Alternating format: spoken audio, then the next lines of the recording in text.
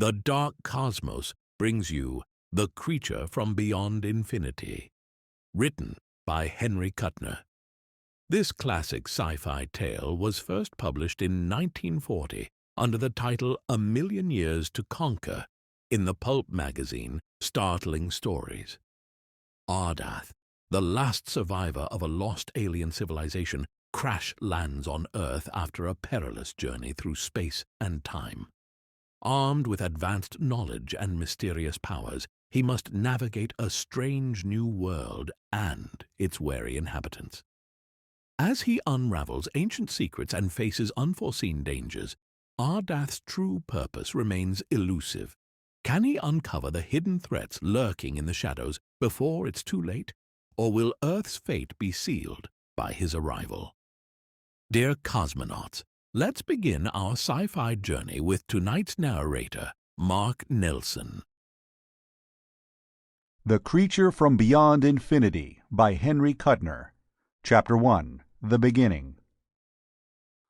Ardath opened his eyes, trying to remember why a blinding pain should be throbbing within his skull.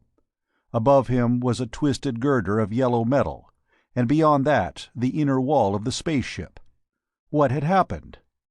It seemed scarcely a moment ago that the craft had been filled with a confusion of shouted orders, quickly moving men, and the shriek of cleft atmosphere as the ship drove down.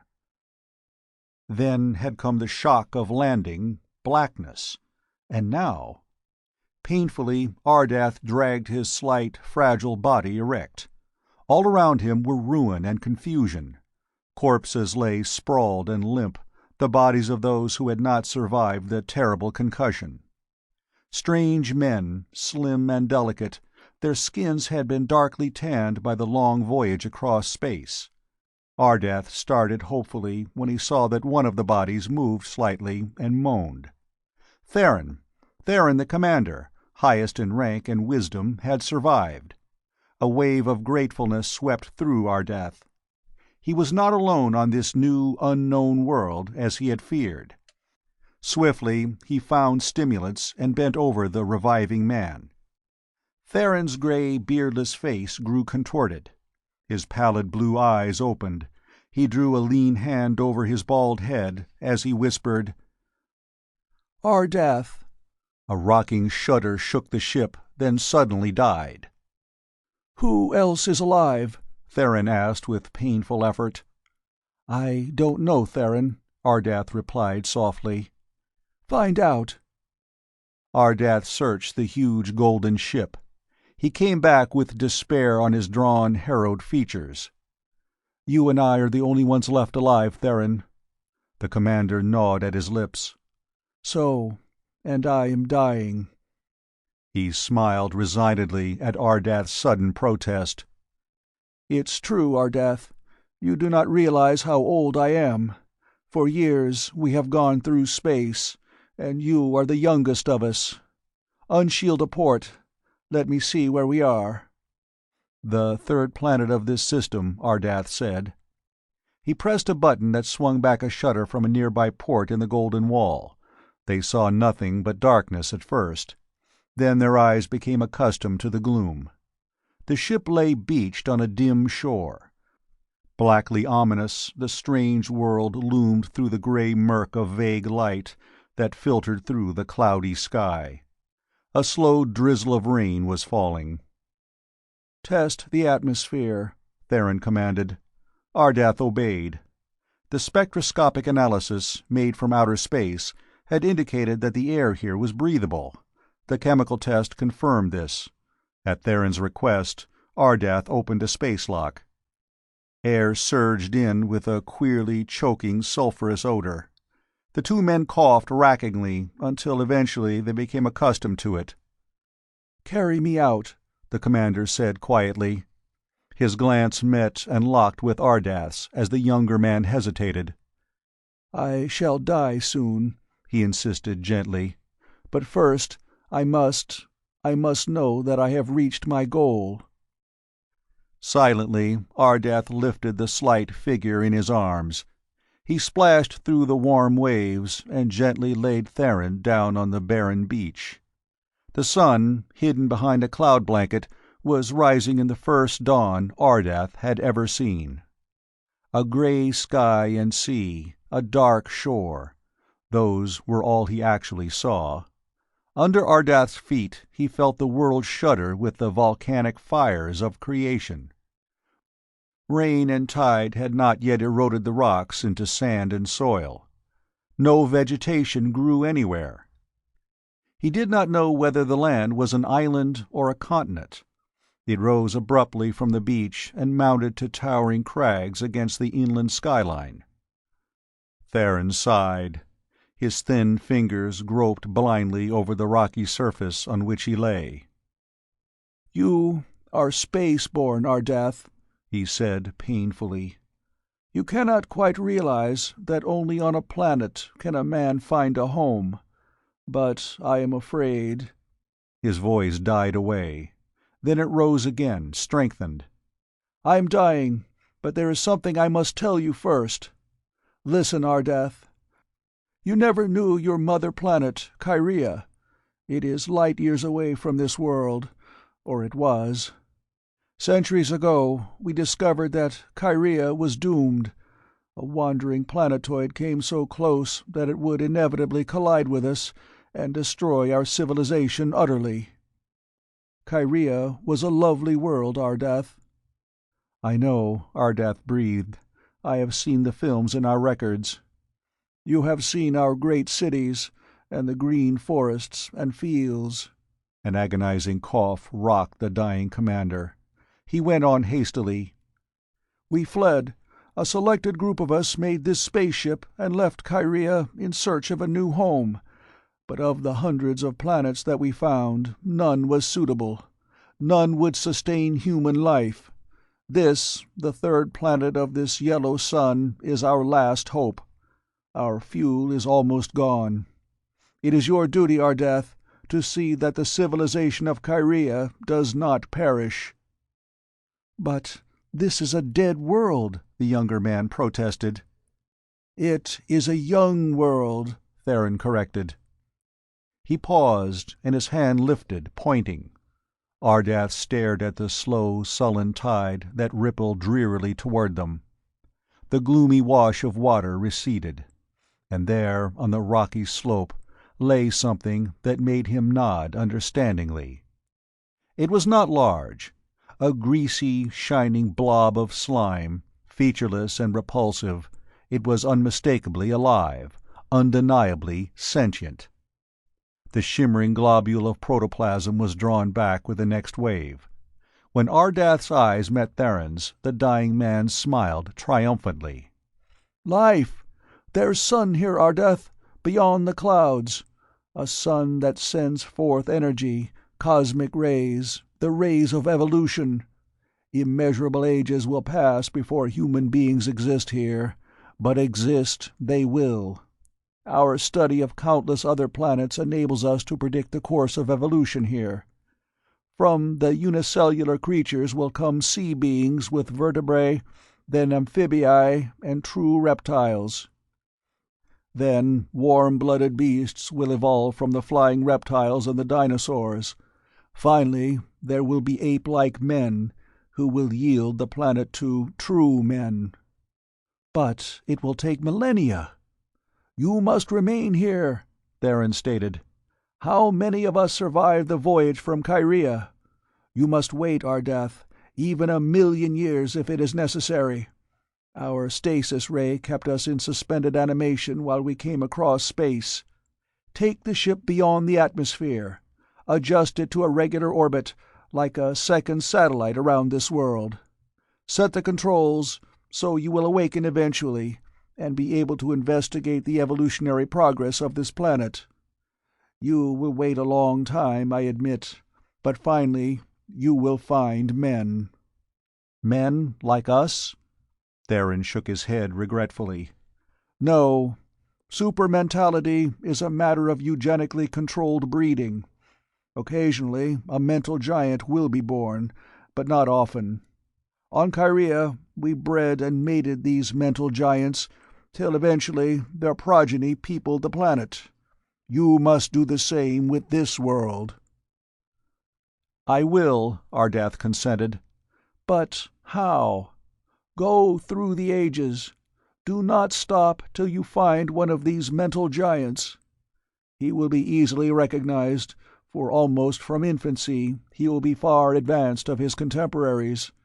He will withdraw from them, turning to the pursuit of wisdom. He will be responsible for many of the great inventions of his time. Take this man, or woman perhaps, and go on into time, until you have found a mental giant of the opposite sex. You could never mate with a female of this world, Ardath. Since you are from another system, it would be biologically impossible. The union would be sterile. This is your duty. Find a super-mentality, take him from his own time sector, and find a mate for him in the more distant future. From that union will arise a race of giants equal to the Kyrians. In a sense, you will have been their foster-father." Theron sighed and turned his head till his cheek lay against the bare rock of the shore. "May the great architect guide you, Ardath," he said softly. Abruptly his head slumped and Theron was dead. The grey waves whispered a requiem. Ardath stood silent, looking down at the worn, tired face, now relaxed in death. He was alone, infinitely far from the nearest human being. Then another feeling came, making him realize that he was no longer a homeless wanderer of space. Never in his life had Ardath stood on a world's surface. The others had told him of Kyria, and on the pictorial library screens he had seen views of green and sunset lands that were agonizingly beautiful. Inevitably, Ardath had come to fear the black immensity of the starlit void, to hate its cold, eternal changelessness. He had dreamed of walking on grassy, rolling plains. That would come, for he knew Theron had been right. Cycads and ferns would grow where Ardath now stood. Amphibii would come out of the waters and evolve, slowly of course, but with inexorable certainty. He could afford to wait. First, though, he needed power. The great atomic engine of the ship was useless, exhausted. Atomic power resembled dynamite in that it needed some outside source of energy to get it started. Dynamite required a percussion cap. The engine of the golden ship needed power. Solar energy? Lenses were required. Besides, the cloud blanket was an insurmountable handicap, filtering out most of the necessary rays. Coal, it would not exist here for ages. A tremble shook the ground, and Ardath nodded thoughtfully. There was power below the power of seething lava, enormous pressures, and heat that could melt solid rock. Could it be harnessed? Steam, a geyser. That would provide the necessary energy to start the atomic motor. After that, anything would be possible. With a single regretful glance at the dead Theron, Ardath set out to explore the savage new world. For 2 days and nights he hunted, growing haggard and weary.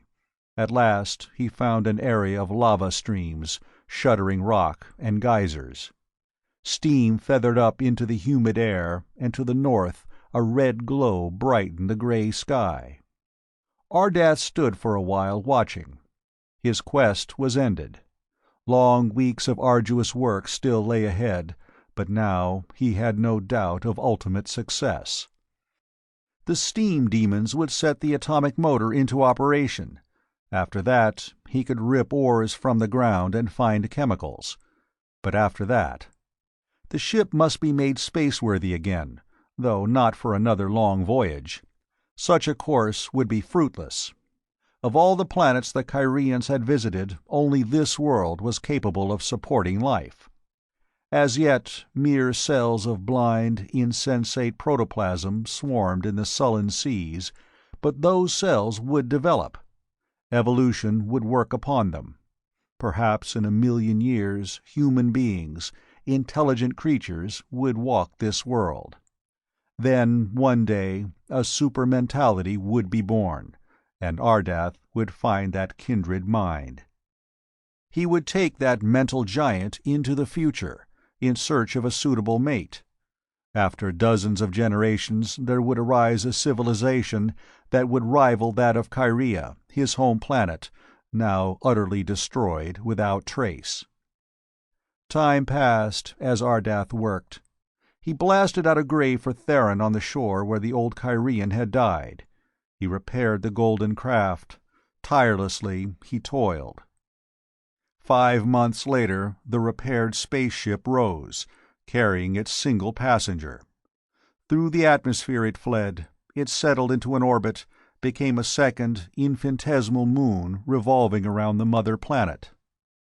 Within it, Ardath's robot machinery began to operate. A ray beamed out, touching and bathing the man's form, which was stretched on a low couch.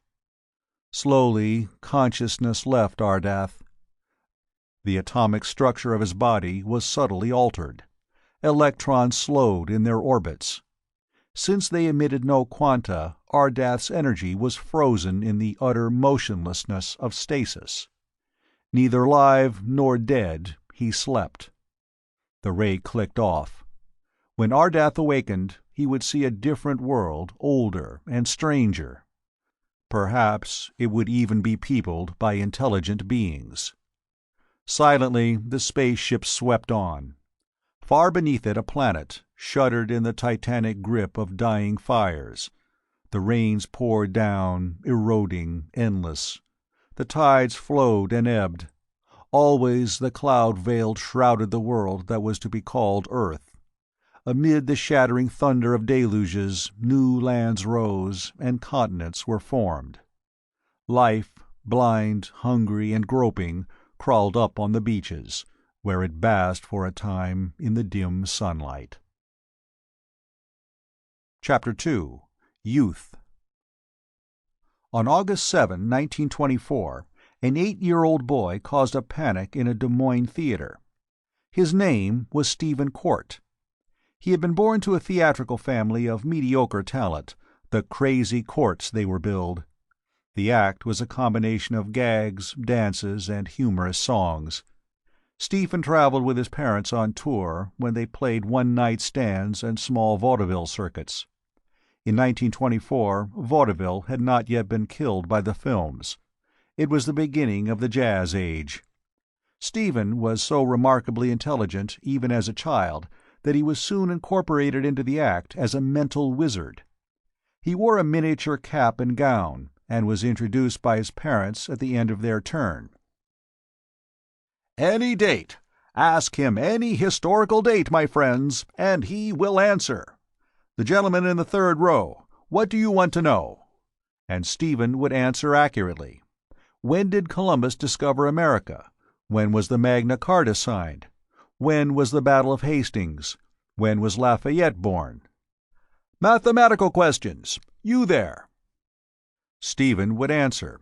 Mathematics was no riddle for him, nor algebra. The value of pi, he knew it. Formulas and equations slipped glibly from his tongue. He stood on the stage in the spotlight, his small face impassive, a small, dark-haired child with curiously luminous brown eyes, and answered all questions. He read omnivorously every book he could manage to obtain. He was coldly unemotional, which distressed his mother, and he hid his thoughts well. Then, on that August night, his me suddenly changed. The act was almost over. The audience was applauding wildly. The courts stood on each side of the boy, bowing, and Stephen stood motionless, his strange, glowing eyes staring out into the gloom of the theater. "Take your bows, kid," Court hissed from the side of his mouth. But the boy didn't answer. There was an odd tensity in his rigid posture. His expressionless face seemed strained. Only in his eyes was there life, and a terrible fire. In the theater, a whisper grew to a murmur, and the applause died. Then the murmur swelled to a restrained roar until someone screamed, "Fire!" Court glanced around quickly. He could see no signs of smoke or flame. but he made a quick gesture and the orchestra leader struck up a tune. Hastily, the man and woman went into a routine tap dance. "Steve," Court said urgently, "join in." But Stephen just stood there, and through the theater the roar rose to individual screams of panic. The audience no longer watched the stage. They sprang up and fought their way to the exits, cursing, pushing, crowding. Nothing could stop it. By sheer luck, no one was killed. But in 10 minutes, the theater was empty, and there had been no sign of a fire. In his dressing room, Court looked queerly at his son. "What was wrong with you tonight, kid?" he asked, as he removed grease paint from his face with cold cream. "Nothing," Stephen said abstractedly. "Something funny about the whole thing. There wasn't any fire." Stephen sat on a chair, his legs swinging idly. "That magician we played with last week," he began. "Yeah?" "I got some ideas from him." "Well?" his father urged. "I watched him when he hypnotized a man from the audience. That's all it was. I hypnotized the entire audience tonight." "Oh, cut it out," Court said, grinning. "It's true. The conditions were right. Everyone's attention was focused on me. I made them think there was a fire." When Court turned and looked at the boy, he had an odd feeling that this was not his son sitting opposite him. The round face was childish, but the eyes were not. They were cold, watchful, direct. Court laughed without much conviction. "You're crazy," he said, turning back to the light-rimmed mirror. "Maybe I am," Stephen said lightly. "I want to go to school. Will you send me?" "I can't afford it. Anyway, you're too big an attraction. Maybe we can manage later." Stephen did not argue. He rose and went toward his mother's dressing room, but he did not enter. Instead, he turned and left the theater. He had determined to run away. Stephen already knew that his brain was far superior to the average. It was as yet unformed, requiring knowledge and capable training. Those he could never get through his parents. He felt no sorrow or pity on leaving them. His cool intellect combined with the natural cruelty of childhood to make him unemotional, passionlessly logical. But Stephen needed money, and his youth was a handicap. No one would employ a child, he knew, except perhaps as a newsboy. Moreover, he had to outwit his parents, who would certainly search for their son. Strangely, there was nothing pathetic about Stephen's small figure as he trudged along the dark street.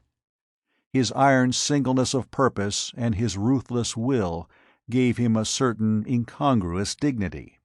He walked swiftly to the railroad station. On the way he passed a speakeasy. A man was lying in the gutter before the door, an unshaved derelict, grizzled of hair and with worn, dissolute features. He was mumbling drunkenly and striving helplessly to rise. Stephen paused to watch. Attracted by the silent gaze, the man looked up. As the two glances met, inflexible purpose grew in the boy's pale face. "Want a drink," the derelict mumbled. "Gotta. They won't give old Sammy a drink." Stephen's eyes again grew luminous. They seemed to bore into the watery eyes of the hobo, probing, commanding. "Eh?" the drunkard asked blankly. Sammy's voice died off uncertainly as he staggered erect. Stephen gripped his arm, and the two went down the street. In a dark doorway, they paused. The foggy, half-wrecked brain of the tramp was no match for Stephen's hypnotic powers. Sammy listened as the boy talked. "You're catching a freight out of town. You're taking me with you. Do you understand?" "Eh?" Sammy asked vaguely. In a monotonous voice, the boy repeated his commands. When the drunkard finally understood, the two headed for the railway station. Stephen's plans were made. To all appearance, he was a mere child. He could not possibly have fulfilled his desires alone. The authorities would have returned him to his parents, or he would have been sent to a school as a public charge. What man could recognize in a young boy an already blossoming genius? Stephen's super-mentality was seriously handicapped by his immaturity. He needed a guardian, purely nominal, to satisfy the prejudices of the world. Through Sammy, he could act. Sammy would be his tongue, his hands, his legal representative. Men would be willing to deal with Sammy, where they would have laughed at a child.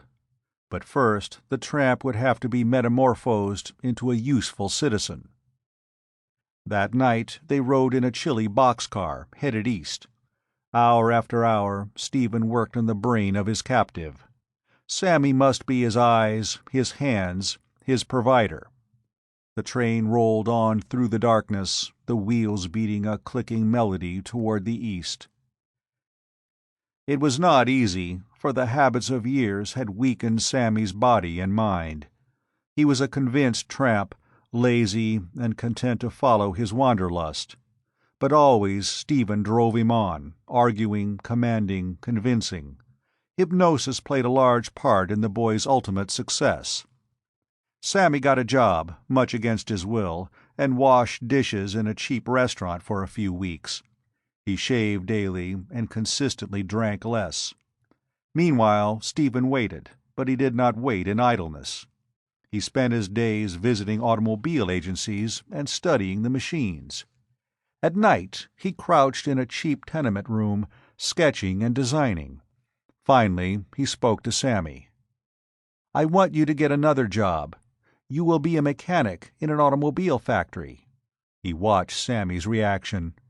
"Aw, I can't, Steve," the man protested. "They wouldn't even look at me. Let's hit the road again, huh?" "Show them these," Stephen ordered, extending a sheaf of closely written papers and drawings. "They'll give you a job." At first, the foreman told Sammy to get out, after a glance at his red-rimmed eyes and weak, worn face. But the papers were a magic password. The foreman pondered over them, bewilderingly scrutinized Sammy, and went off to confer with one of the managers. "The man's good," he blurted. "He doesn't look it, but he's an expert mechanic, just the kind of man we need. Look at these improvements he's worked out. This wiring change will save us thousands annually. And this gear ratio. It's new, but it might work. I think—" "Send him in," the manager said hastily. Thus Sammy got his job. Actually, he wasn't much good, but every month or two he would show up with some new improvement, some unexpected invention that got him raises instead of dismissal. Of course, Stephen was responsible for all this. He had adopted Sammy. Stephen saw to it that they moved to a more convenient apartment, and now he went to school. Needing surprisingly little sleep, he spent most of his time studying. There was so much to learn, and so little time. To acquire the knowledge he wanted, he needed more and more money to pay for tutoring and equipment. The years passed with a peaceful lack of haste. Sammy drank little now, and took a great deal of interest in his work. But he was still a tramp at heart, eternally longing for the open road. Sometimes he would try to slip away, but Stephen was always too watchful. At last, the boy was ready for the next step. It was then early in 1927. After months of arduous toil, he had completed several inventions which he thought valuable. He had Sammy patent them, and then market them to the highest bidders. The result was more money than Stephen had expected. He made Sammy resign his job, and the two of them retired to a country house. He brought along several tutors and had a compact, modern laboratory set up. When more money was required, the boy would potter around for a while. Inevitably, he emerged with a new formula that increased the already large annual income. Tutors changed as Stephen grew older and learned more. He attended college for a year, but found he could apply his mind better at home. He needed a larger headquarters, though, so they moved to Wisconsin and bought a huge old mansion, which he had renovated. His request for knowledge seemed endless, yet he did not neglect his health. He went for long walks and exercised mightily. When he grew to manhood, he was a magnificent specimen, strong, well-formed, and handsome. But always, save for a few occasional lapses, he was coldly unemotional. Once he had detectives locate his parents, and anonymously arranged to provide a large annual income for them, but he would not see either his father or mother. They would mean emotional crisis, he told Sammy. There would be unnecessary arguments. By this time, they have forgotten me anyway. "Think so?" Sammy muttered, chewing on the stem of his ancient pipe. His nut-brown, wrinkled face looked rather puzzled under his stiff crop of white hair. "Well, I never did think you was human, Stevie." He shook his head, put the pipe away, and pottered off in search of his rare drinks. Stephen returned to his work. What was the purpose of these years of intensive study? He scarcely knew. His mind was a vessel to be filled with the clear, exhilarating liquor of knowledge. As Sammy's system craved alcohol, so Stephen's brain thirsted for wisdom. Study and experiment were to him a delight that approached actual ecstasy. As an athlete gets keen pleasure from the exercise of his well-trained body, so Stephen exulted in the exercise of his mind. Unimaginable eons before, in the teeming seas of a primeval world, life forms had fed their blind hunger. That was appetite of the flesh. Stephen's hunger was the appetite of the mind, but it also made him blind in a different way. He was a godlike man, and he was unhuman. By 1941, he was the greatest scientist in the world. Chapter 3. The Earthborn. Before man created gods, Ardath was. In his spaceship, swinging silently around the world, he slept as the ages went past. Sometimes he woke and searched, always in vain, for intelligent life in the land below. The road of evolution was long and bloody. Dark weariness shrouded Ardath as he saw the vast, mindless, terrible behemoths of the oceans. Monsters wallowed into the swamps. The ground shook beneath the tread of tyrant lizards. Brontosaurs and pterodactyls lived and fed and died. There were mammals, Eohippus the fleet and three-toed, and a tiny marsupial in which the flame of intelligence glowed feebly. But the Titan reptiles ruled. Mammals could not survive in this savage, thundering world. Forests of weeds and bamboo towered in a tropical zone that stretched almost to the poles. Ardath pondered, studied for a time in his laboratory, and the Ice Age came. Was Ardath responsible? Perhaps. His science was not earthly, and his powers were unimaginable. The ice mountains swept down, blowing their frigid breath upon the forests and the reptile giants. Southward the Hejira fled. It was the day of judgment for the idiot colossi that had ruled too long. But the mammals survived. Shuddering in the narrow equatorial belt, they starved and whimpered, but they lived and they evolved, while Ardath slept again. When he awoke, he found beast-men, hairy and ferocious. They dwelled in gregarious packs, ruled by an old man who had proved himself strongest of the band. But always the chill winds of the icelands tore at them as they crouched in their caves.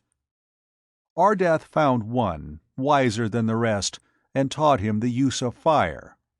Then the alien man sent his ship arrowing up from Earth, while flames began to burn wanly before cave mouths.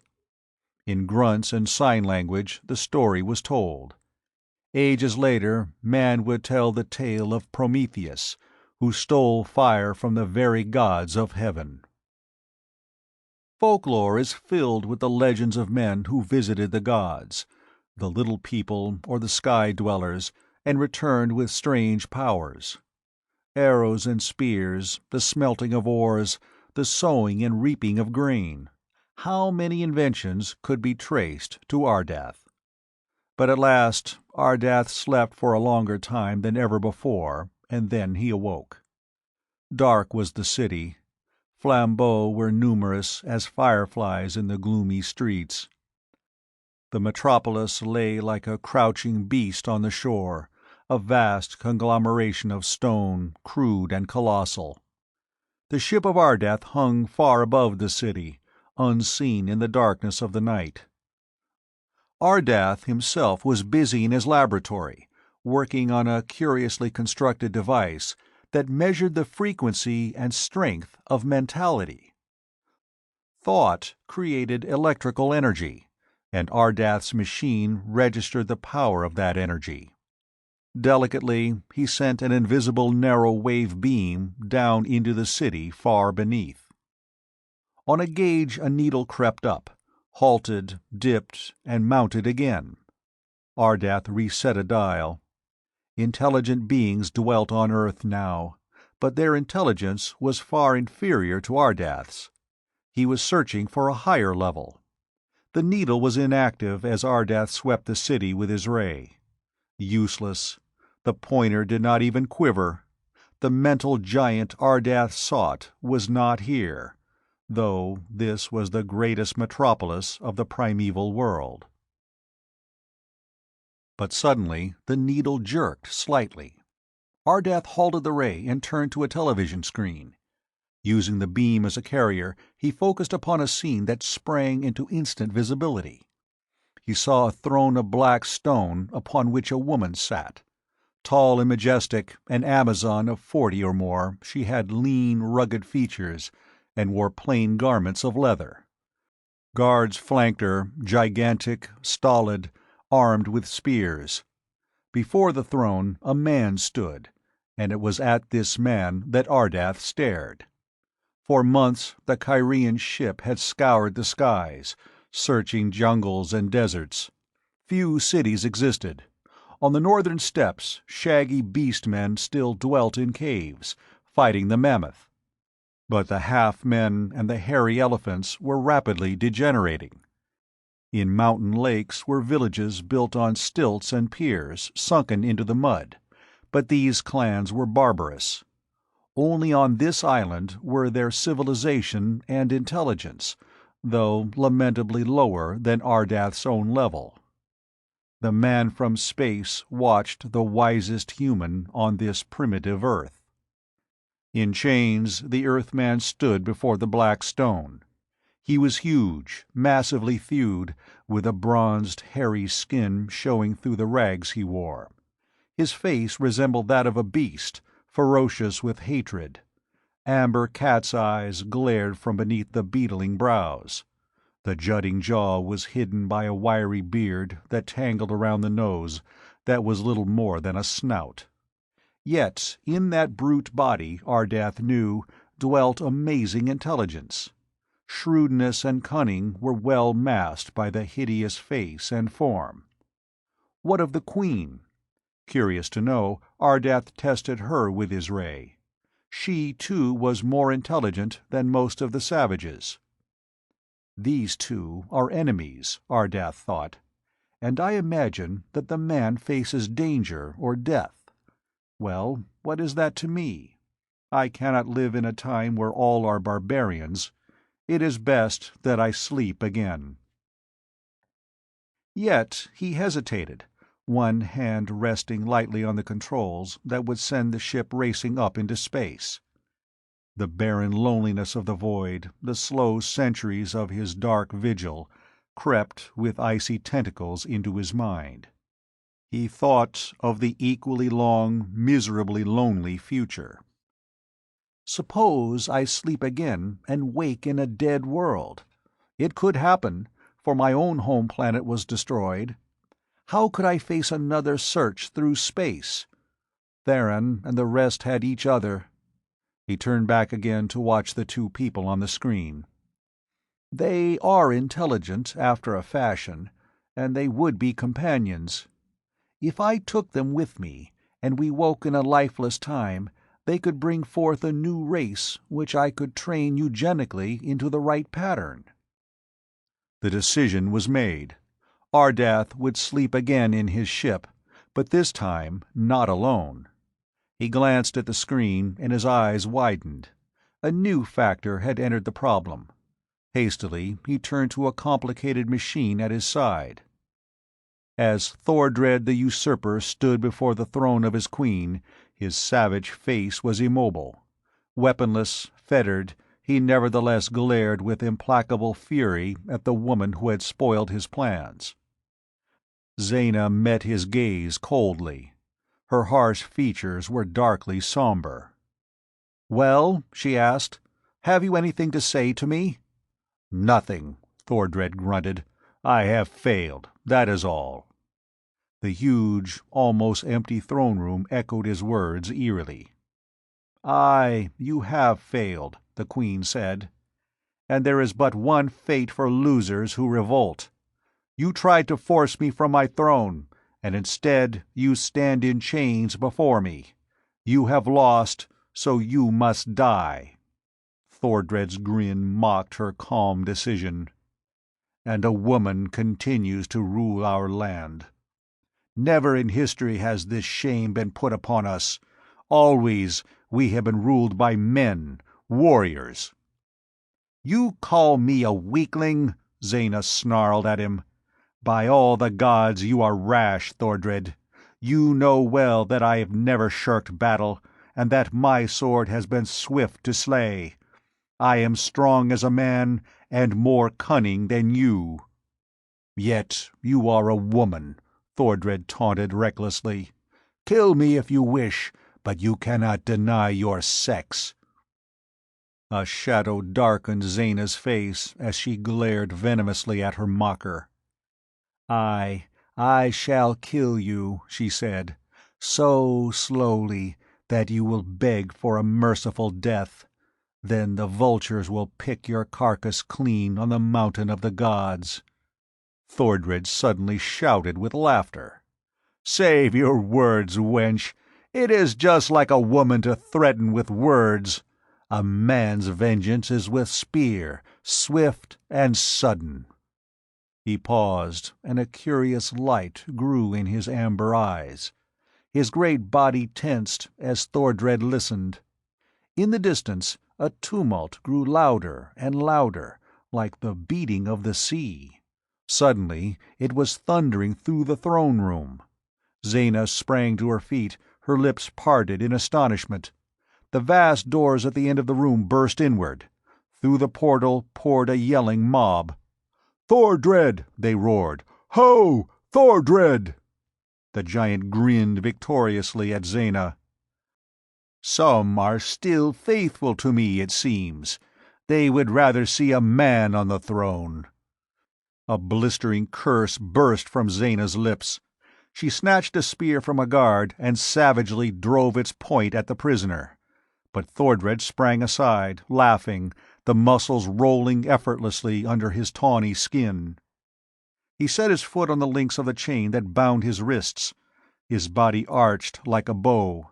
The metal snapped asunder, and Thordred the Usurper was free. The guards near the throne leaped at him. He ducked under a swift spear at the same instant that his fist smashed a face into a bloody ruin. And then the mob surrounded him, lifted him, bore him back.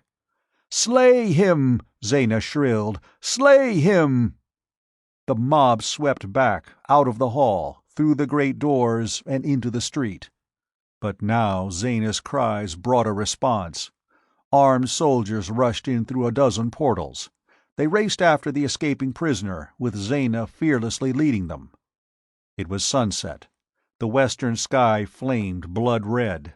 Down the street the crowd seethed, to halt in an open plaza. Grimly menacing, they turned at bay, Thordred at their head.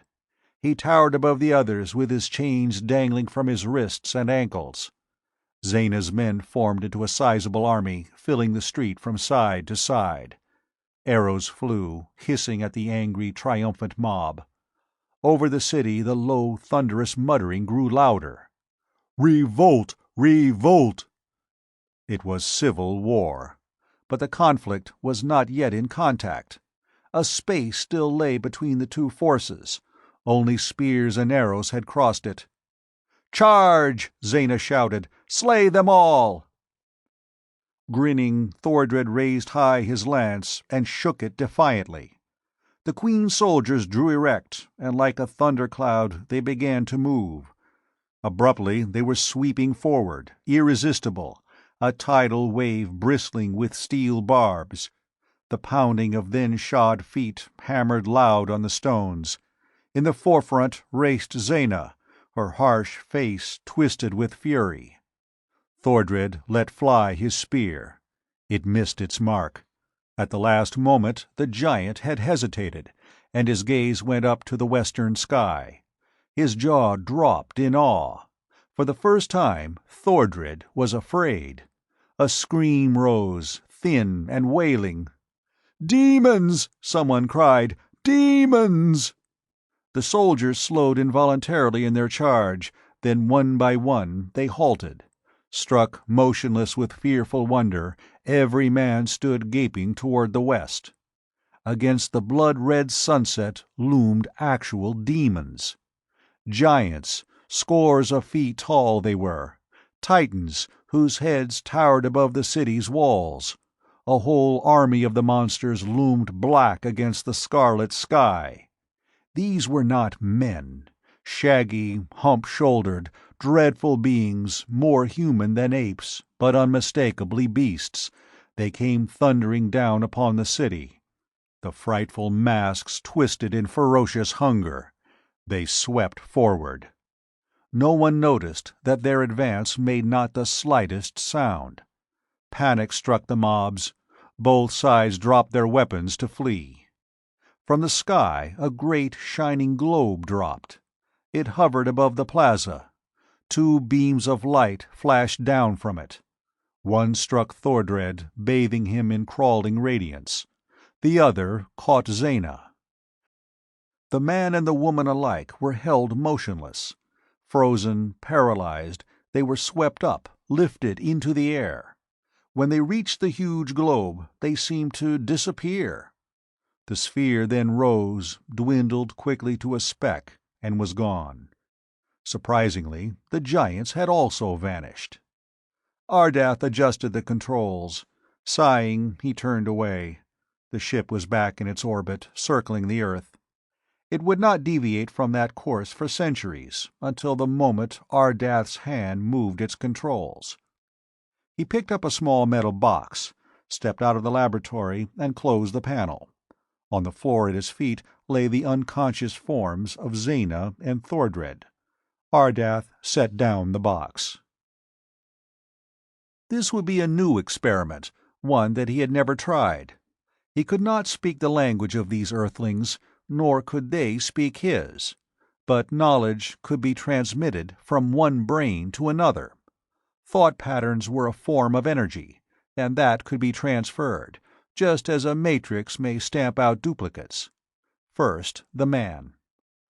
Ardath opened the black box, took out a circular metallic band, and adjusted it about the sleeping Thordred's head.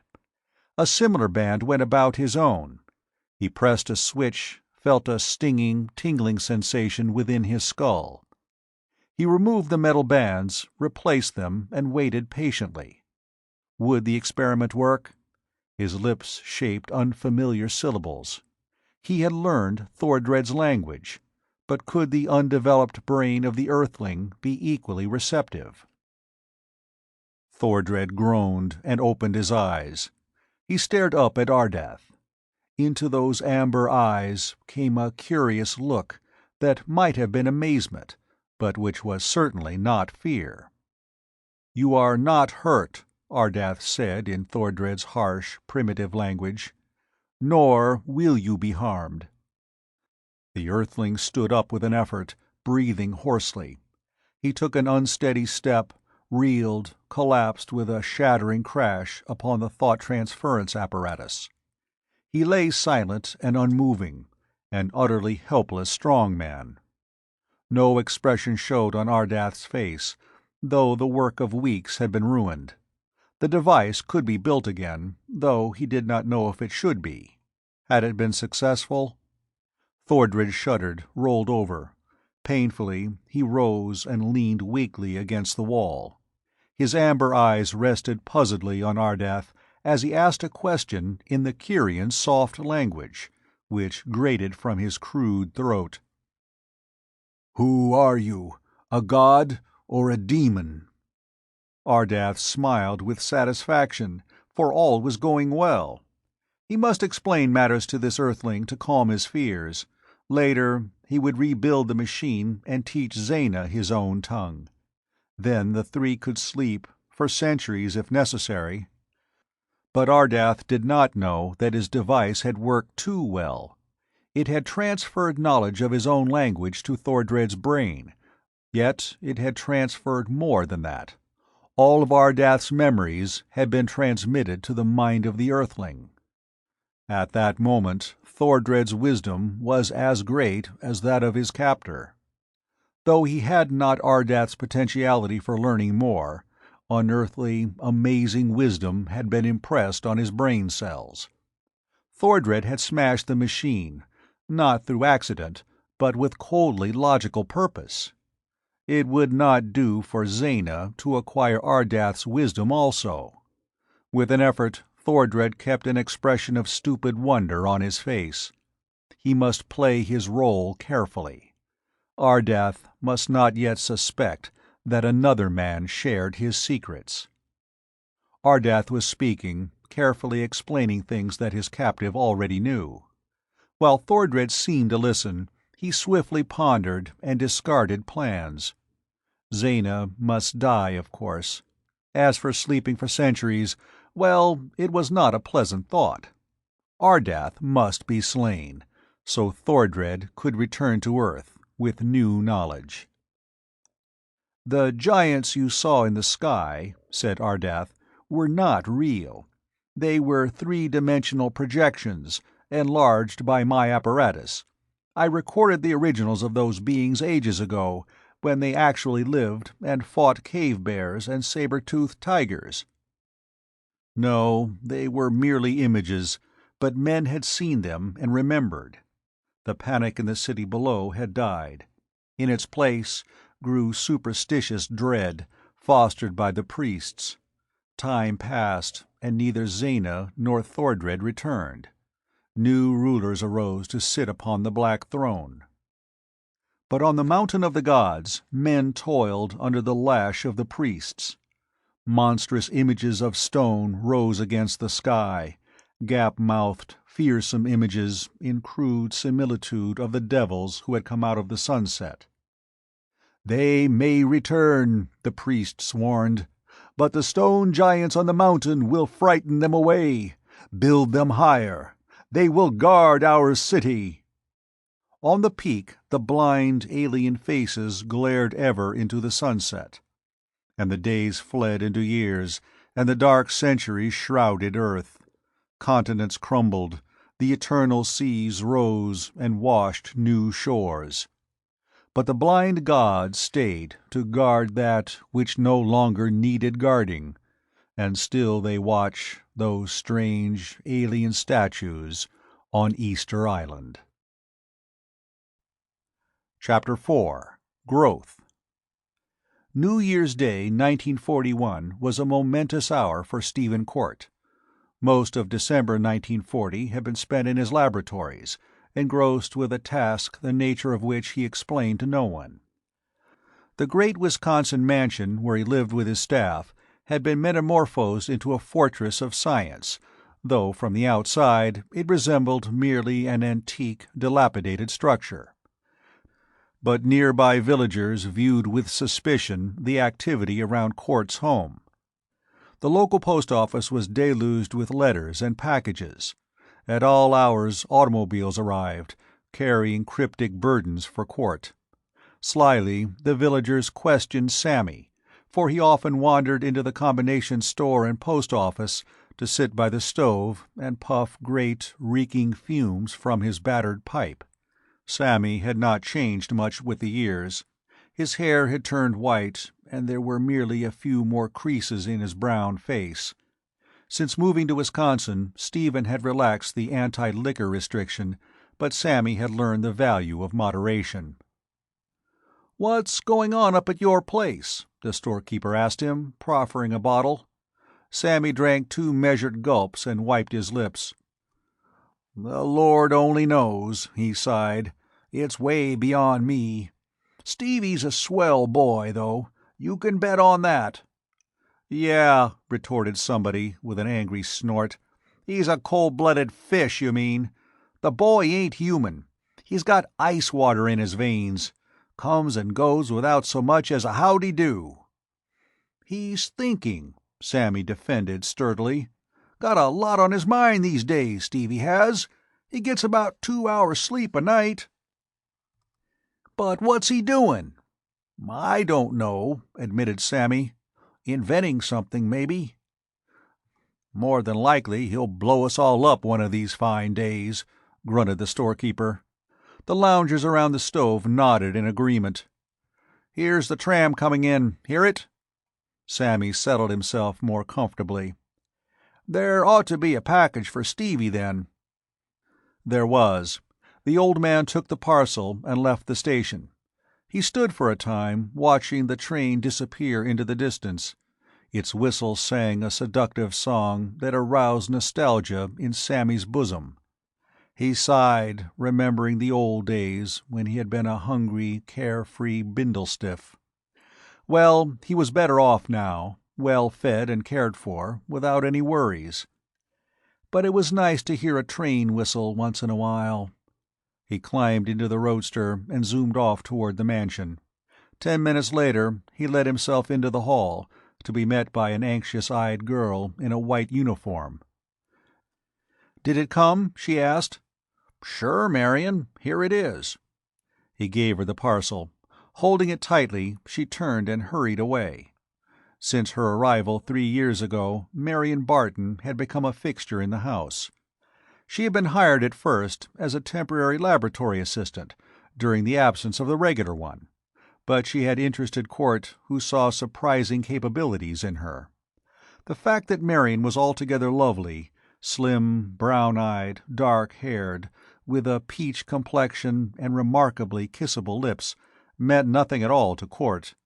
He merely catalogued her as a perfect physical specimen, thoroughly healthy, and concentrated on the more interesting occupation of investigating her mind. What he found there pleased him. "She's intelligent," he told Sammy, "and she is meticulously careful. I've never seen her make a mistake. She's such a perfect assistant for me that we work in complete harmony. The girl seems to know exactly what I want, whether to hand me a scalpel or a lens, and she's completely unemotional. I shall keep her on, Sammy, and train her."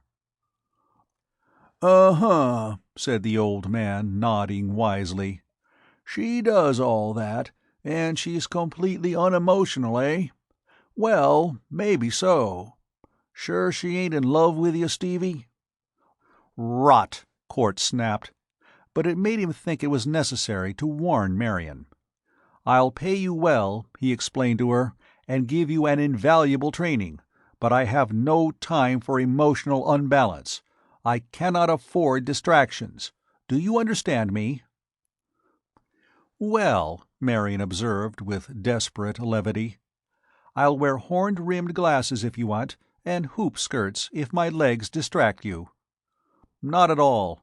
I merely mean that there must be no question of any, well, infatuation." Marion was silent for a moment, though her eyes sparkled dangerously. "All right," she said quietly. "I won't fall in love with you, Mr. Court. Is that satisfactory?" "Quite," Court said. He turned away, obviously dismissing the subject, while Marion glared at his retreating back. She was remembering this scene now as she went into Court's laboratory. He was bent over a table, one eye to a microscope, his lips tensely pursed. Marion waited till he had finished his count. He straightened and saw her. "Got it?" he asked calmly. "Good." Cort ripped open the package and drew out a small, leather-bound notebook. Hastily, he flipped through the pages. His strong, tanned face darkened. "Wait a minute, Marion," he called as the girl moved to leave. "I want to talk to you." "Yes?" This is New Year's Eve, I know. Had you planned on doing anything tonight?" Marion's brown eyes widened. She stared at Cort in amazement. Was he trying to date her? "Why, I did plan on—" "I should appreciate it," he said, without a trace of embarrassment, "if you would stay and help me with some research tonight. I regret having to say this, but it's rather important. I want to verify certain tests." "I'll stay," Marion assented briefly, but she flushed. "Good. Stain these slides, please." For several hours the two worked in silence. Cort engrossed with his microscope, the girl busy dyeing the samples. Finally, Cort exhausted a small tank and conducted experiments in the vacuum he had created. Time dragged on, till the huge old house was utterly still. The chill of a Wisconsin winter blanketed it, making frost patterns on the window panes. Inside the room it was warm enough, though snow lay thickly on the ground outside. Presently Marion slipped out of the room and returned bearing a tray of coffee and sandwiches. She set it on a table and glanced at Cort. Standing by a window, he was idly smoking a cigarette. "Mr. Cort." "What is it?" he asked, without looking around. His face was upturned to the quiet night outside as he spoke again, not waiting for her answer. "Come here." Marion obeyed. She was astonished to see that Cort's face was drawn and haggard, actually gray around the lips, but his eyes were feverishly bright. "Up there," he said, pointing. "Do you see anything?" The cold stars glittered frostily in an abyss of empty black. Some icy breath of the unknown seemed to blow down from the frigid, airless seas between the planets. Marion shuddered. "I see nothing unusual," she said. "Naturally, no one has. There's nothing visible, and yet—" Wearily he rubbed his forehead. "It's impossible that my experiments have lied." "Drink some coffee," Marion urged.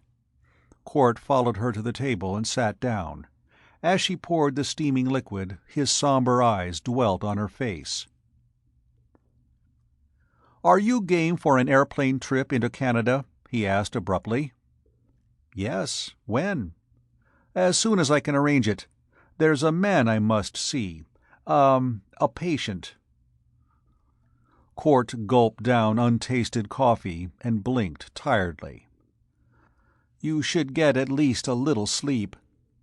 "Not yet. I don't know."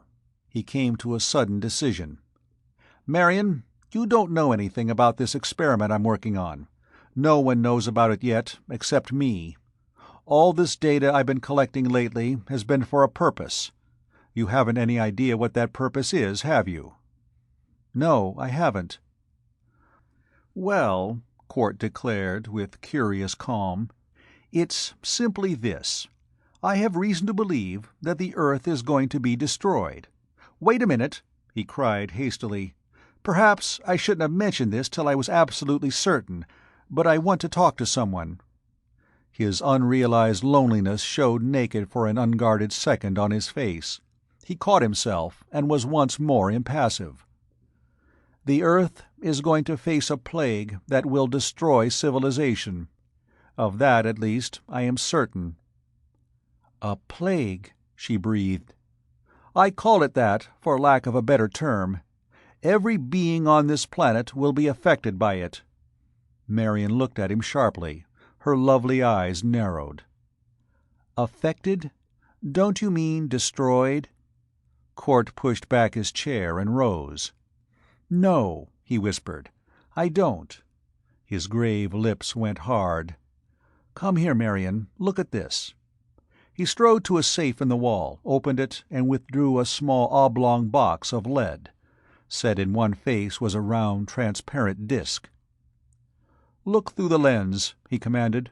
"Don't get too close to that thing, though." Marion obeyed. Through the tiny pane she could see within the box a shining lump of matter, no larger than the nail of her thumb.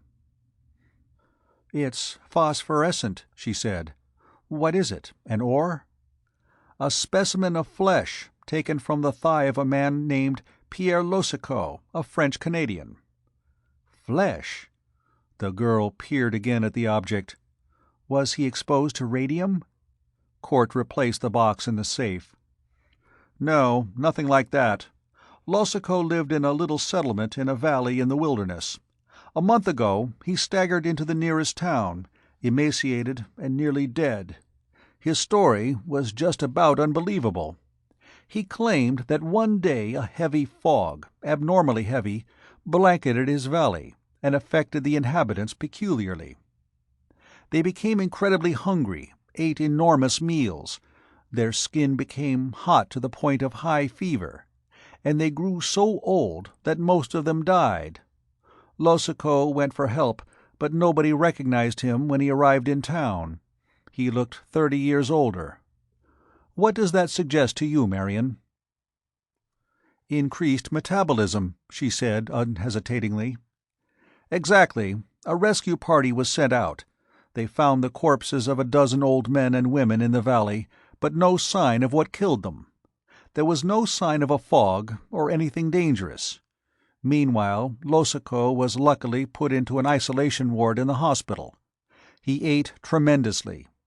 It was noticed that his skin emitted radiation. In the dark, his body actually shone." Court lit a cigarette for a few abstracted puffs before continuing. "His nurse caught the contagion. She killed herself. Losico is kept in utter isolation now, for there isn't a doctor or a nurse who dares to get near him. When Dr. Granger wired me, I suggested lead insulation so he could obtain his specimen for me to study. I want to see Losico and make further experiments upon him." Marion frowned. "You have other evidence, of course?" "Naturally. Similar cases have been reported to me. This isn't anything new. Do you remember, about 7 years ago, a newspaper story about a valley in France where the inhabitants were killed by a heavy fog? It was attributed to poison gas. Do you remember that West Indian island where life was wiped out overnight, without any explanation at all? People talked about volcanic gas. My files are full of apparently meaningless items like that. Freaks and sports born to animals and humans. So-called ghost stories about apparitions that shone in the dark. There are dozens of other examples." The girl shuddered as she thought of the tag of flesh she had seen. "And do you think this is the beginning of a plague?" "My graphs and charts show an upward swing. These occurrences happen more frequently as time goes on. Whatever causes them is growing more powerful." "But what could cause such a thing?" the girl asked. "No virus could." "Not a virus. Filterable or not, they could not cause cellular radioactivity. This menace, this unknown X, is certainly not a virus. I don't know its nature, nor where it comes from. Till I know those factors, I can do nothing." "Could it be a weapon of war?" Marion suggested. "You mean— well, scarcely. Once it's started, it's completely uncontrollable. X isn't man-made, for its record goes back too far for chemistry. It's a natural phenomenon, and our only clue is fog." "A gas?" Court nodded, and his eyes grew distant with thought. "Where does it come from? Under the earth? That's possible, of course, but hardly any of these cases have occurred in volcanic country. I think X comes from the interstellar void." Marion's eyes widened in horrified recollection. "That's why you've been getting those observatory reports, photographs and spectra. Court grunted impatiently. "They showed nothing, and that's what I can't understand." "Maybe the conditions aren't right," Marion suggested. "Phosphorescence isn't visible in daylight. Perhaps X isn't visible in space."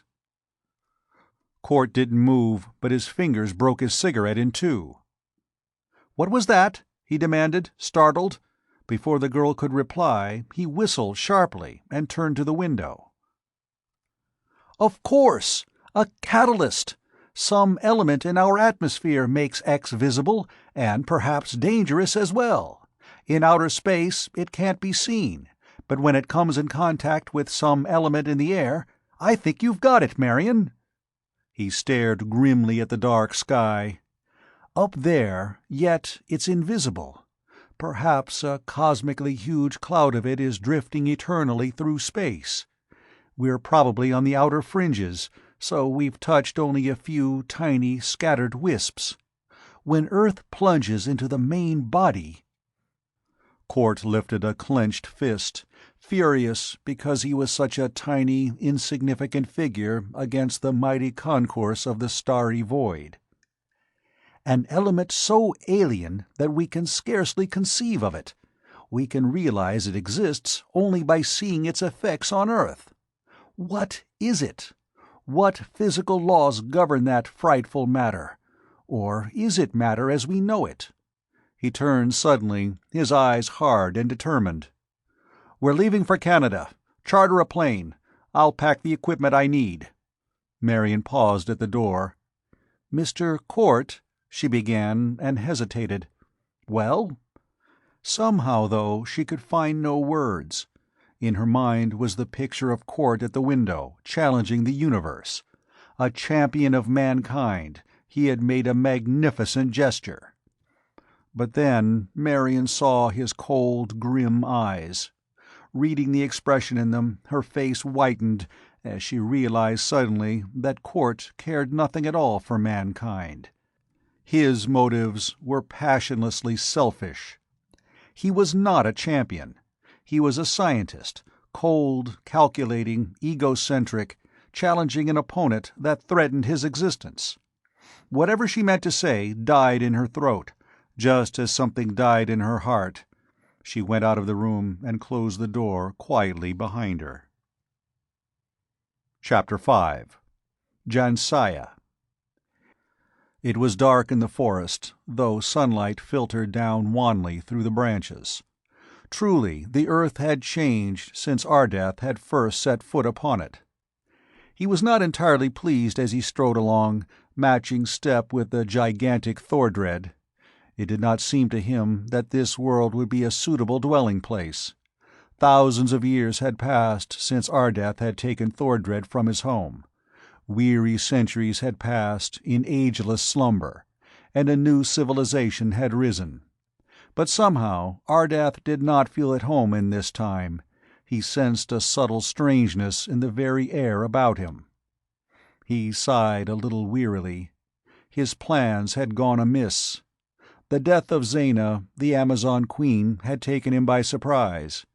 He had hoped to retain her as a mate for Thordred, but without apparent cause the woman's sleep had changed to death. A fleeting suspicion of Thordred had passed through Ardath's mind, but he dismissed it. Though he had several poisons which might have caused such symptoms, Thordred could not possibly know of their existence, nor how to use them. Not a word or a thought had Thordred revealed that his brain held all the knowledge that had been Ardath's alone. The two of them had set out to examine this new civilization, leaving the spaceship safely hidden in the forest. They had captured 2 natives, learned their language by means of the thought transference machine, and taken their clothing. With all memory of the encounter wiped from their minds by means of Ardath's strange science, the natives were released. "They are a puny folk today," Thordred said, his savage face twisting into a grin as he shifted the toga about his broad shoulders. "These garments scarcely cover me." "Our own garments might have caused comment," Ardath explained. "Let us hope that your size won't mark you for an alien." Thordred spat in vicious contempt. I don't fear these weaklings. Why can I not carry a weapon, Lord?" "I am armed," Ardath said quietly. The huge earthling did not answer.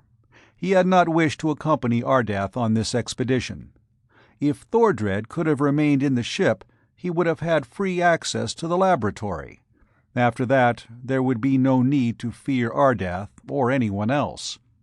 But he had not dared to object when his captor ordered him to follow. The forest thinned, and the two men came out into blinding sunlight. Starting at their feet, the ground sloped down to a broad, shallow basin, a valley where a city lay. To the north was the serrated horizon of mountain peaks. Apparently they were volcanoes, for smoke plumed up lazily from one and spread in a dark blot against the blue sky. "This is their chief city," Ardath stated. "Remember, if anyone asks, we are farmers from the outer provinces." Thordred nodded, grinning more broadly than before. A farmer! His mighty hands were accustomed to sword hilts, not the handles of plows. But he had good reason not to argue. The metropolis was unwalled. Several unpaved but well-trodden roads led into it, along which wains and wagons were creaking in and out. Most of the houses were of wood, some of stone, and a few of marble. Those built of marble were mostly temples. Crowds filled the streets. There seemed to be two types of beings here. The roughly clad, bronzed peasant class walked or drove their wagons. The aristocracy were carried in palanquins. There were soldiers, too, armed horsemen who nevertheless seemed slight compared with Thordred's giant frame. "Here," Ardath said, nodding toward a low doorway. "Taverns are good places to hear gossip." They entered the inn, found themselves in a large room, broad and long, but low-raftered. The stench of wine and beer was choking. Lamps illuminated the darker corners. Crude tables were set here and there, at which men lounged, drinking, cursing, and laughing. Two bearded seamen were throwing dice on the floor. "We are thirsty," Ardath said to the waiter who appeared. He did not drink from the wine cup that was set before him. Thordred, however, drained his at a gulp and shouted for more. "You are strangers here?" the innkeeper asked. He took the coins Ardath gave him, curious bronze discs engraved with a cross within a circle. They had come from the pockets of the two natives Ardath had captured. "Yes, it is our first visit." "You come to trade?" "No," Ardath replied. "We are here to catch a glimpse of the woman whose fame has traveled even to the outer provinces. Men say that her beauty is blinding." "So?" the landlord asked, his eyebrows lifting. "What is her name?" "That I do not know," Ardath said, "but I can draw her features." He took from his garments a stylus of his own devising and hastily sketched a face on the boards of the table. The likeness was so nearly photographic that the innkeeper instantly recognized it. "By the mountain, you are an artist! That's Jansaya, the priestess. She's beautiful enough, or so men say, only you can't see her. The priestesses of Dagon never leave their temple, and men can worship only during the sea festival. Once a year, men gaze on Jansaya as she serves the god. You have 10 months to wait." "I see," Ardath said, his face falling unhappily. "And where is this temple?" Having learned the directions, they left the inn. "Why do you wish to see this wench?" Thordred grunted. "She is the wisest in this time," Ardath said. "I learned that before we landed here."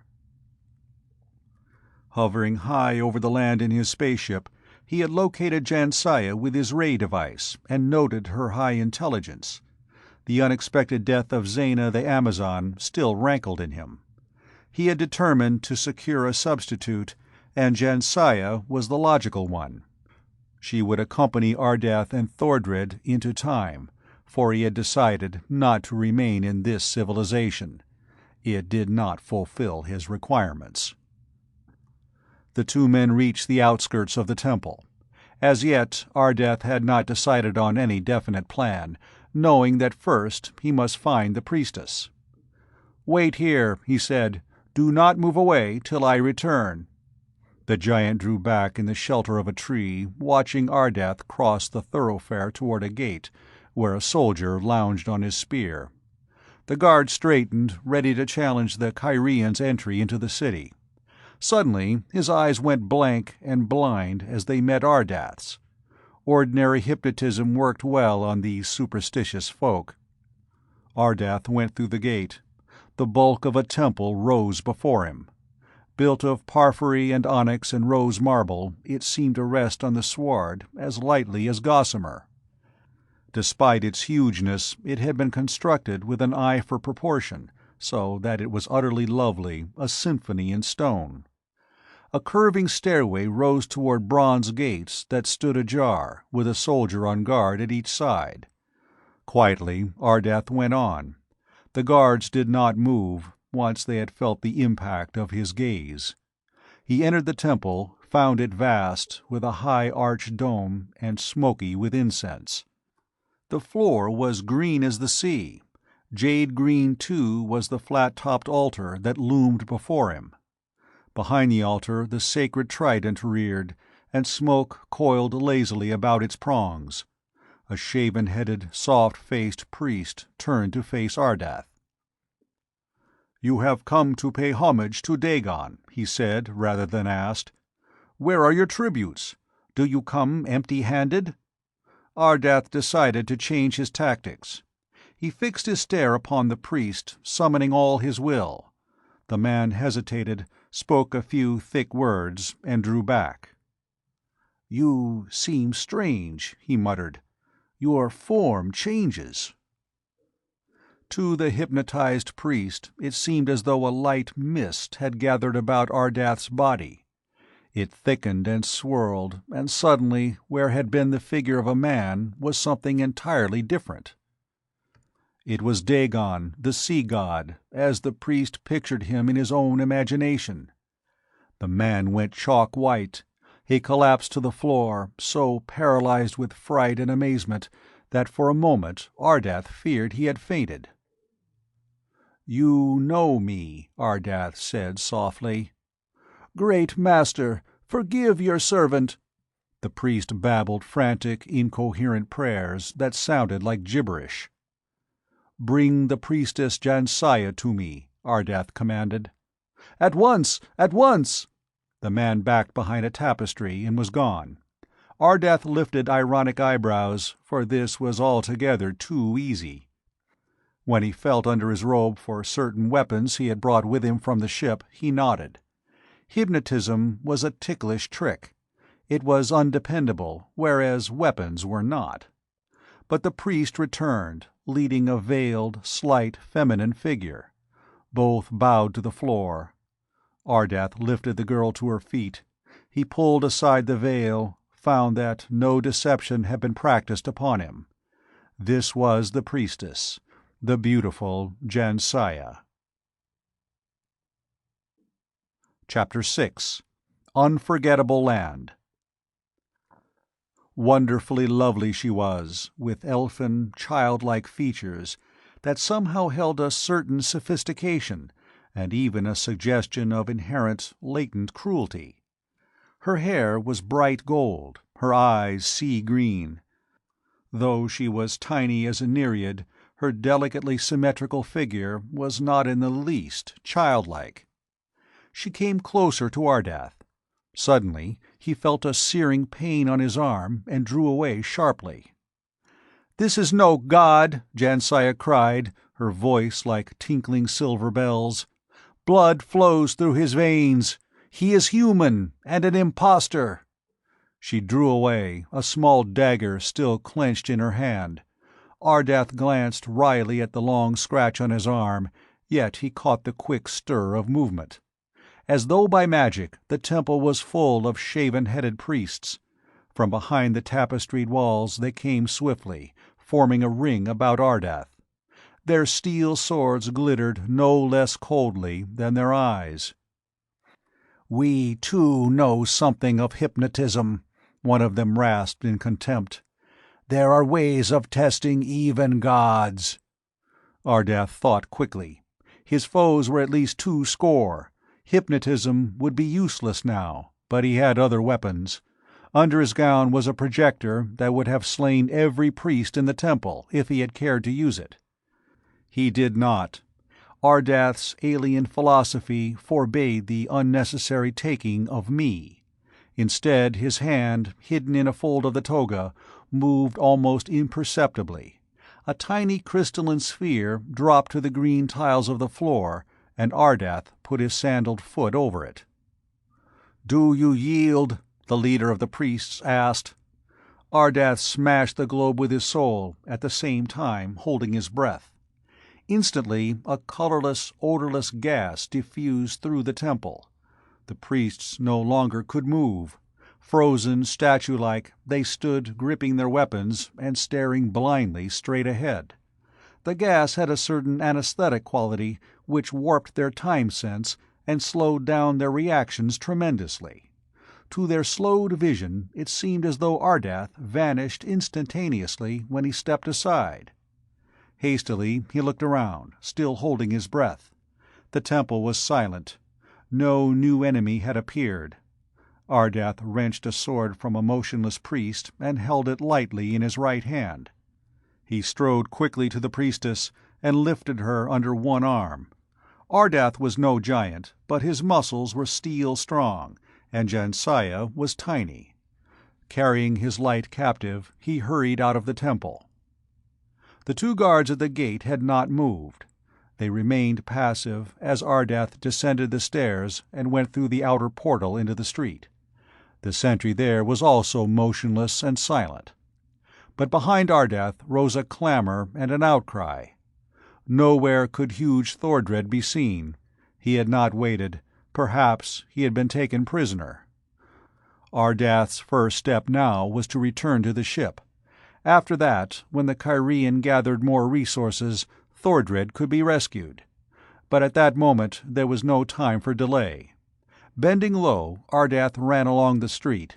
The noise of pursuit followed close behind him, abruptly swelling to a thunder of iron hoofs. Down upon the Kyrian rode a horseman in glittering armor, sword lifted in menace. The bearded soldier shouted a searing curse. Out of the temple gates the priests poured. "Slay him!" they yelled as they raced after Ardath. "Slay him!"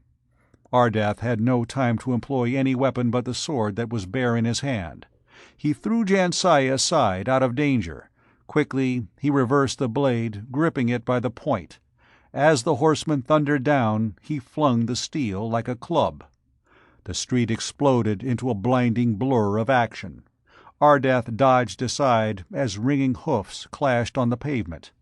The soldier's sword screamed ominously through the air, but Ardath's missile had found its mark. Its heavy hilt had smashed against the horseman's bare forehead. The man was slumped in his saddle, unconscious. The weight of his sword had completed the slash. Instantly, Ardath was at the reins. He dragged the soldier down and sprang lightly into the saddle. He wheeled the mount. Reaching low over the side, he picked up Jansaya and gently, though swiftly, put the limp figure across the saddle before him. The horse reared and charged down the street, scattering yelling priests before its thundering hoofs. Never before had Ardath ridden a horse, nor even seen one of its kind, but eons ago, in the Miocene age, he had studied the small, fleet Neo-Hipparion. He instantly recognized the similarity between the modern and the prehistoric desert horse. Animals had never feared nor distrusted Ardath, for he understood them too well. The steed responded to the least touch of his hands and heels. Through the city it raced. 3 times Ardath had to use his sword, but only to disarm. It was not necessary to kill. Suddenly, then, the city was behind him, and he was racing up the slope toward the forest. It was already late afternoon. The shadows lay long and dark on the sward. Ardath cast a glance behind him, saw that a horde of horsemen were riding hard in pursuit. He shrugged indifferently and looked down at Jansaya. Undisturbed, she still slept. He studied her face, realizing that it was lovely beyond imagination, though the perfect lips were somewhat arrogant, a little cruel. With his knowledge to combat those traits, he could make her a fit mate for any superior man. But what had happened to Thordred? Ardath was beginning to grow worried. He could do nothing till he reached the ship, though. It was sunset before he did. The titanic sphere rose above the treetops as it lay cradled in a clearing. A port was wide open, just as he had left it, but across the gap shimmered a pallid curtain of white radiance. Ardath reined in, sprang from the saddle. Snatching down Jansaya in his arms, he called out sharply, "Thordred!" Instantly the giant came out of a thicket, his savage face inscrutable. "Follow me," Ardath commanded briefly, and went toward the ship. As he neared the port, the flickering curtain died. He entered, carrying his burden, and Thordred followed. Ardath turned when they were all inside. The horse was quietly grazing where he had left it. When he heard the distant sound of shouting, constantly growing louder, Ardath sighed. He put Jansaya down and closed the port. Seating himself without haste at the control panel, he sent the ship arrowing up from the forest. The vessel hung in the air, hovering motionless. Ardath turned to Thordred. "You tried to enter the ship," he said quietly. "I had forbidden that. Why did you try to do so?" Thordred flushed, trying to evade that piercing, though gentle stare.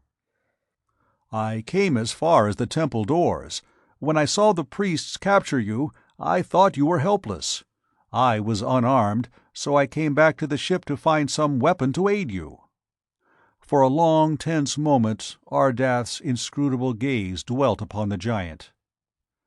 "No one can enter here save by my will," he said. "You would do well to obey me in the future." Thordred nodded hastily and changed the subject.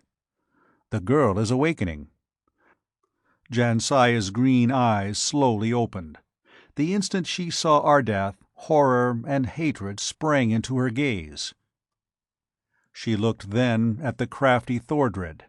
Suddenly and unmistakably, the giant earthling realized that he had found an ally against Ardath, but he said nothing. He waited, silent and passive, while Ardath spoke to Jansaya in her own language, explaining why she had been abducted. She listened attentively, and the Kyrian knew she did not regard him as a god or a demon. Not for nothing had he sought out the most intelligent human of this particular time. The sun was setting when Ardath finished his explanation. Through the transparent window of a port they could see the land that stretched beneath them, green and beautiful. Smoke plumed up from the volcanic range. The city, tiny and white, lay in the distance. "You intend to put me to sleep?" Jansaya asked incredulously. "For 1,000 years?" 1,000 or more, Ardath said quietly. "Your civilization does not suit my needs. Do you love it so well that you would refuse?" "No," she responded. "Return to be imprisoned in Dagon's temple once more? No, I am glad to be free. But to have to leave my world forever. Kingdoms die," Ardath pointed out. "Civilizations pass like shadows. When we awake, perhaps no man will remember your land." Jansaya rose and went to the port. The red sun cast bloody light on her face. "You are wrong," she whispered. "I am your prisoner. I have no choice but to obey. Yet if we sleep for 100,000 years, men will not forget my kingdom. All over Earth our ships carry wondrous goods. Our civilization is the mightiest in the world. It cannot die or pass. It will go on, through the ages, growing mightier.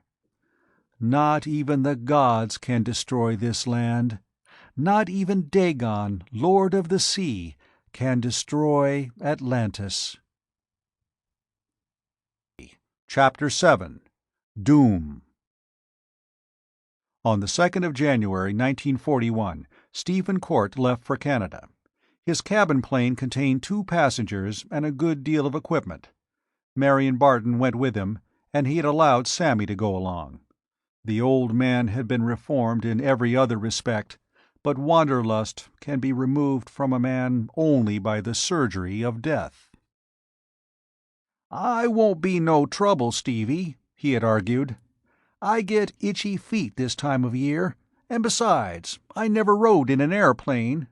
Anyhow," his watery eyes narrowed, cunning, "you'll need a handyman to do odd jobs. I can help you unpack and other things." To save argument that would waste time, Court had agreed. It was a clear, bitingly cold day when the plane took off from the Wisconsin flying field. Luckily, the weather reports were good. Though there was no danger of snow, Court flew at low altitude, fearing that ice would form on their wings. The excitement of hurtling the plane at high speed made him uncharacteristically talkative. His gaunt cheeks were flushed, and he chatted with the others with unusual animation and warmth. Sammy did not talk much, but he listened and occasionally asked a question. "Plague, eh?" he said once. "I was in the South once when a plague hit. It was pretty awful. Kids and women, we couldn't bury 'em fast enough. I sure hope it ain't like that." "We'll see," Court said. "I can't do much till I examine this fellow Losico. For that matter," he frowned, pondering, "I really haven't enough equipment with me. I've got to bring Losico back to my lab." "But you say it's contagious," Marion protested. "How can we travel?" "I've arranged that. I'm having an ambulance made ready. It'll be plated with several thicknesses of lead, which ought to be safe enough. They're sending the car after me as soon as it's ready." "Oh," Marion said. She fell silent, watching the mountains and lakes glide past below. "You know," Court observed after a time, "I came across an interesting angle, a completely unexpected one. I've been getting photographs from most of the observatories. While I found no trace of my X in space, I did notice something else, a satellite of some kind circling the Earth. No one's noticed it before. It's so small and travels so fast, but it seems to be made of homogeneous metal." "Iron?" "Smooth metal, Marion, not pitted and rough as an asteroid would be. It's made of pure gold, or some yellow metal that resembles gold." The girl looked sharply at Court. "A spaceship?" "Possibly. But why wouldn't it come down if it's a ship? Has it been circling the Earth for ages?" "But where could it have come from?" "Some ancient civilization might have mastered space travel, though I doubt that. If it is a spaceship, it probably came from some other planet." "There's nothing in history about it," Marion said. "If one spaceship could come here, probably so would a lot more." "Nothing in history? No, but there's a lot in mythology and folklore. I'm just guessing, of course. I'm anxious to find out more about that highly unnatural satellite." She was silent, fascinated by the thought. "How can you reach it?" she asked. "It looks impossible," he admitted. "Space travel is impossible to us today. That's one reason. You see, Marion, if it really is a spaceship, it may mean Earth's salvation. To be completely rational, we must consider that perhaps the plague can't be conquered. If it is a spaceship, we may be able to leave the Earth and go to another planet. If those worlds are also in danger, we could leave the system. We couldn't do that with the modern rocket fuels. Suppose that strangely colored satellite is a genuine spaceship, one that has already traveled across the interstellar void. Repairing it would be less work than inventing one." "It's worth trying," Marion breathed hopefully. "I may fail. That's why I want to find out more about X. The spaceship's a dangerously long chance, and I don't want to gamble everything on one throw of the dice. When I see Losico—" Time wore on. Sammy asked innumerable questions about the plague, but when he exhausted his curiosity, he went to sleep. The plane sped over the border and into Canada. It was afternoon before they reached the landing field. An automobile met them and took them into town, another following with Sammy and the equipment. At the hospital, they were greeted by Dr. Granger, a shriveled gnome of a man with one tuft of white hair standing straight up from his bald skull. "Court," he said in relief, "am I glad you're here. Are you hungry?" No. Characteristically, Court did not bother to introduce anyone. "Where's the patient?" "In the left wing of the hospital. We've cleared out everyone else. You'll have to put on the lead suit. We have only one, unfortunately." Court seemed transformed into a swift, emotionless machine.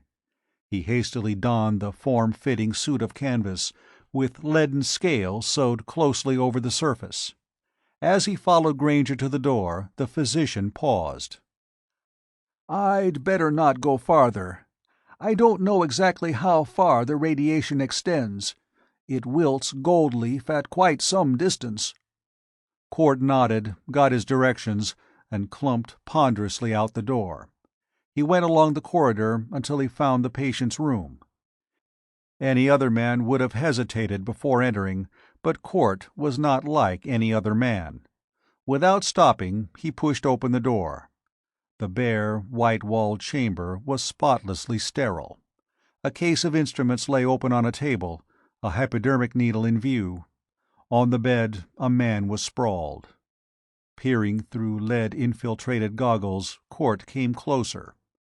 Losico was unconscious. No, he was asleep. His spare, wasted frame was barely fleshy enough to make a visible shape under the coverlets. On the pillow lay the withered, skull face of an incredibly old man. Losico was 23 years of age. His mouth was toothless. Hanging open helplessly, it revealed his ugly, blackened gums. His skull was hairless, with ears that were large and malformed, and his nose, too, was enlarged. The repulsive skin dangled in loose, sagging wrinkles. Pouches hung slack on his naked skull. Court went to the window and drew down the shades. In the gloom, a queer, silvery light was visible at once. It came from the patient's face.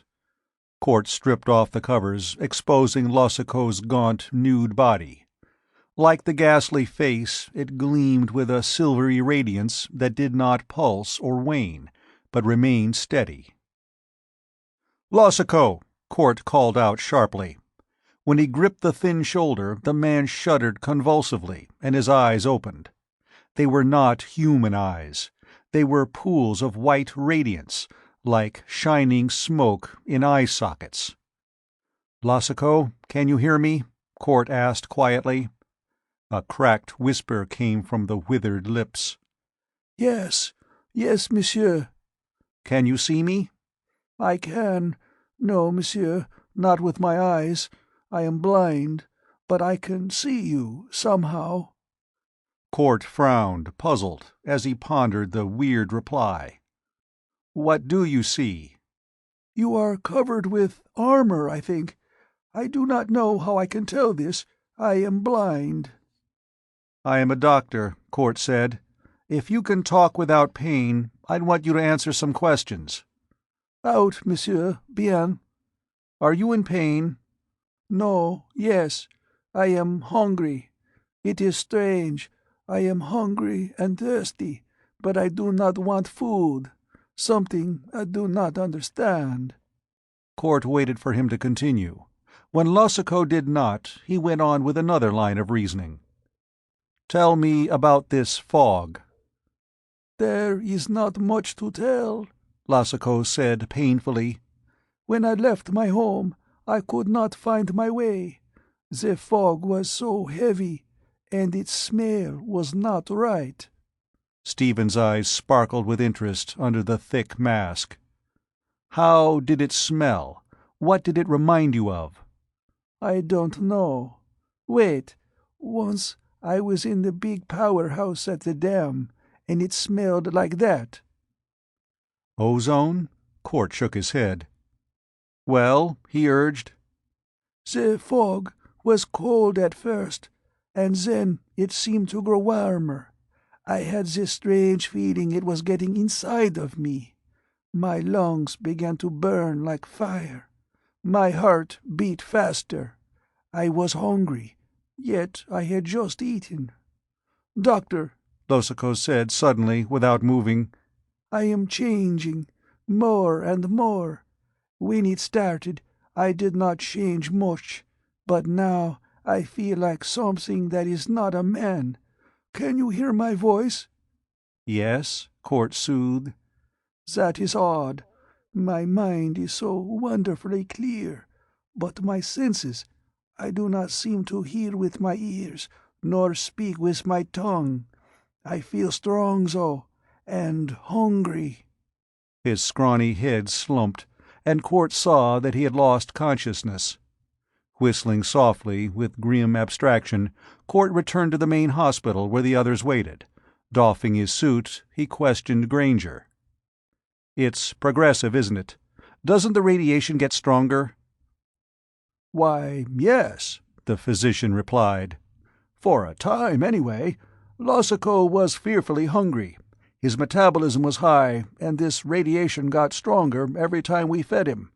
Yesterday, though, he refused to eat." "But he's hungry," Stephen protested. "So he says, and still he won't eat. The radiation is much fainter now." "I see," Court muttered.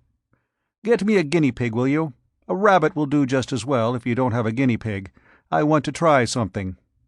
Putting on the armor again and carrying a wriggling guinea pig, Court went back to the patient. Losiko was still unconscious. For the first time, Court hesitated, staring at the pale aura surrounding Losiko's body. Then he slowly extended the guinea pig till its furry side touched the patient's hand. Gently, the weak, bony fingers constricted. Closing upon the tiny animal, they did not harm it, though it struggled frantically to escape.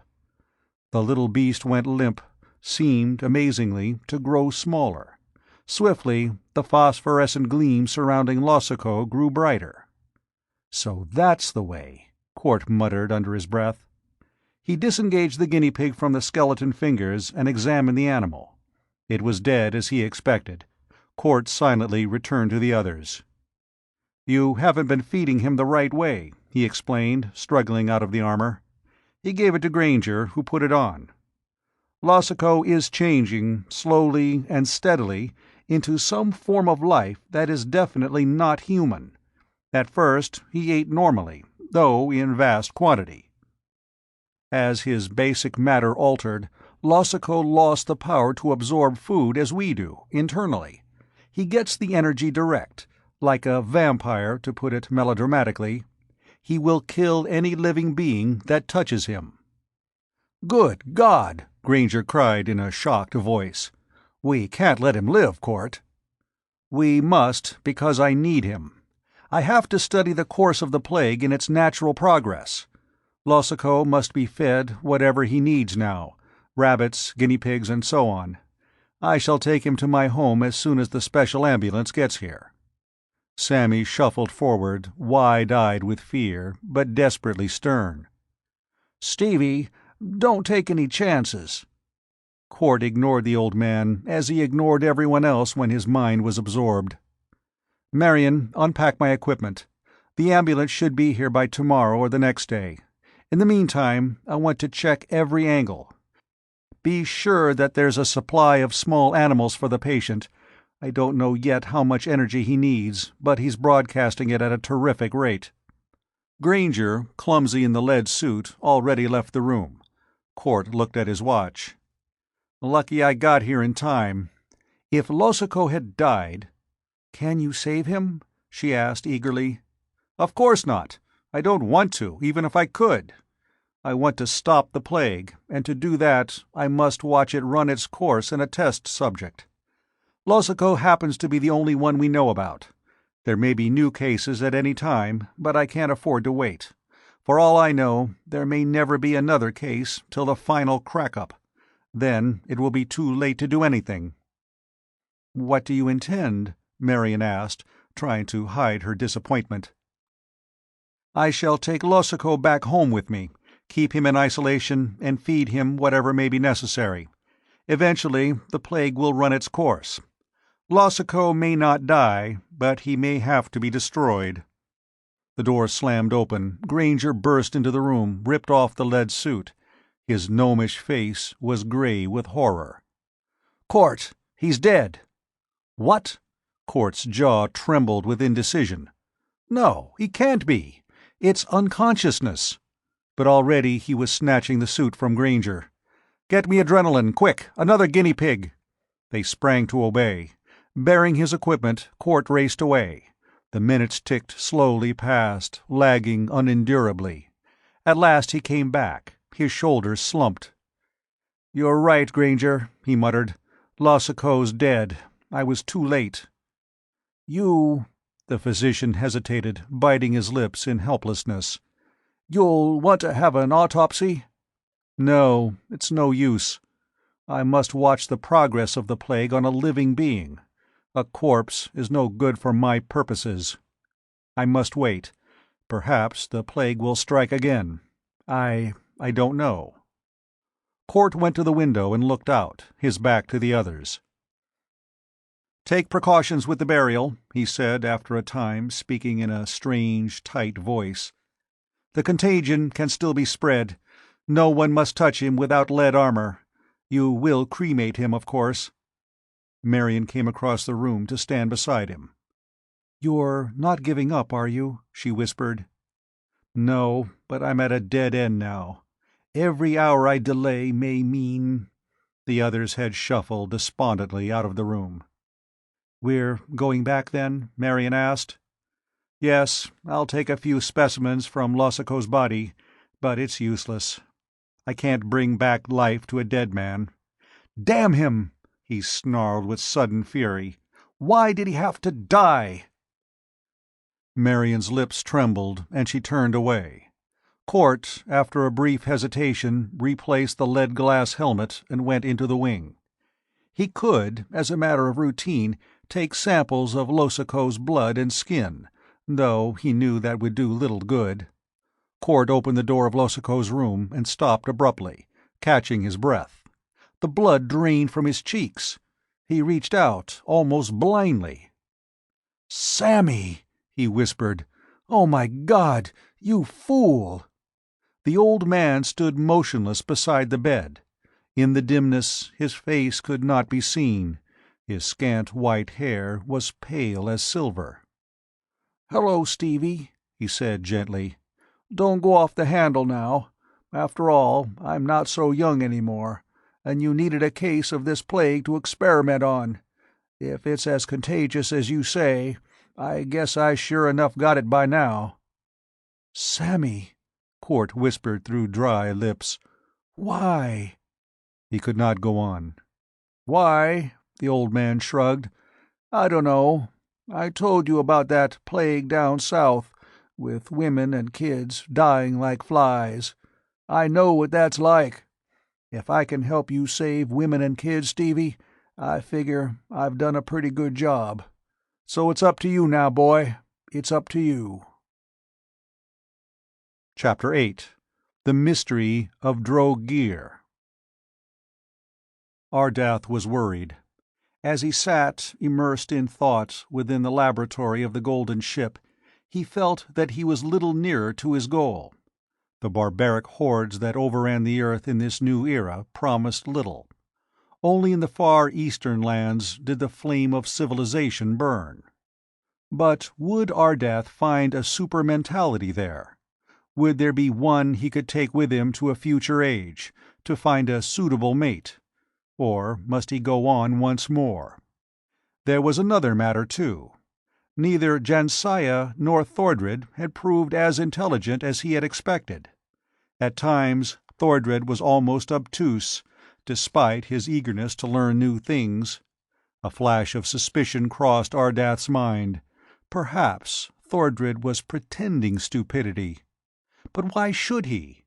Ardath, unused to guile and deceit, found the question difficult. He had saved Thordred's life, but humans were completely alien to Ardath. He had come from Kyria, a planet far across the universe.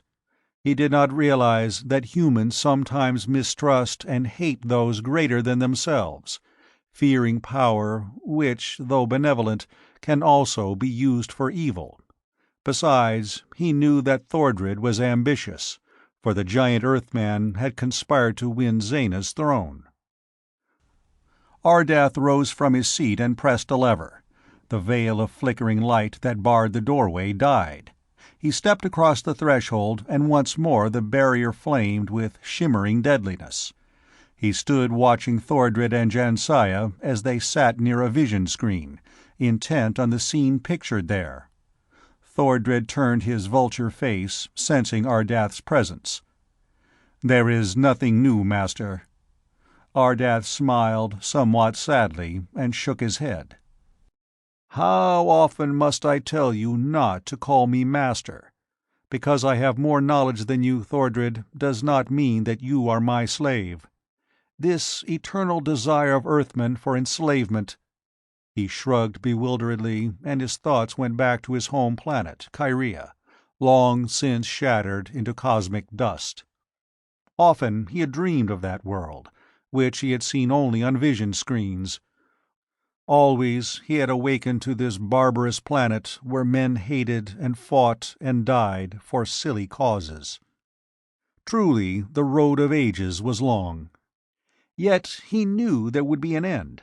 Even here, in this eastern land, the Kyrian had found a clue. "Thordred," he said slowly, "and you too, Jansaya, I must leave you for a while." Intent on his thoughts, Ardath did not notice the quick glow that brightened the other's eyes. "There is a man here I must know, and a mystery I must solve," he continued. "Barbarous hordes have overrun this country, huge hairy giants from the north. They are little more than beasts, but at their head is a chieftain called Dro'Gir. He puzzles me. His acts are wise. His brain seems highly developed, yet he is filled with the violent emotions of a savage. This is a paradox." Jansaya's lovely eyes were narrowed. "You must leave us, you said?" Ardath nodded. "Remain in the ship till I return. There is plenty of food, and no danger can touch you. I have only one warning. Do not attempt to enter the laboratory." He smiled as a thought came to him. "Though you know nothing of the apparatus there, yet you might harm yourselves." "We will obey," Thordred grunted, his harsh face immobile. Quickly, Ardath made his preparations. As he opened the port he turned. His gaze dwelt on Thordred, and there was a curiously mocking light in it. "Farewell for a time. I shall rejoin you soon." He stepped out and was gone. The girl made a quick movement, but Thordred lifted his huge hand in warning. "Wait!" he whispered. They waited, while the minutes dragged past. At last Thordred arose and went to the laboratory door. He fumbled over the wall, and abruptly the flickering veil of light died. The giant's face twisted in a contemptuous grin. "Ardath is a fool," he rumbled. "Else he would never have left his laboratory unguarded, even though he does not realize that I know the secret of his brain." "But do you?" Jansaya asked. She stood behind the giant, peering over his shoulder into the laboratory. "You know nothing of his thoughts since you drew the knowledge from his mind, and that was ages ago." "I know enough," Thordred retorted, eyeing the apparatus wolfishly. "Enough to handle his weapons, once I get my hands on them. We shall follow Ardath now and slay him. Then this new world will be ready for conquests." "I am afraid," the girl complained. "Do not try to kill Ardath. Sometimes I see that in his eyes which makes me tremble. He is not earth-born. Let us flee instead, to where he can never find us." "While he lives, we are not safe," Thordred growled. "Come." He sprang across the threshold and was flung back. A wall of flaming blue light reared viciously before him. Crackling, humming, blazing with azure fury, the strange veil rippled weirdly. Sick with amazement and baffled rage, Thordred drew back, a stinging pain in his arm and his side. Jansiah cried out and fled into a corner. He watches us," the girl whimpered. "I did not think so, but now I know he is a demon." Thordred was ashly gray under his brown, hairy skin. His jaw muscles bunched. Like a beast he crouched, great hands shaking, as he glared at the ominous portal. "Quiet! He does not watch. Ardath is clever, that is all." "I do not understand."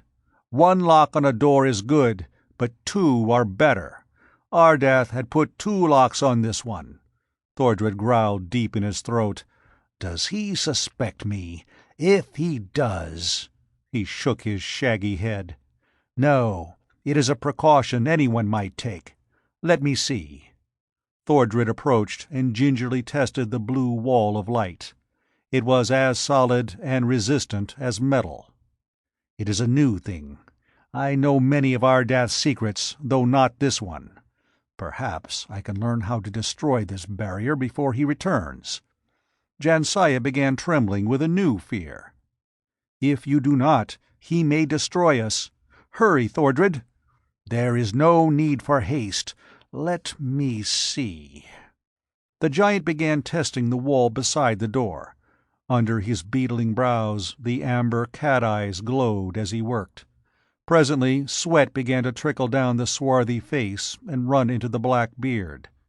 Could he find the secret of the barrier before Ardath returned? Meanwhile, Ardath walked swiftly through the forest, his thoughts busy. The Kyrian had already forgotten Thordred and Jansiah. He was pondering the mystery of the savage chief Drogear, whose actions were those of a genius, but who certainly did not resemble one in any way. In a far later age, Genghis Khan and Attila the Hun would ravage the earth as Drogear did now. Centuries later, the walled cities of China would again fall victim to the invader, as they had fallen before Drogear. Out of the northern steppes the hordes of this scourge had come, huge, hairy men on horseback. Their villages were crude collections of dome-shaped huts, yurts they were called. Eastward the ravagers had swept, and down the bleak coasts into Oriental lands. Westward they had been halted, for a time, by the vast mountain range that towered to the skies. To the south they had swarmed into a land of green, lush jungle and carved stone temples, where men worshipped Siva and Kali, the many-armed. Like an avalanche, the hoofs of the invaders thundered across the earth. "Slay!" they shouted. Their curved swords glittered, their horse-tail standards shook the chill winds that followed them from the north.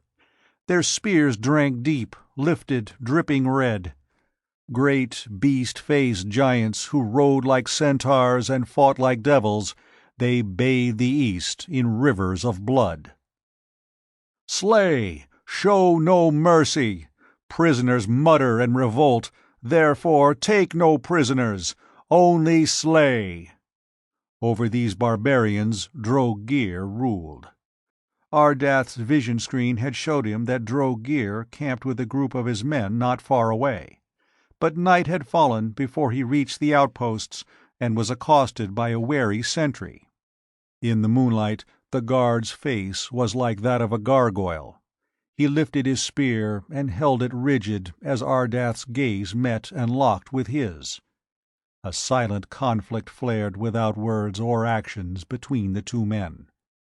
As the stronger will mastered, the sentry turned and led the Kyrian into the midst of a group of goatskin tents.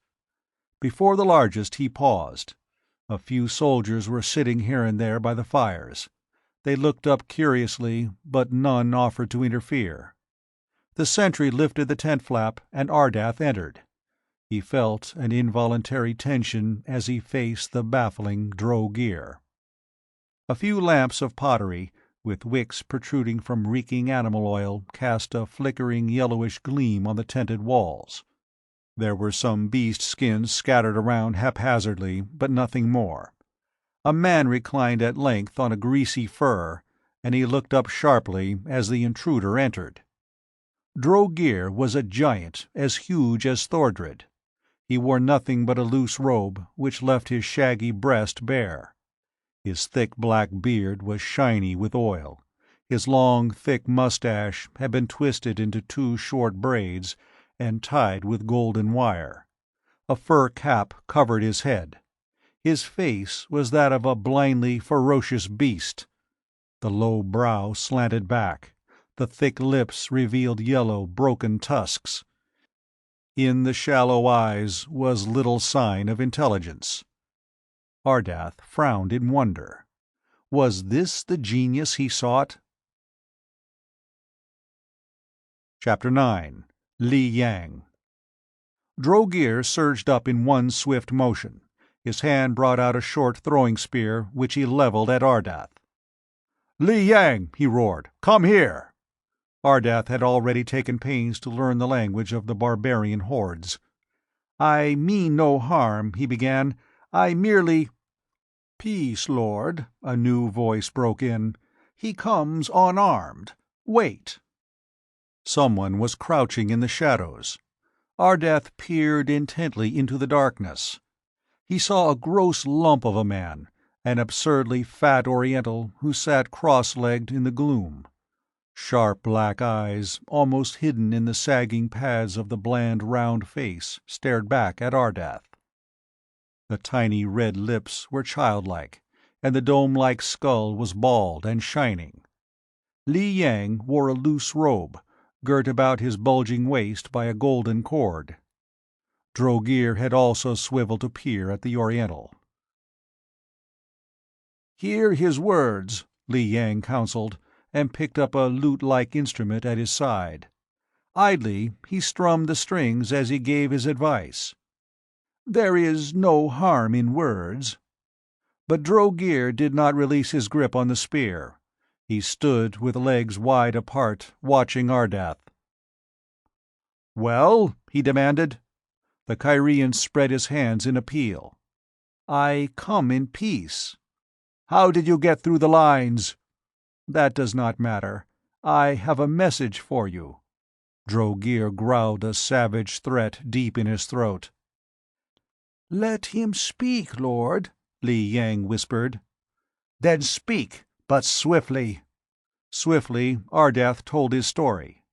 He was still puzzled, and he grew more bewildered as he searched the dull, ferocious eyes of the chieftain. No understanding woke in them, yet Ardath plunged on, explaining his purpose, asking Drogear to come with him into time. Finally he finished. There was tense silence as the lamp sputtered and flickered eerily. At last the soft twang of the lute murmured vaguely. "What is your answer?"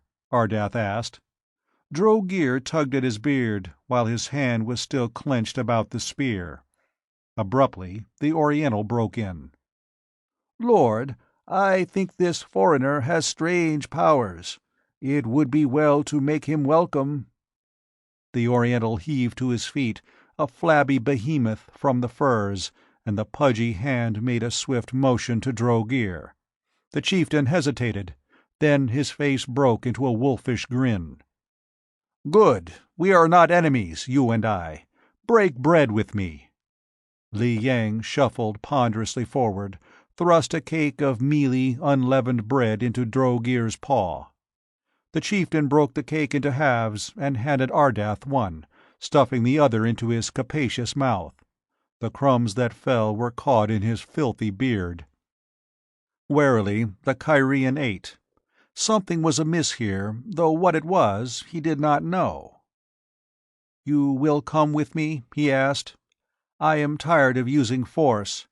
If you refuse, I shall merely leave you and continue my search." "Drink!" Drogear roared. He seized a hollowed horn from Li Yang and thrust it at Ardath. The Oriental gave Drogear another cup. The wine was hotly spiced and steaming. "In friendship, drink!" The barbarian chief lifted the horn to his lips and drained it. Ardath followed his example. Slowly he lowered the cup. Li Yang was back in his corner, strumming at the lute. His voice rose in a monotonous Oriental song. "All men see the petals of the rose drift down, the jasmine fades, the lotus passes." Drogear stood motionless. Abruptly his huge hand tightened on the drinking horn, and it shattered. His hair-fringed mouth gaped open in agony. Only a choking snarl rasped out. "But no man sees his own doom in the falling of the rose." The chieftain's body arched back. He clawed at his throat, his contorted face blindly upturned. Then he crashed down as a tree falls, and lay silent on a dirty bear fur. A single shudder shook the gross form before Drogear was utterly still. Ardath caught his breath. His glance probed the Oriental's sharp black eyes as Li Yang stood up hurriedly. "We must go before Drogear's body is found. Most of the men are in a drunken stupor, as always after a victory. Hurry!" "Wait," Ardath protested. "I do not understand." The Oriental's bland face was immobile, but his black eyes twinkled with malicious amusement. "Drogear signaled me to give you the poisoned cup. I gave him the deadly wine instead. Listen, Ardath, that is your name, I think. Your words were not for this barbarian chief. Ever since Drogear captured me, years ago, I have served him with my wisdom. He spared me because I gave him good counsel." Ardath's eyes widened, startled by the simple explanation. Li Yang had been the power behind Drogear's throne. The Oriental was the genius who had inspired the invader. "I am tired of being a slave," said Li Yang frankly. "Eventually, Drogear would have doubted my wisdom and would have slain me.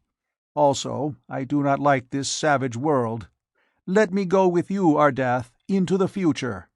He glanced at the grease-stained furs. "Where, at least, there may be more comfortable couches." Involuntarily, Ardath's solemn face relaxed in a gentle smile. He could not help liking this blandly frank Oriental, who played soft music with one hand while he administered poison with the other. "Very well," he agreed. "Let us go. What of the guards? Can we pass through their lines?" "Unless Drogear's body is discovered. In that case, not even I will be above suspicion, so we must hurry." The two slipped quietly from the tent, and under a swollen red moon they walked through the encampment. Only when the fires had grown dim behind them did they breathe freely once more. Li Yang pointed up to the smoke from the camp that drifted across Earth's satellite. "Barbarian flames darken the moon lantern," he said softly. "In future ages the smoke may have drifted away. Not for many centuries, though, I think." Ardath did not answer, for he was concentrating on the brain of the man who walked beside him. Presently he sighed with an emotion that was close to despair. His quest was not over. Li Yang was wise, far ahead of his time in intelligence, but he was not the super-being Ardath sought. The search must still go on through the eons, but Li Yang would be a good companion to have, despite his shortcomings. After a while they came in sight of the ship. The Oriental's lips quivered, though his face remained immobile. "The chariot actually flies?" he asked in awe. "It is truly wonderful, like the fabled dragon of Sti Shan." On the threshold of the golden ship, Ardath paused a moment. His gaze went to the blue curtain that flickered across the laboratory door. Then he looked sharply at Thordred and Jansiah, who were rising from their couches. Jansiah's elfin features betrayed nothing, though there was a hint of fear in the sea-green eyes. Thordred's beard bristled with apparent indignation. "It is time you returned," he growled. "Look!" He pointed toward the laboratory. Silently, Ardath entered, Li Yang at his heels. Ignoring their apparent interest in the Oriental, he lifted his brows in a question. "Enemies!" Thordred grunted, his yellow eyes angry. "They came from the forest. He looked away involuntarily. "I opened the door, which was wrong, I admit, but I was curious." "Go on," Ardath ordered, unemotionally. "Well, the barbarians saw us. They came toward the ship, yelling and hurling spears. I shut the port and barred it, but they hammered so hard on the metal I feared they'd break through." "No spear can pierce the hull," Ardath replied quietly. "Jansiah was frightened, and I was weaponless.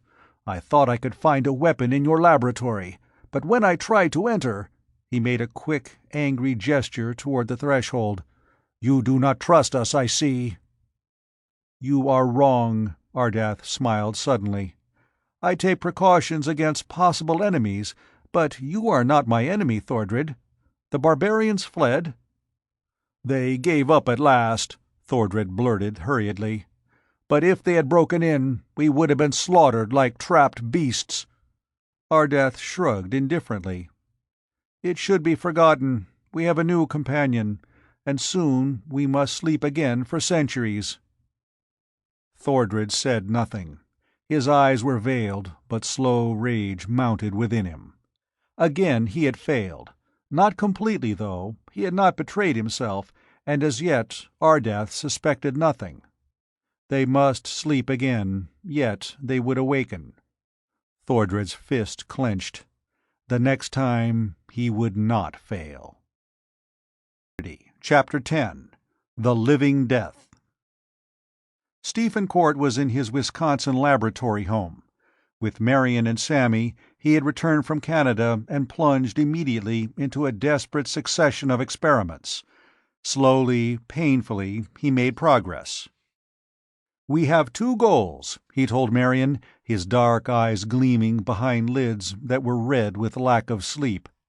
First, you've got to eat something," the girl interrupted. She brought a tray to Court's desk and set it down. Silently, he nodded his thanks. Wolfing a sandwich without tasting it, he kept on talking. "Remember what I told you about seeing a golden spaceship on an orbit around the Earth? I've been checking that. I have a hunch there's some clue connected with that ship." "How do you figure that out?" Marion perched on a corner of the desk, her trim legs swinging under the lab smock she wore. "The ship was obviously created by some civilization far in advance of ours. That means their science was also in advance of today's. Perhaps in that vessel I can find some weapon, some method unknown to modern science, that will help me fight the plague. The very least it can do is set me on the right track." Marion patted her dark hair into place, though she boasted that she had lost all silly feminine habits. "How can you reach the ship? Space travel is impossible." Court smiled. "It was impossible. Rockets are useless as yet, because the fuel problem's insurmountable. Balloons weren't practical, but there is a way of overcoming gravitation." "Good Lord!" The girl slid down from the desk and stood staring. "You don't mean—" "Hold on. I haven't done anything yet, except make some spectroscopic analyses. Marion, that spaceship isn't made of gold. It's a yellow metal, an unknown alloy. I haven't finished analyzing it, but I know there's magnesium there, tungsten, and other elements. The virtue of that alloy is that, properly magnetized, it becomes resistant to gravitation." "How?" she asked, amazed.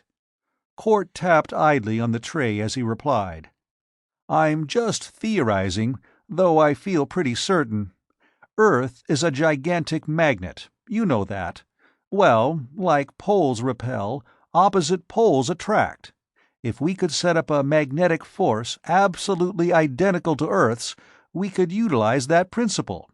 So far, it hasn't been done, except by the unknowns who built that golden ship. If I can duplicate the alloy, which I think I can do, and shoot the right sort of energy into it, we'll have a spaceship." "Phew," Marion breathed, and she blinked. "Then you'll go out after—" "The golden vessel? Yes. It may be a wild goose chase for all I know, but the chance is worth taking. I may find scientific knowledge that will be just what I need." The girl turned away with such haste that Court looked at her sharply. "What is it?" he demanded. She shook her head speechlessly. Court got up swiftly and swung her around to face him. There were tears in her lovely brown eyes. "Tell me what it is," he commanded. "What's wrong?" She bit her lip. "You'll think I'm foolish." "I said, tell me what it is." "I'm just superstitious," Marion burst out. "It isn't scientific at all.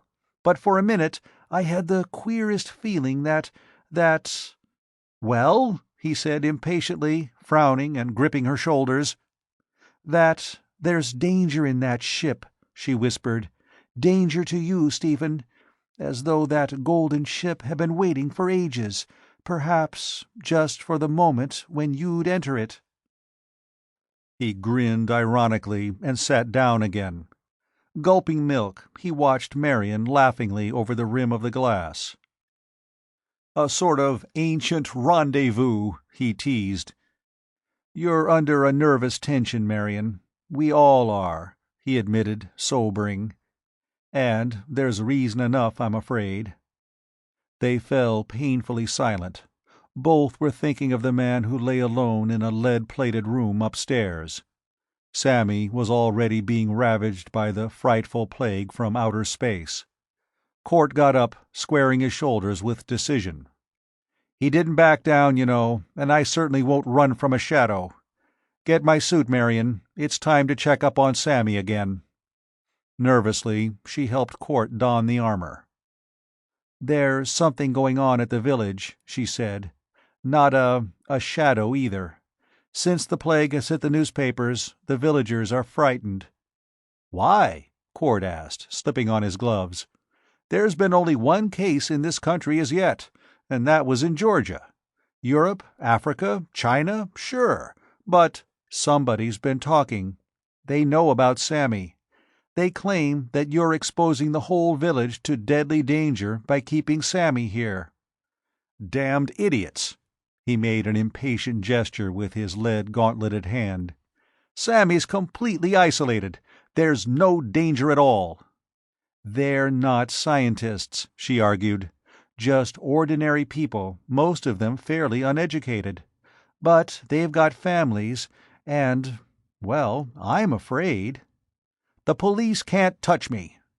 "It's not that." Marion bit her lip and paused. Then she shrugged. "It doesn't matter, I suppose, but I hope nothing happens." "Nothing will," he assured her. He went out, hurrying through a long corridor to a lead-plated door. When he knocked, there was no response. Making sure there were no gaps in his armor, Court entered the experimental room. It was large, yet amazingly cluttered with apparatus. The lead walls dully reflected the dim light. On white-topped tables by the hospital bed lay gauges, indicators, and enigmatic-looking devices.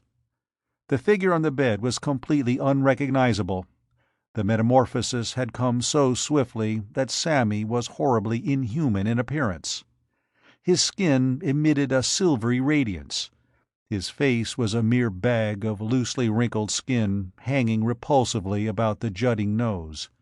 His mouth was invisible below eyes that were gleaming but blind. Court fought down the sick horror that tore at his stomach. He dared not give way to sentiment, nor even admit its existence. Before him was a test case, a laboratory subject, that was all. He must forget that he had ever known the old man, that the faithful, regenerated tramp had been his only friend, his entire family. "Hello, Sammy," he said in a voice that would not lose its choked quality. "How do you feel?" There was no motion perceptible in the shrunken body on the bed, but a remarkably clear voice murmured a reply. "Hello, Stevie." "Any change?" "None. I'm just hungry." Court took a rabbit from a lead-lined box beside the bed and placed it gently in the malformed talons that once had been Sammy's hand. Instantly there was a change. The small beast kicked convulsively and was still. The glow emanating from Sammy's skin brightened slightly. "That better?" "Yes, thanks, Stevie." Court drew up a chair and clumsily sat down in it. Through the lead-infiltrated goggles his eyes probed. With gloved fingers he made adjustments on the apparatus, and carefully checked the readings on certain gauges. "The change is progressive," he muttered under his breath. Drawing a microscope toward him, he took a sample of the patient's skin cells and prepared a slide. "Yes, entropy. Incredible. I still can't understand." "What is it, Steve?" Sammy asked weakly. "Nothing new, but I'll find a cure yet. You can depend on me, Sammy." The hideous folds of wrinkles twitched in a ghastly semblance of amusement. "Your cure won't help me. I'm hungry again." Court gave the old man another rabbit. Then he took pencil and paper, set a stopwatch on the table, and began the usual word association test. Though simple, it had proved surprisingly effective in checking on the patient's mental metamorphosis. But now Court was due for a surprise. The test proceeded normally, Sammy responding without much hesitation, though over 2 words, man and we, he paused perceptibly. Then Court said food, and immediately Sammy responded human. Court had made a great effort to control himself. He read the next word and the next, but he did not even hear Sammy's responses. He was battling down the gorge that rose in his throat, yet this should have been expected. Sammy was absorbing life energy from living beings, and the human brain contained the highest form of such energy. But what would be the result? Sammy's replies lagged as he seemed to grow weaker. Court left him at last, with a few encouraging words, but when he hurried out, he was feeling worried and depressed.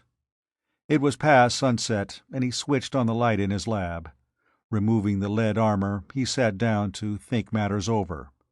Sammy was no longer entirely human, for the change was progressing rapidly. His basal metabolism was tremendously increased.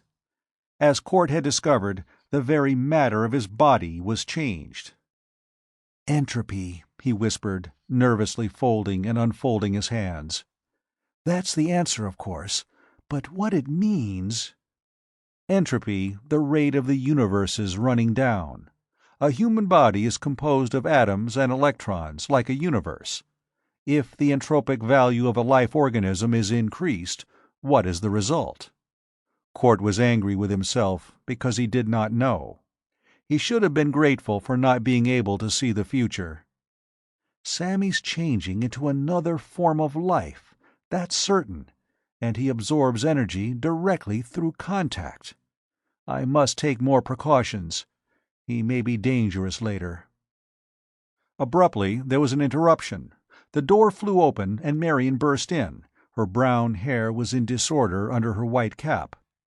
"Stephen," she cried through pallid lips, "there are men coming up the road." "What about it?" he asked, without interest. "From the village. With torches. I'm afraid." "Those damned fools!" he snapped angrily. "Rouse out the men. Give them rifles. Tell them to spread through the house and keep its front covered from inside. When I give the word, they can fire." Marion stared at him in horror.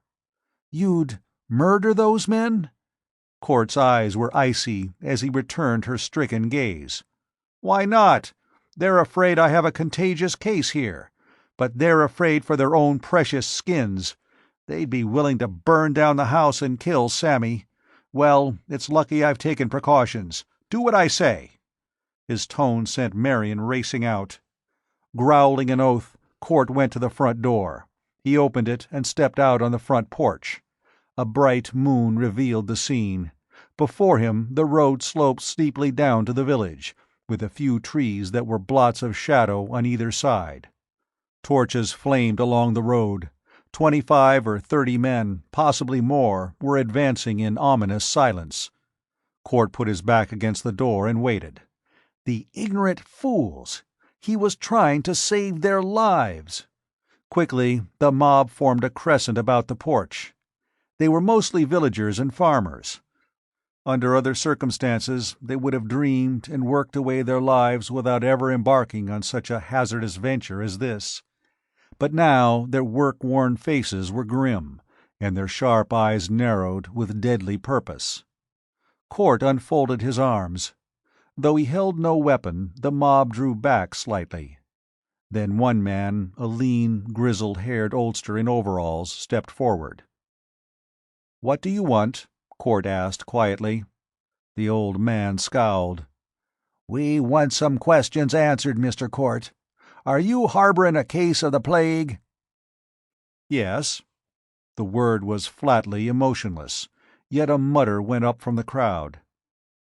"I suppose you know that's contagious. There can't nothing stop it." "There is no danger of contagion," Court replied. "I have taken care of that." He gestured at the flickering flames of the torches. "What do you wish to do? Kill my patient?" "Nope," the spokesman stated. "We want you to send him away from here, to a hospital. The papers say there ain't no way of stopping the plague. I got 2 kids myself, Mr. Court. The rest of us, we're family men. How'd you like it if—" "I tell you, there's no danger," Court snapped.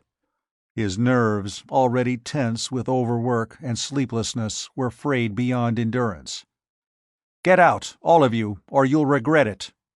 An ominous low roar went up from the mob. They surged forward, paused only when Court lifted his hand. "Wait. I have a dozen men in the house, stationed at the windows, with guns aimed at you right now. Submachine guns, some of them, and rifles. We can protect ourselves from lynch law." The crowd wavered uncertainly. The oldster yelled a shrill protest. "We ain't lynchers, Mr. Court. We just aimin' to protect our folks. We got a car down the road a bit, and we aim to take your plague victim to a hospital." Court laughed ironically. "You poor idiot. You just said the plague is contagious." "Sure it is. But we got rubber gloves and cotton pads soaked in antiseptic to tie over our mouths, and we'll wash in carbolic afterward. We just don't want our folks to run any risks." "Rubber gloves," Court snorted. "Only thick lead can protect you from the plague. If you won't leave instantly, we'll use guns to convince you.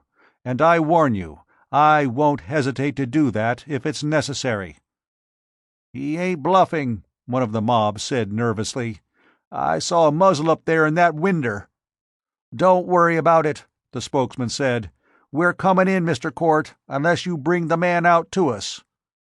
As the crowd surged forward, Court raised his pistol and took steady aim at the leader.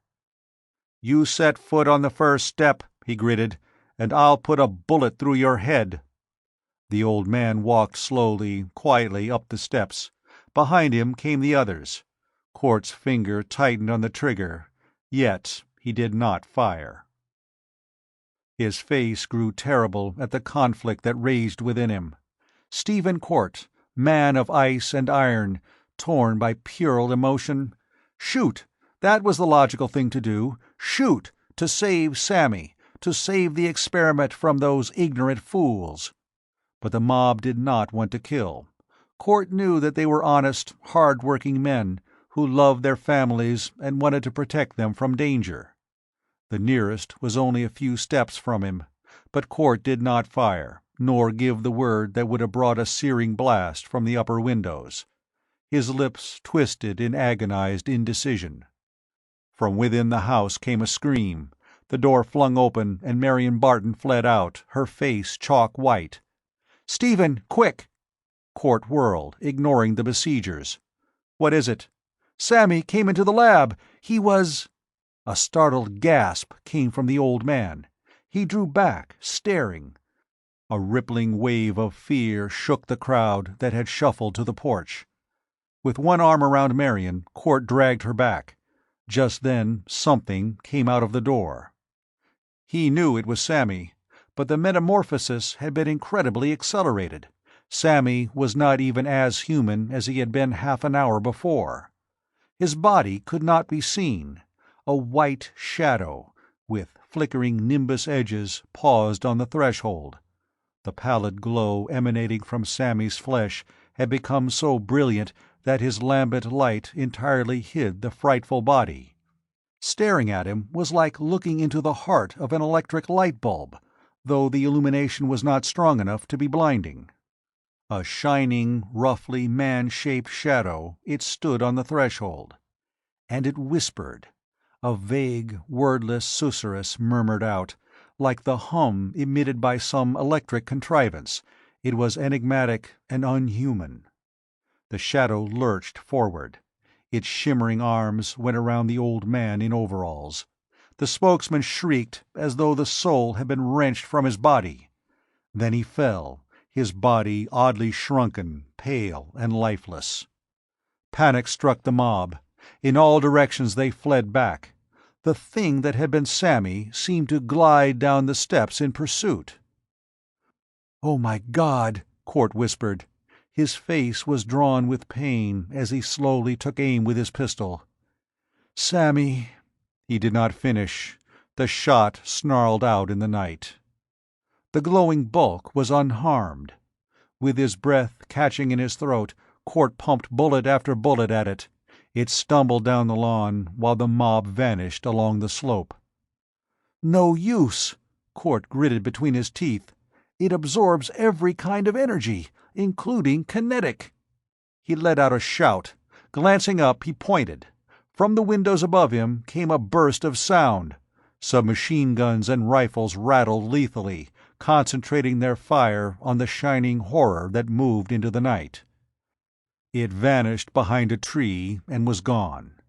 Marion gripped Court's arm. "Poor Sammy! Can't we go after him?" "That isn't Sammy," Court said grimly. "Not now. It's a horror. An alien thing out of another universe, perhaps. Yes, I'm going after it, Marion, but not till I've put on my lead suit. I'm not sure I can capture it, even then." He blew across the smoking muzzle of his gun. "A creature whose touch means instant death is loose in the countryside. And I don't even know if it can be killed." Chapter 11. The Man from Carthage. Scipio Agricola Africanus sat in a dungeon beneath the circus arena. Through a barred grating he watched one gladiator disembowel another. The stroke, he thought, was clean and good, for the men from Gaul were like wolves, dark, feral, and quick. Scipio rather hoped he would be matched against them, rather than against lions or an elephant. There was something about the feel of steel matched against your own sword that put heart into a man. An armored guard, coming along the corridor, pushed open the door of Scipio's cell. His hawk-faced peered in. "Your turn soon," he said. "Good," replied Scipio, with a pleasant oath. "I grow tired of battling fleas." The soldier chuckled as he bent to adjust a greave. "By my Lares, you have courage. Too bad your dream failed. I would not have objected to serving under such a man as you." "I failed because none of my men had the courage of a rabbit," Scipio spat in disgust. "Faith, we could have taken Carthage almost without bloodshed." Had your army not fled, leaving you to face the Imperial Guard alone. The soldier shook his head, grinning wryly. Nothing but trouble since you came to Africa, Scipio. It was bad enough with those damned Romans yelling that Carthage must be destroyed, but at least they had not tried to destroy it. And what did you do? Scipio's eyes lighted. He was a huge, swarthy man, with the scarred face of a gargoyle. His nose had been broken so often that it sprawled shapelessly awry. Atop that monstrous face, the ringlets of short, curly black hair were incongruous. "What did I do?" the adventurer asked. "Faith, I tried to serve your king, but he would not let me." The guard choked and spluttered his outrage. "Jupiter, you got drunk and dragged the king off to some low gambling hell. No wonder you had to flee to the mountains after that. Then you got some insane idea about creating an independent city of your own. That might have worked if you had gone far enough into the Nubian country with your followers. But you decided to take Carthage. Carthage!" The soldier made an infuriating roar of merriment. "Come within the reach of my manacled hands," Scipio invited pleasantly, "and I'll tear off your head with considerable joy." "Save that for the arena," said the soldier, moving back slightly. "Tonight the cries will announce that the Carthaginian Scipio is no more. Only you are not a man of Carthage, come to think of it, are you?" "Why not?" the giant captive shrugged. "Rome is a melting pot. The blood of a dozen races mix in my veins. I am a citizen of Carthage now, at least for a while. By the way, how do I die?" "Elephant. They have a huge tusker whom they've driven must with rage and hunger. You are to face him on equal terms, both of you unarmed." He glanced cautiously over his shoulder. "I am to accompany you to the arena gate, and if you happen to seize my sword and take it with you, well, such things have happened." Scipio nodded. "Too bad you're not carrying a lance. However, a sword must do. I can spill the behemoth's blood before it tramples me. Thanks, soldier. If you let me escape now, I'll make you a prince of the nation I intend to establish." "Listen to the lunatic," the guard said, with rapt admiration. "In chains, penniless, and offering to make me a prince of dreams, mayhap. Anyway, my vows are to Caesar, and not the Roman Imperator anyway. So you must remain a captive." The filthy straw rustled under Scipio as he shrugged. A death cry drifted in from the arena, then the triumphant roar of some ferocious beast. "Well," said the soldier, "your time has come." "I wonder." There was a curious look in Scipio's deep-set eyes. "Lately I have had a queer feeling, as though the gods were watching me. Perhaps—" He did not finish. More guards came, and the Carthaginian was unfettered and escorted along an underground corridor. Almost naked, his brawny body gleamed like mahogany in the sharp contrasts of light and shadow that filtered in through bars. Then the arena opened before them. Scipio was thrust forward. He saw at his side the friendly soldier, turned so that his sword hilt was exposed. With a grin and a quick movement, Scipio clutched the weapon and whipped it out. Before the startled guards could move, he ran forward into the hot sands of the arena. The soles of his feet burned, then cooled as he halted in a patch of reddened sand. The blazing African sun flooded down in blinding whiteness. Scipio had only a vague impression of the crowd that filled the circus. He could pick out no individuals. He felt as though one vast entity, surging, whispering, watching, surrounded him, and the head of the entity was the canopied box of the Lord of Carthage. Scipio shifted his grip on the sword. He brushed the curly hair from his eyes with one hand and stood warily on the balls of his feet. A musk elephant, eh? Well, no man could resist such an enemy, yet a man could die fighting. "Alas for my dreams of empire," the Carthaginian murmured, with a crookedly sardonic smile. "Faith, I might have ruled the world given time, and now I must water the sand with my blood." He turned to the imperial box, lifting his hand in salute. The Emperor nodded, expecting to hear the usual "We who are about to die" of the gladiators. Scipio disappointed his host. At the top of his voice he howled the words that would most enrage the onlookers. "Carthage must be destroyed!" A wave of fury, a gasp of astonishment and rage rippled around the arena. The Emperor made a quick, angry gesture. Grinning, Scipio turned to see a barred gate far across the sanded arena rise slowly. For a few heartbeats there was silence throughout the circus. The blinding white heat was oppressive. Steam curled up from the blood stains on the sands. Then the musk elephant pounded to the gate. Huge, monstrous, a gray, walking vastness of animated dull savagery, he lurched through the gate and stood motionless, only his bloodshot little eyes alive with hatred. The trunk did not move, save for the tip, which swayed back and forth slightly. A shadow darkened the arena as a cloud crossed the sun, and then was gone. Scipio hefted the sword he held.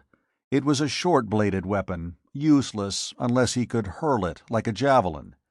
It was even too broad to pierce an elephant's eye, the most vulnerable spot of the monster. Briefly, Scipio thought of slicing off the elephant's trunk, as far up as he could reach, but that would still leave the tusks and mighty tree-trunk limbs that could squash a man into red pulp. "Well," Scipio said with grim amusement, "at least they had to use their biggest elephant to kill me." His gargoyle face twisted into a fearless grin. In the glaring light he resembled a teakwood statue, thewed like a colossus. The elephant came forward slowly, its red eyes questing viciously until it saw Scipio. It paused, and the trunk lifted, waving snake-like in the air. It snorted angrily. Again the shadow darkened the sun, and this time it did not pass. The Carthaginian had no time to look up. He bent slightly from the knees, holding the sword high like a javelin. The elephant broke into a lumbering trot. Its speed increased. Like the juggernaut, it bore down on him. Scipio had a flashing glimpse of the monster: flapping ears, murderously upheld trunk, gleaming tusks. The thunder of its approach was growing louder, booming in his ears. It loomed above him. From the skies sprang a thunderbolt. Flaming with pale brilliance, the crackling beam raved down. It caught the behemoth in mid-stride, bathing it in shining radiance. And the monster vanished.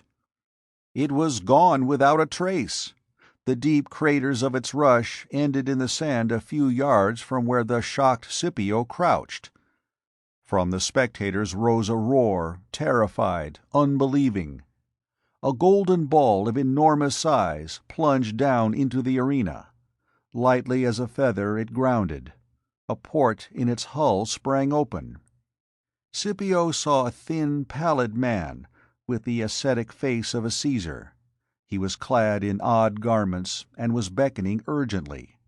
Beyond him, Scipio glimpsed a fat Chinese, whose round cheeks were quivering with excitement. A spear flashed through the air, rang impotently against the golden hull. Almost paralyzed with amazement, Scipio ran forward, leaped into the ship. What this miracle might be, he did not know, but it seemed to provide a means of escape. Whether the pallid man was a god or a devil, at least he seemed friendly. More important, to remain in the arena meant death. The port slammed shut behind Scipio. He bounded through the inner lock and stood, wide-legged, staring around. The sword was still gripped in his hand. Past him the pallid man strode, and entered an inner chamber.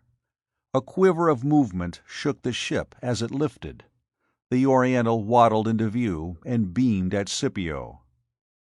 "Relax, friend," he said, lisping the unfamiliar tongue. "You speak Latin?" "Naturally," Scipio stated. "All the world does. Are you a god? I doubt it, for only Bacchus and Silenus are obese, and their skins are not yellow." The Oriental shook with laughter until he had to hold his heaving belly. "I have heard of this Bacchus, a new god, but he is a good one. Sit down." He waved toward a couch. "My name is Li Yang. Do you wish food?" Scipio shook his head and sat gingerly on the soft cushions. "You called me friend?" he asked. "I might have better called you comrade. Ardath saw the hidden possibilities in you, Dragonface. He read your mind while you slept. Ah, but you have dreams of empire, poor fool." Li Yang shook his head, and his yellow cheeks swung pendulously. "Ill luck dogs me," Scipio said, lightly grinning. "The gods hate me, so I wear no crown. Nor will you. You are not ruthless enough. You could carve out an empire for yourself, but you could not sit upon a throne. Under all thrones the snake coils. You are too honest to be a king, Scipio." The Carthaginian had been about to answer, but he paused. His dark eyes widened, and a flame sprang into them. Ponderously, Li Yang turned. Two figures stood on the threshold. One was Thordred, but Scipio had no eyes for even that gigantic form. He was staring with a burning fixity on the Atlantean priestess. She looked lovely indeed. Her delicate figure was veiled by a girdled robe, from the hem of which her tiny toes peeped. Her golden hair hung loosely about her shoulders, and framed the elfin features that showed interested admiration. "Jove's thunderbolt!" Scipio gasped. "Nay, but this is a goddess. This is Venus herself." Jansaya preened herself. Under her lashes the sea-green eyes watched Scipio slumberously. She basked in the frank, open gaze. "This is Scipio?" the priestess asked. She came forward and put a small, shapely hand on the Carthaginian's brawny arm. He looked down at her, his gargoyle face alight with wonder. "You know me? But who are you?"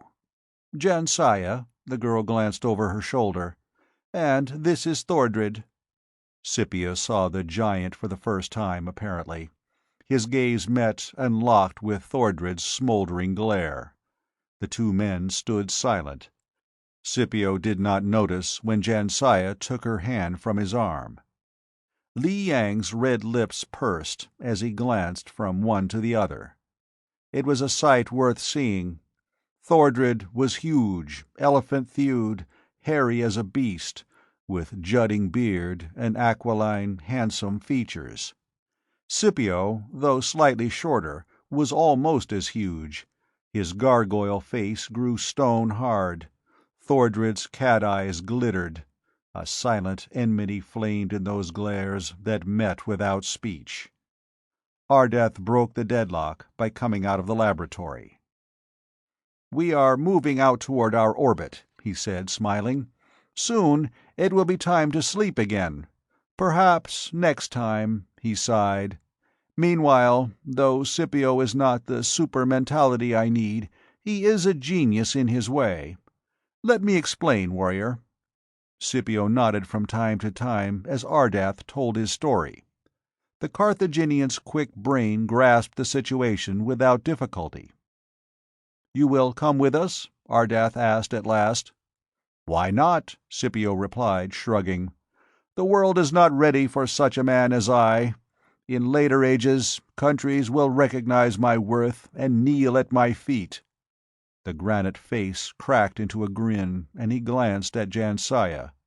"Besides, I shall be in good company. To how many men is it given to know a goddess?" Thordred growled under his breath, while Li Yang chuckled. The fat Oriental picked up his lute and strummed softly upon it.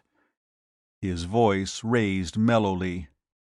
"My love has come down from the moon lantern. In the heart of the lotus she dwells." "And now," Ardath turned toward the laboratory, "I must adjust my controls. We shall automatically fall into orbit. For 2,000 years we shall sleep, and then revisit the Earth." He vanished into the next room.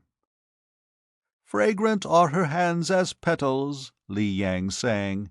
"In her hair the stars dance." Jansiah smiled. Scipio grinned a silent, confident reply to Thordred's dark scowl. Humming power throbbed through the ship, swiftly grew louder. Li Yang clambered awkwardly on a couch, gesturing for Scipio to follow his example. Sleep poured from the monotonous sound. Idly, Li Yang touched the strings of his lute. "Give me sweet dreams, dear goddess," he murmured. Jansiah reclined on a couch. When Scipio turned his head to watch her, her green eyes met his. Thordred moved stiffly forward. His hand was hidden from view behind him as he stood beside the laboratory door. The languorous humming grew louder, more compelling. Jansiah slept. Li Yang's pudgy hand fell from the lute. Scipio's eyelids drooped. Footsteps sounded softly. Through the doorway came Ardath, smiling his gentle smile. Perhaps he was dreaming that, when he awoke, he would find his quest at an end. Not noticing Thordred beside him, he turned and fumbled over the wall with rapidly slowing fingers. The skin around Thordred's eyes wrinkled as he fought to remain awake. His hand came up with the slow motion of encroaching torpor, and he gripped a heavy metal bludgeon. He crashed it down on Ardath's head. Without a sound, the Kyrian crumpled and fell, lay utterly motionless. Blood seeped slowly through his dark hair. Instantly, Thordred lunged through the doorway and reeled toward an instrument panel. If he could throw a single switch, the sleep-inducing apparatus would be shut off. Louder the humming grew. Its vibration shuddered through every atom of Thordred's body. In the next room was absolute silence. Thordred fell without feeling that he was doing so. The shock awakened him. He dragged himself to his knees and crawled on, his hand clawing desperately. One finger touched the switch and helplessly slipped down. The giant Earthman crouched, shaking his head slowly. Then he collapsed and sprawled out, silent. The yellow eyes were filmed with cataleptic sleep. The humming rose to a peak that gradually began to die away. Inside the golden ship, nothing stirred when it reached its orbit and robot controls made swift adjustments. Around the Earth, the vessel hurtled. The lute fell from Li Yang's couch. A string snapped. Chapter 12. The Man from Earth. Stephen Court raced his roadster along a Wisconsin road as he peered through sunglasses at the lonely countryside. Beside him, Marion Barton huddled like a kitten in the seat, the collar of her white blouse open for coolness. "How long?" she asked. "Couple of hours," Court grunted. "We passed through Madison first. The drome's 50 miles south of there." Marion drew a notebook from her purse and thumbed through it rapidly. "Everything's checked, I think," she reported absently. "Except the test flight. I don't believe the Terra was thoroughly inspected." "Damn silly name the papers gave the ship," Court said wryly. "It didn't need a name. It'll make the flight all right." "And if it doesn't?" He shrugged indifferently without glancing at her. "Nothing much lost. For more than a month now, I've been working on the plague, since Sammy got away, and I'm still at sea. Earth science just isn't advanced enough. But perhaps I can find some more advanced alien science in that golden ship. Anyhow, we'll see." "Why must you go alone?" she insisted, her voice not quite steady. "Because there's only room for one. We can't take chances. There will be little enough air and supplies as it is. I'm the best man for the job, so I'm the one to go." "But suppose something happens?" "I can't stop the plague by myself. X is still unknown as far as I'm concerned. The only real clue so far is entropy. I know that X is catalyzed by some element in Earth's atmosphere. It speeds up the entropy of a living organism, changes it into some form of life that might exist, normally, 1 billion years from now. But it's so alien." He switched on the radio. A news commentator was talking excitedly. "Around Pittsburgh, martial law has been declared. WPA workers are blasting out a deep trench around the city and pouring deadly acids into it. Whether this will form an effective barrier, no one knows. The rivers are filling with floating corpses. The contagion is spreading with great speed. Nearly 100 of the carriers have been seen in Pittsburgh, and the bridges are choked with refugees." So there was still more of the shining monsters. Sammy had been one of the first, and he was still wandering at large, since nothing could capture or destroy him. "The carriers kill instantly by touching their victims. Lead-plated suits are being issued to the guardsmen, but these do not always work. It depends on the quantity of energy emitted by a carrier. Dynamite has been placed at the New York bridges and tubes. The mayor is ready to isolate Manhattan, if necessary, for protection. The war is at a standstill. Troops are mutinying by the thousands. Every metropolis is being vacated. We estimate about 3,000 carriers now exist, widely scattered over the earth. From Buenos Aires—" With an impatient gesture, Court shut off the radio. "No hope," he said. "The plague is steadily on the increase. I must get to the Golden Ship and back as soon as possible." They sat in silent despair as the car swept along the deserted highways. The landscape was incongruously peaceful. The green, rolling hills of Wisconsin stretched around them. A broad, lazy river flowed quietly beside the road. The only sound in the stillness was the humming of the motor.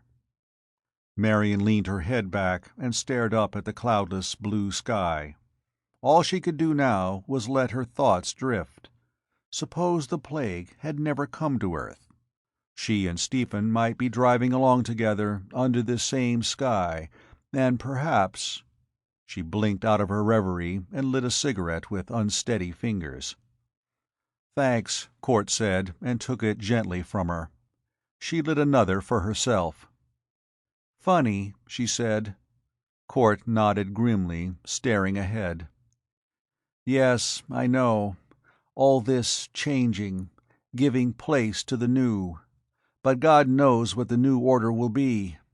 A world peopled by beings of pure energy, eventually consuming all then natural food and dying off. Then there will be only a dead planet."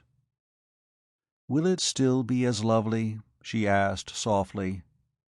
"Lovely?" Court frowned, seemed to notice the landscape for the first time. His gaze swept out over the rolling hills and the placid river. "Yes," he said finally, in a curious voice. "It is rather lovely. I wasn't aware of it before." "I didn't think you ever would be," she said. He flushed. "I have had so little time." "It wasn't that. You never looked at the world, or at human beings. You looked through microscopes and telescopes." He glanced at the girl, and his hand went out in a gesture that was somehow pathetic. Then his lips tightened. He drew back, again clutching the wheel firmly. He looked ahead grimly without speaking, not seeing the tears that hung on Marion's lashes. They reached the airfield soon after. The Terra had been wheeled out, a shining golden cylinder 8 feet in diameter and 20 feet long. Its ends were slightly tapered and bluntly rounded. It gleamed in contrast to the rich black loam on which it lay. "Small," Court criticized. "Thought we had no time to make a larger one. It'll have to do." He helped Marion from the car, and together they went toward the Terra. A group of mechanics and workers approached. "All set," the foreman stated. "She's warmed up and ready, Mr. Court." "Thanks." He halted at the open port. "Well, good luck," Marion breathed. Court stared at her. Curious lines that had never been there before now bracketed his mouth. He looked away at the green hillside, and then back at the girl. His lips parted involuntarily, but with an effort he controlled himself. "Thanks," he said. "Goodbye, Marion. I'll see you soon." He entered the ship and closed the port behind him. Marion stood quite silent, her fingers blindly shredding her handkerchief to rags. The Terra rose smoothly, swiftly mounted straight up. Smaller and smaller it grew, a glittering nugget of gold against the blue sky. Then it was merely a speck, and it was gone. Marion turned and walked slowly back to the car. Her lips were bravely scarlet, yet they quivered against the pallor of her face. Court sat before the control panel, peering ahead through a porthole. "Wonder what effect radiation in space will have," he murmured. "It's leaded Polaroid glass, of course, but the other ship had no portholes at all. They probably use some sort of televisor equipment that's beyond our contemporary science." He could see nothing but the blue of the sky. It grew darker, shading to a deep purple. Faint stars began to twinkle, until countless points of light were glittering frostily. "Sinus, Jupiter, Mars," Court sighed. With the secret of space travel mastered, man could reach all the planets. With sufficient power, the interstellar gulfs might even be bridged. But how long would man continue to exist on Earth? Hours merged into an unending monotony of watchful, weary vigilance. The Terra plunged on, gathering speed. "Meteors might be a menace," Court mused, "unless the magnetic field deflects them. But that would work only on ferrous bodies. Still, nothing's happened so far." He changed his course slightly. "I'm doubtful about that space armor. Spatial conditions can't be duplicated on Earth. Well, I've taken other precautions." He had had the door made to fit exactly the port that had been telescopically visible on the golden ship. A queer excitement grew stronger within Court as he neared his destination. He could not keep away from the transparent ports, for he was desperately anxious to see the golden ship. Some subtle instinct told him that the rendezvous might even be more important than he had realized. How long had the spaceship maintained its orbit beyond the atmosphere? Whence had it come? What strange secrets might it hold? When Court found that his fingers were trembling slightly on the controls, he grimly repressed his nervousness. But he could not help wondering. Centuries, eons perhaps, might have passed while the golden vessel circled the planet. And now Stephen Court, man of Earth, was questing out to what destiny? He did not know, but some premonition of the incredible future must have come to him, for he shuddered. "Somebody's walked over my grave," he muttered, with a sardonic smile at the whimsy. "Well, it won't be long now." Again he turned to the port, and his breath caught in his throat. The golden ship hung there, a mysterious, gleaming cylinder against the star-bright background of black space. Swiftly it grew larger. As Court decelerated, his face was curiously pale. The Terra was easy to handle. He deftly pulled it alongside the other craft. Hull scraped against alloyed hull till finally the two ports were flush together. Court threw a lever and hastily spun a wheel. He was breathing unevenly, and his eyes were glowing with excitement. The ships were held firmly together by an airtight rubberoid ring. He rose, donned a gas mask, and picked up a revolver. Then he went to the port and gingerly swung it open. The air remained in the ship. Facing him was a surface of yellow metal, a scarcely visible crack showing that it was an oval door. Cort pushed, but it did not yield. A blowtorch might cut it, and certainly acids would bite through. But Cort did not resort to these immediately. He fumbled with a powerful electromagnet and worked unavailingly for a time. At last, in desperation, he used acids to eat a small hole through the outer hull. The air that rushed out was thin and dead, but far from poisonous. Grunting, Cort reached through the gap and managed to open the port. What he expected, he did not know. His nerves were strung to wire edge, unbearably tense, now that he was face to face with the solution of the mystery. The port opened, and for a moment Cort was weak with reaction. He saw nothing but a short corridor, about 6 feet long, featureless and vacant. Naturally there would be an airlock, for safety's sake. He should have expected one. At the farther end was another door, but this one had a lever set in it. Cort walked forward and moved the lever slightly. The port swung open. Air gusted from the Terra to the golden ship. He stepped across the threshold and halted, staring around. He was in a good-sized room, apparently only one of several in this huge vessel. Open doorways gaped in the walls. The chamber was bare, with nothing but a few couches. But on the couches lay human beings.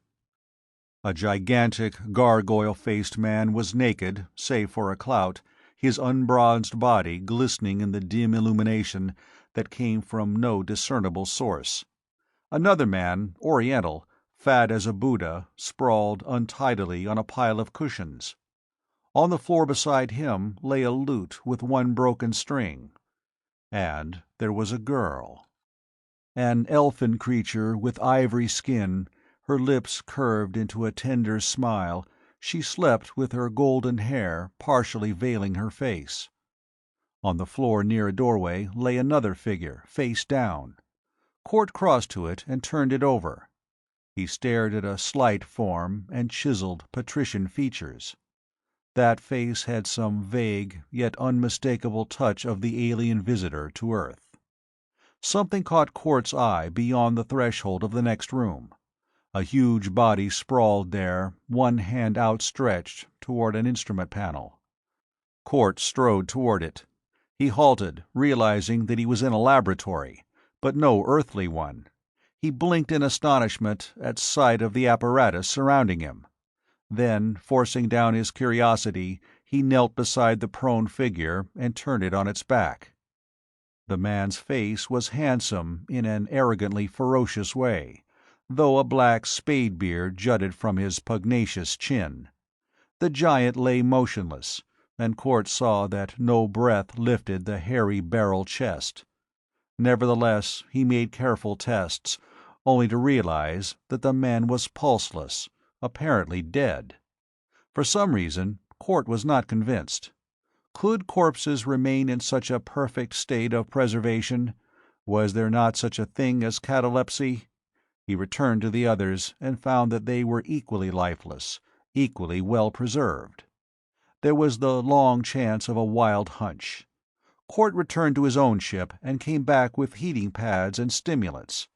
He paused to consider. Which one should he attempt to revive first? The girl? The Chinese? Why not the bearded man? His presence in the laboratory, the heart of the ship, indicated that he was probably a scientist. With a grunt of decision, Cort went to the prostrate giant and put down his burden. Warmth must come first. The heating pads were arranged in armpits and thighs. He followed them with adrenaline, with brandy, artificial respiration. Cort placed his hands in the proper position and forced air from the giant's lungs. Then back, and down again. Down, and up. With a surge and a rush, the man came back to life. He flung Court off with a swift gesture and sprang up. His hand closed on the switch he had been striving for. But he halted and whirled, his yellow cat's eyes glowering at the smaller man. He said something Court did not understand. Rising to his feet, Court kept one hand on his gun as he watched the giant warily. Abruptly, the Blackbeard strode past Court and into the next room. When he returned, he was grinning. He stopped at the door and stood with arms akimbo. After a moment, he spoke slowly, in Latin. It was a language that Court, being a scientist, had studied with some thoroughness. "I come from Earth," he explained. "The third planet of this sun. I mean no harm. I awoke you." The other nodded. "I am Thordred, but there is no time to talk now. Tell me, swiftly as you can, how you found us." Court obeyed. As he talked, Thordred went into the adjoining room and stood contemplating the silent figures. He stooped beside the slim body on the floor. "Dead, I think. Yet, this is your ship?" He pointed toward the port. "Yes." "Well, you will not need it. My ship is yours now." A gleam of amusement shone in the yellow eyes as Thordred lifted Ardath's body and carried him into the Terra. He paused to study the controls. After making a careful adjustment, he returned. The door of the Terra he closed behind him, then both ports of the larger ship. Court felt a touch of apprehension. "Thordred," he said with quick anger in his voice, "what are you doing?" The giant turned to a vision screen in the wall. He flicked it on. "Look." On the screen, Court saw the Terra flashing away through space. He felt a sudden pang that chilled to cold rage. "What right—" Thordred grinned. "Slowly, Stephen Court. I have said that this ship is yours. As for him—" black hatred shone in the yellow eyes. "He was a renegade and a traitor. He tried to kill us all. He is dead now, but science and magic may bring even a dead man back to life. So Ardath is going where there is neither science nor magic, toward the sun." "The sun?" "Yes. I set the controls on your ship. They are not difficult to understand. Ardath is doomed, if a dead man can die again, and now we will attend to the others." He glanced at the silent figures on the couches. "We'll awaken them?" "One at a time. The girl first." Thordred hesitated. "Revive Jansaya, Court, while I adjust the apparatus. We are going back to Earth." "Good," Court smiled. "We need your help." His throat felt achingly dry, for at last his search was at an end. With the science of this Thordred added to his own, the plague could be fought, perhaps conquered. Thordred was smiling triumphantly as he went into the laboratory. Chapter 13. The Sleepers Awake. Court busied himself with the golden-haired girl. Jansaya's feline, sophisticated green eyes and the vague suggestion of cruelty about her lips were not apparent now as she lay in cataleptic sleep. Rather, she seemed some elfin creature out of Earth's myth-haunted past, a daughter of Neptune.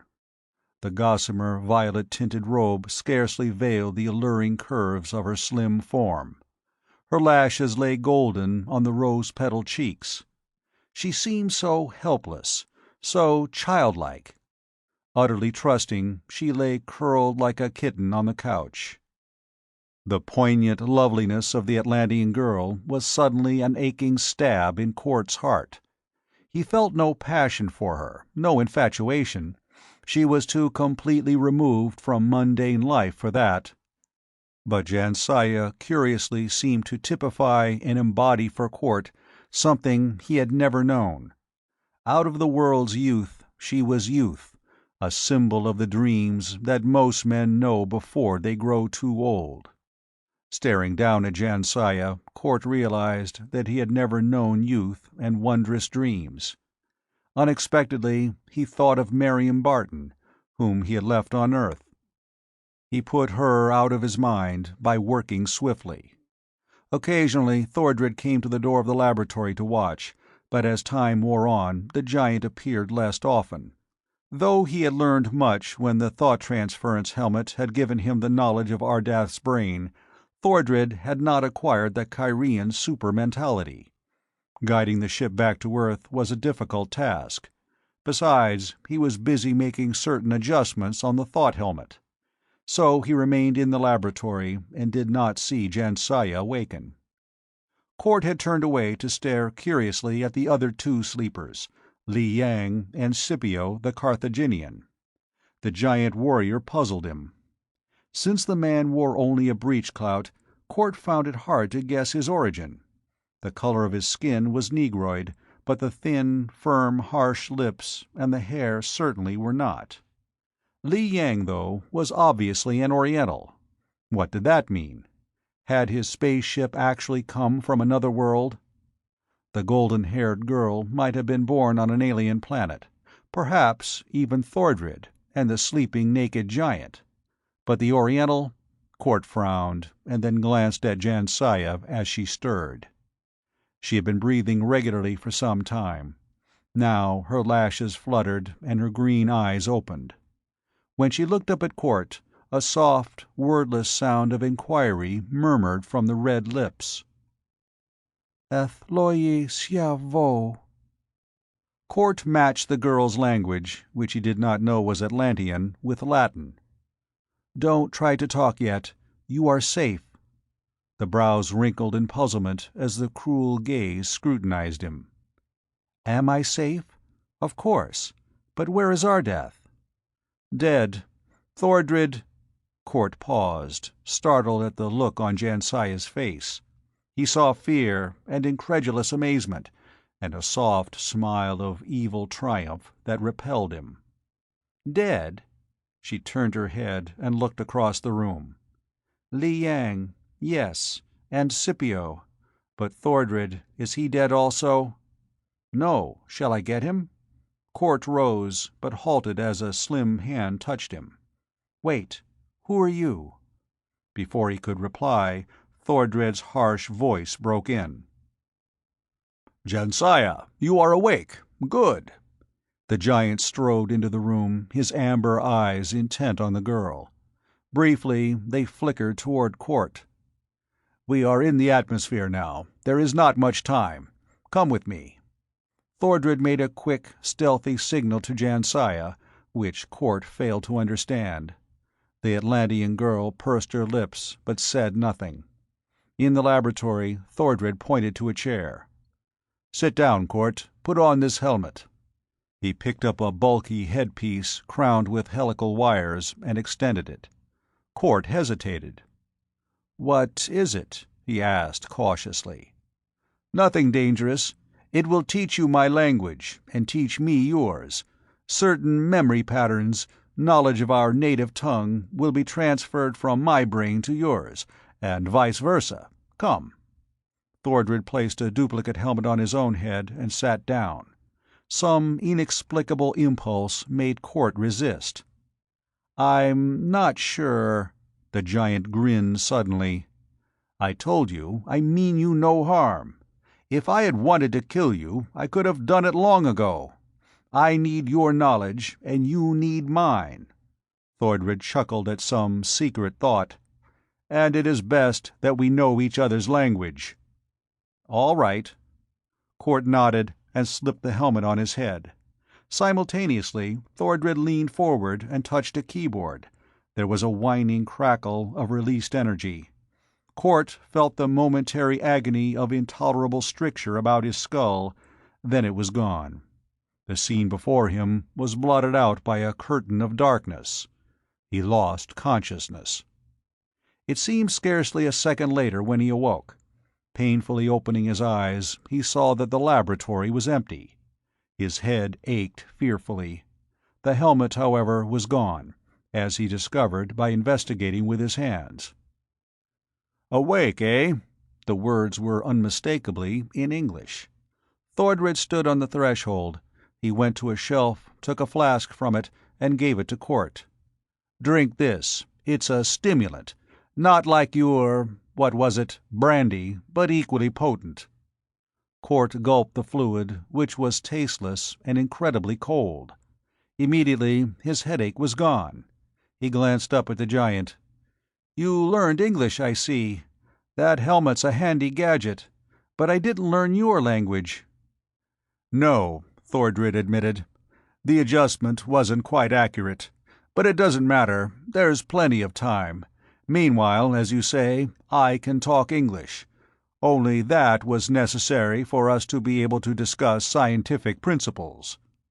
Stephen saw the common sense of that. There were no ancient Latin terms for modern scientific theories and devices. "Where are we now?" he asked. "On Earth." Thordred glanced searchingly at him. "Cort, I'll be frank with you. I learned more than merely your language from your mind. The plague that worries you, for example. I acquired your memory of that." "You did?" Cort's dark face twisted in a scowl as he felt the premonition of danger.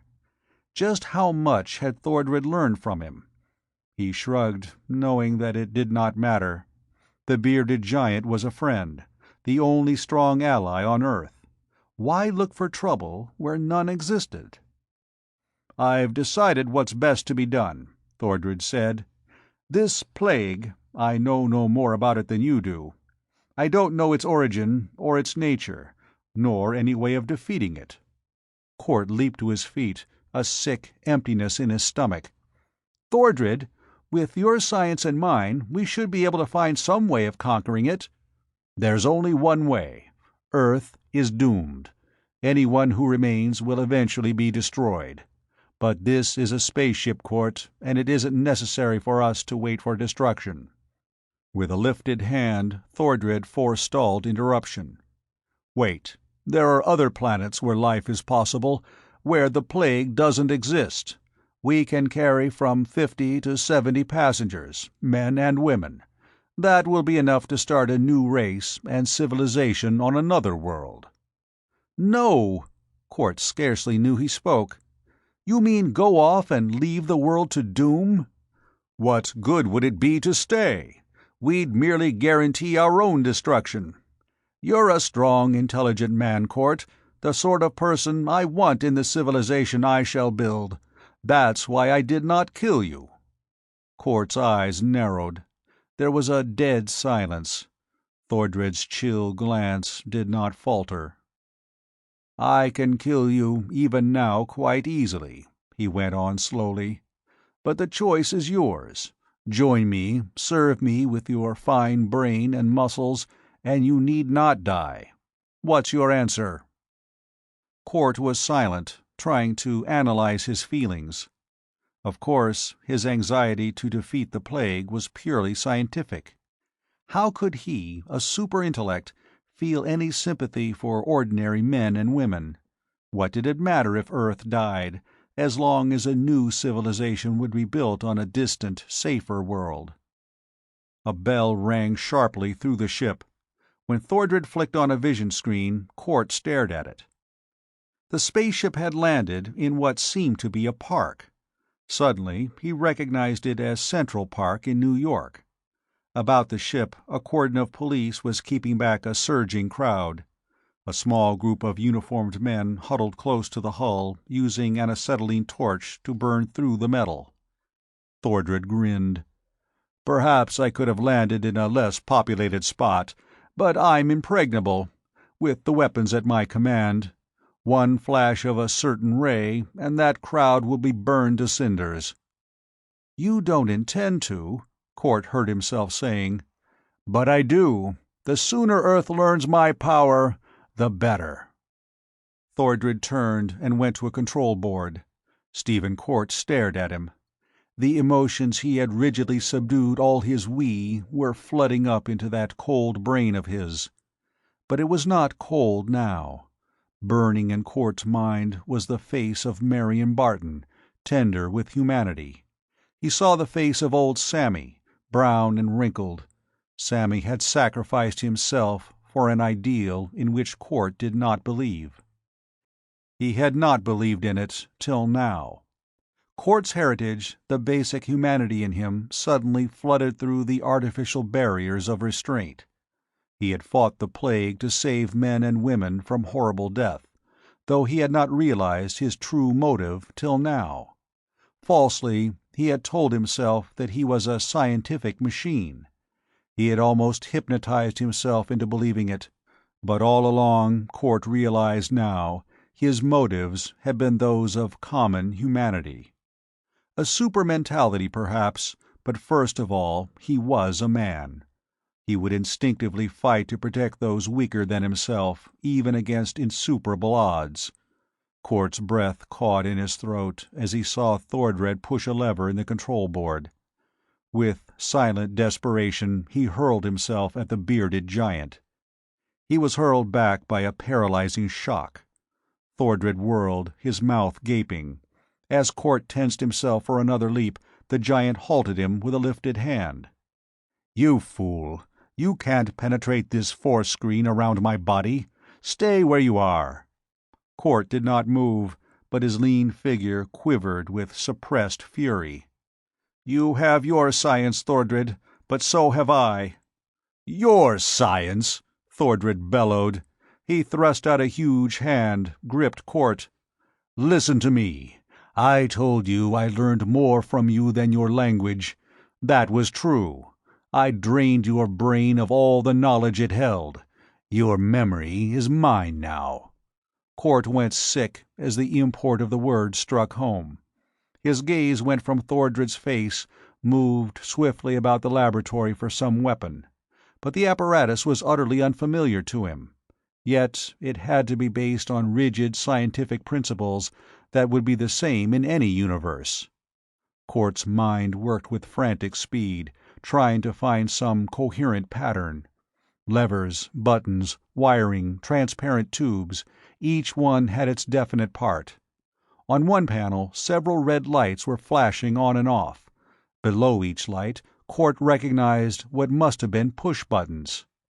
There were two possible answers. Either the switchboard had some connection with Thordred's death ray, of which he had spoken, or else it was part of an alarm system. It was probably an alarm system, since Thordred was busy at another instrument panel. The police outside the ship were trying to burn through a port, and the red light was flashing. The button beneath that light, Court decided, probably opened the door. His face was immobile as he shrugged, deliberately letting his shoulders droop despairingly. Thordred's mouth twisted into a triumphant grin. He half turned from his prisoner, and his hand touched the lever again. And then Court sprang. Not at Thordred. He leaped toward the panel where the red light glowed. His finger stabbed out and depressed the button. Chapter 14. The Plague Strikes. Thordred's roar came too late. A burst of sound welled into the ship. Men were shouting, and footsteps tramped loudly on the metal floor of the airlock. Court sped to meet them. His hands lifted above his head, he was shouting warning. The skin of his back crawled with expectation of an attack. But Thordred did not pursue. Instead, there came a sizzling crackle from behind Court. Strong hands caught him, and he found himself in the midst of a group of police. He turned. Across the door of the laboratory, a veil of wavering light flickered. Court seized the arm of an officer to prevent him from moving toward the hazy glow. "Wait! That's dangerous!" "What do you mean? Who are you?" "Never mind that now. Shoot through that light, but don't go near it. You may be electrocuted." The leader of the group, a gray-haired, bulky man, stared. "I know you. You're Stephen Court.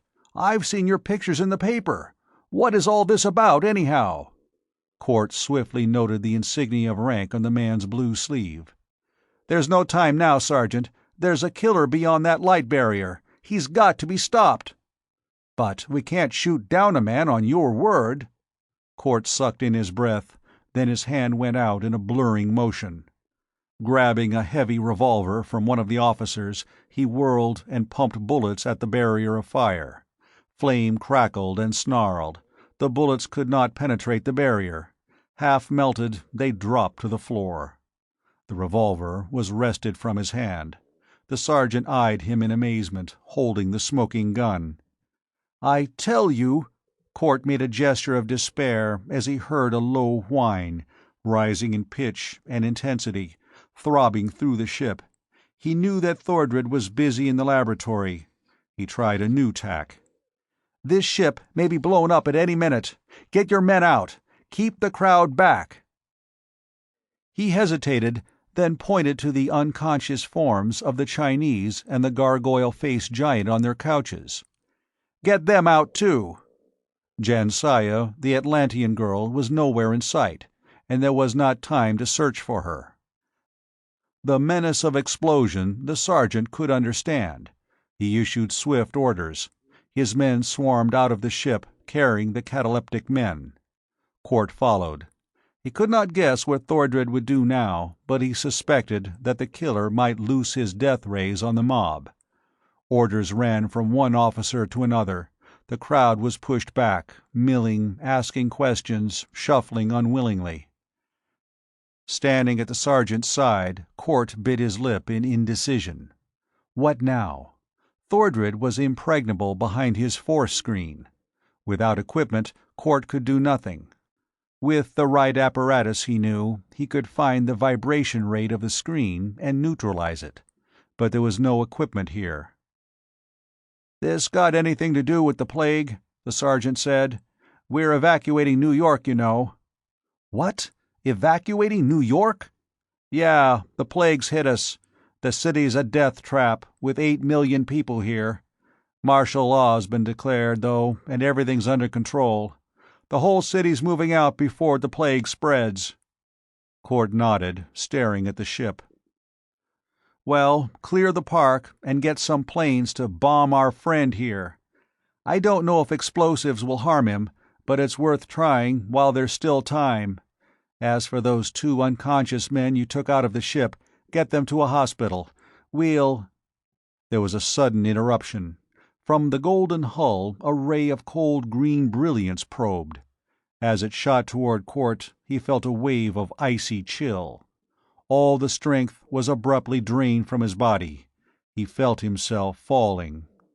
The ray flamed brighter, turned to yellow, then to white. It splashed in pale radiance over the sergeant. His strong face seemed to melt, the flesh blackening incendiary horror over the bone structure. The officer dropped without a sound. Through filming eyes, Court saw the golden spaceship rise from its resting place. It shot up and hovered. Fleeing abruptly into the western skies, it was gone. When the ray touched Court, it had not been strong enough to kill, only to paralyze, but the sergeant was horribly dead. Court felt himself slipping down into the black pit of unconsciousness. His last memory was that of some small bird wheeling above him against the blue. Then darkness took him. Hearing returned to him first. The sound was confused and chaotic. Court lay motionless, striving to analyze it. As if from a vast distance, he seemed to hear a babble of voices faintly mumbling what sounded like gibberish. Piercing through this was a medley of shrill whistles and siren-like noises that were utterly inexplicable. Then Court opened his eyes, looked straight up at a bare white ceiling. Sunlight made square patterns on it. He could move, he discovered. Without difficulty he sat up, found that he was in one of a row of cots that ran down the length of a long room. He was in a hospital. Court's voice cracked when he cried out. He tried again, but roused only an echo. Wonderingly, he rubbed his chin and gasped in amazement. A beard? He must have been unconscious for 2 weeks at least. He rose, shivering in his regulation hospital nightgown. Though the windows were closed, the room was icy cold. Rocking weakly on his feet, Court looked around. The man in the next bed looked familiar. It was the obese Oriental he had last seen in the golden spaceship. The man lay silent, motionless, no breath lifting his huge paunch. In the cot beyond lay the scar-faced giant, the man who had resembled a gladiator. He, too, was apparently dead or cataleptic. Some of the other beds were occupied, Court saw. He made a quick investigation. Strangers, and dead, all of them. Some had plainly died of starvation and thirst. The blankets in most cases were tumbled and twisted, and some of the bodies on the floor where they had apparently flung themselves. One grizzled oldster was huddled in a heap near the door, his skinny hand still outstretched for aid that could never come. The hospital must have been deserted. But what could have caused medical men to forsake their patients? Physicians do not break the Hippocratic Oath so easily. That meant the plague. His throat tight, Court stumbled to a table where a carafe of water stood. It was stagnant with long standing and half evaporated, but he gulped down a repulsive swallow. A folded newspaper on the table caught his gaze.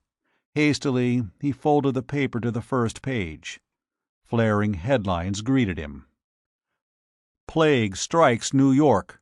20 carriers reported in Manhattan. Mayor orders city evacuated. Hastily linotyped columns gave the story. All over Greater New York, the plague had suddenly appeared. In Queens, Brooklyn, the Bronx, from Harlem to the Battery, the shining men, harbingers of weird death, had come into being. Thinking the invasion had arrived by way of Jersey and the surrounding area, the mayor had directed the evacuation to take place northward. But in the box labeled Latest News Bulletins, it became apparent that the infection was spreading with fatal speed. Among 8 millions of people, the plague ran like wildfire. Well, judging by his beard and the date of the paper, that had been 2 weeks ago. What was the country like now? Court went to the window and stared out. The bleak, snow-covered expanse of Central Park was far below. Small, irregular dark blotches lay on the whiteness. Were they bodies? Court found a telephone and jiggled the receiver impatiently. Not even the dial tone answered him. New York must be entirely deserted, save by the dead. Again he went to the window. This time he saw a shining oval of light, dwarfed by distance, gliding under the trees in the park. A carrier. Court knew he could not remain in New York. With a nod of decision, he glanced at the 2 motionless figures on the cots beside his own. Hastily, he began to gather equipment. He saw a use for the Oriental and the giant. He could not leave them here, frozen in cataleptic sleep, even if he did not think that their knowledge might prove valuable. He used heat, stimulants, and artificial respiration. The stimulants were easy to procure after a trip down the corridor into adjoining wards. It was harder to find adrenaline. Court had to break down a door before locating the drug, but finally he was ready. Electricity, rather than gas, supplied the hospital. He knew there would be no current now. Court hesitated. Frowning, he stared out the window. He heard again the distant din that had awakened him, the faint hooting and the low mumble of far voices. Radios, of course. Innumerable radios had been left turned on when the evacuation had taken place, and they were still broadcasting. That meant there was still electricity. Relieved, Court found heating pads and pressed them into place about his 2 patients. Little artificial respiration was necessary. Under the shock of the adrenaline, first the giant and then the Oriental stirred. They wakened almost together. Court gave a gasp of relief. Till then, he had not realized just how much his fortnight of hypnotized slumber had weakened him. Despite slowed and retarded metabolism, he had not eaten nor drunk for weeks. Shivering, he sank down on a cot and watched his patient slowly and gradually awaken. There was so much to do. He must communicate with these 2. But what language did they speak? Would they be able to understand Latin? After that, there would be so many things. Find out what had happened, leave New York safely. But the first thing, Cort murmured, is to stow some food under my belt. No, he resolved, glancing down at his nightgown. The first thing I need is a pair of pants. Chapter 15. Under the Plague. It was nearly an hour later when Cort finally finished his story and learned from Li Yang and Scipio their own tale. Luckily, both understood Latin. When Cort's knowledge of the language failed, he pieced it out in Greek, which Scipio knew. "I am familiar with all the tongues spoken around the Middle Sea, the Mediterranean," the huge Carthaginian stated. "This English of yours sounds like a hybrid language, a mixture of Latin, Greek, Goth, and Zeus knows what else.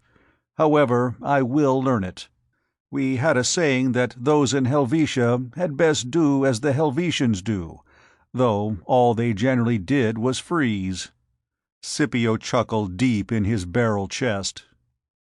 "We have a saying that jackasses bray at inopportune moments," said Li Yang blandly. "Therefore, hold your tongue, Scipio, while we make some plans." He sighed ponderously. "So Ardath is dead, eh? Eheu, he was a wise man, and a good one. Also, I have lost my lute, so I grieve." "I scarcely knew Ardath," Scipio confessed, "though he saved my life, of course. But the nymph girl, Jansaya, I needed only a glimpse of her to lose my heart and soul." The gargoyle face twisted in pained memory. "What can we best do, Cort?" "Get out of New York. After that, we can make our plans. I want to get back to my laboratory. But first, well, come along." Cort rose and led the others into the corridor. Li Yang shivered as the chill wind rustled under his scanty gown. "The world has grown colder," he mourned. "Not even on the northern steppes did I feel such a knife-like blast." Cort was unavailingly pressing the elevator buttons. "Guess they're not working," he said wryly. "That means we'll have to walk all the way down. It'll keep us warm anyway. Watch out for any carriers." Scipio shook his head as the three hurried down the stairs. "I do not understand this plague. Civilizations change, of course. New gods and new magics spring up. But what you tell me of this plague smacks of the Vrykra, the vampire." The others had no breath for talking. Scipio continued to muse aloud as they descended. When they reached the street, though, he was the only one who was not panting. "Zeus, Apollo, Kronos, and Neptune!" he roared, staring up at the skyscrapers. "Surely the gods must have reared these buildings." "Did gods build the Nilotic pyramids?" Li Yan asked with breathless irony. "Men learn always, and always they build higher. But my poor toes will be frozen." He danced about grotesquely in the slush. "You are a hardy race, Cort, to walk about in these skimpy togas." Cort was glancing about swiftly. "Come in here," he said. He hurried toward a nearby shop. He had seen that the window was broken and a burglar alarm was clanging loudly from within. That explained the medley of noises he had heard from the hospital. Hundreds of burglar alarms, all over New York, were screaming. The mobs must have looted during their flight. This men's clothing shop had certainly been looted, judging by its appearance. Cort could understand why property rights didn't mean much just now. He guided Li Yang and Scipio to the various departments and helped them outfit themselves with suitable clothing. "Breeches and boots will be best, I think," he suggested. "We may have hard going. Pick out large-sized boots, or you'll blister your feet in an hour." It was difficult to find clothing that fitted the gigantic Carthaginian, and even harder to equip Li Yang, but at last the task was finished. Completely clothed, even to fleece-lined gloves, the three returned to the street. Now they needed food and drink. Down the avenue a little way was an automat. Court led them into it, pausing at the entrance to examine a motionless, shrunken body that lay there. It was the corpse of a man, emaciated and pallid, frozen rigid. It was oddly shriveled, which Court recognized as the stigmata of plague victims. Though the man had certainly been dead since the evacuation of New York, there was no sign of decomposition. Draining of vital energy means absolute sterility. No germs or microbes. That's logical, Court muttered. At least there would be no danger of a pestilence. He smiled crookedly. Pestilence. There was nobody to be harmed by it anyway. A radio in the automat was humming noisily. Court hesitated, still inhibited by a lifetime of conditioning. But he went to the change desk and appropriated a handful of nickels.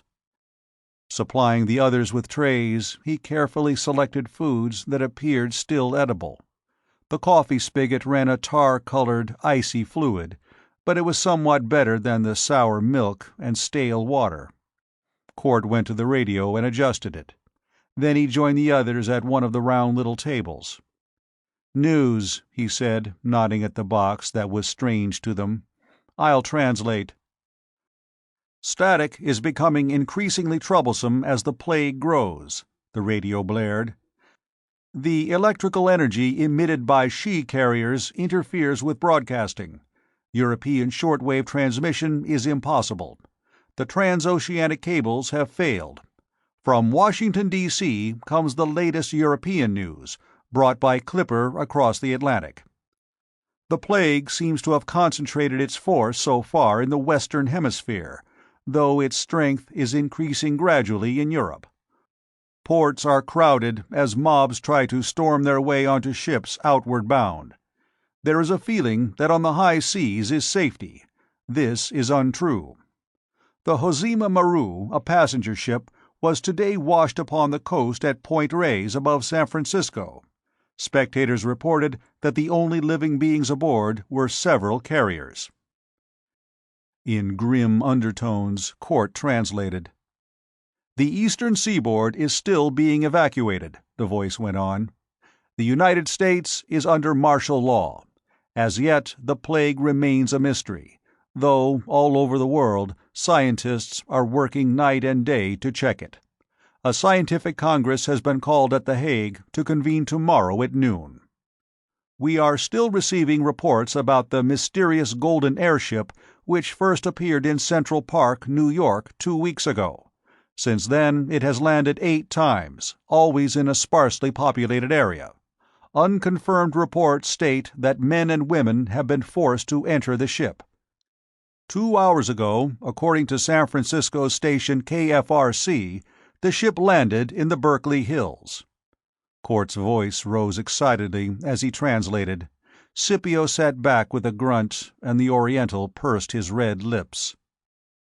"So, Thordred's still on Earth." Li Yang rubbed his fat hands together. "Good, Court.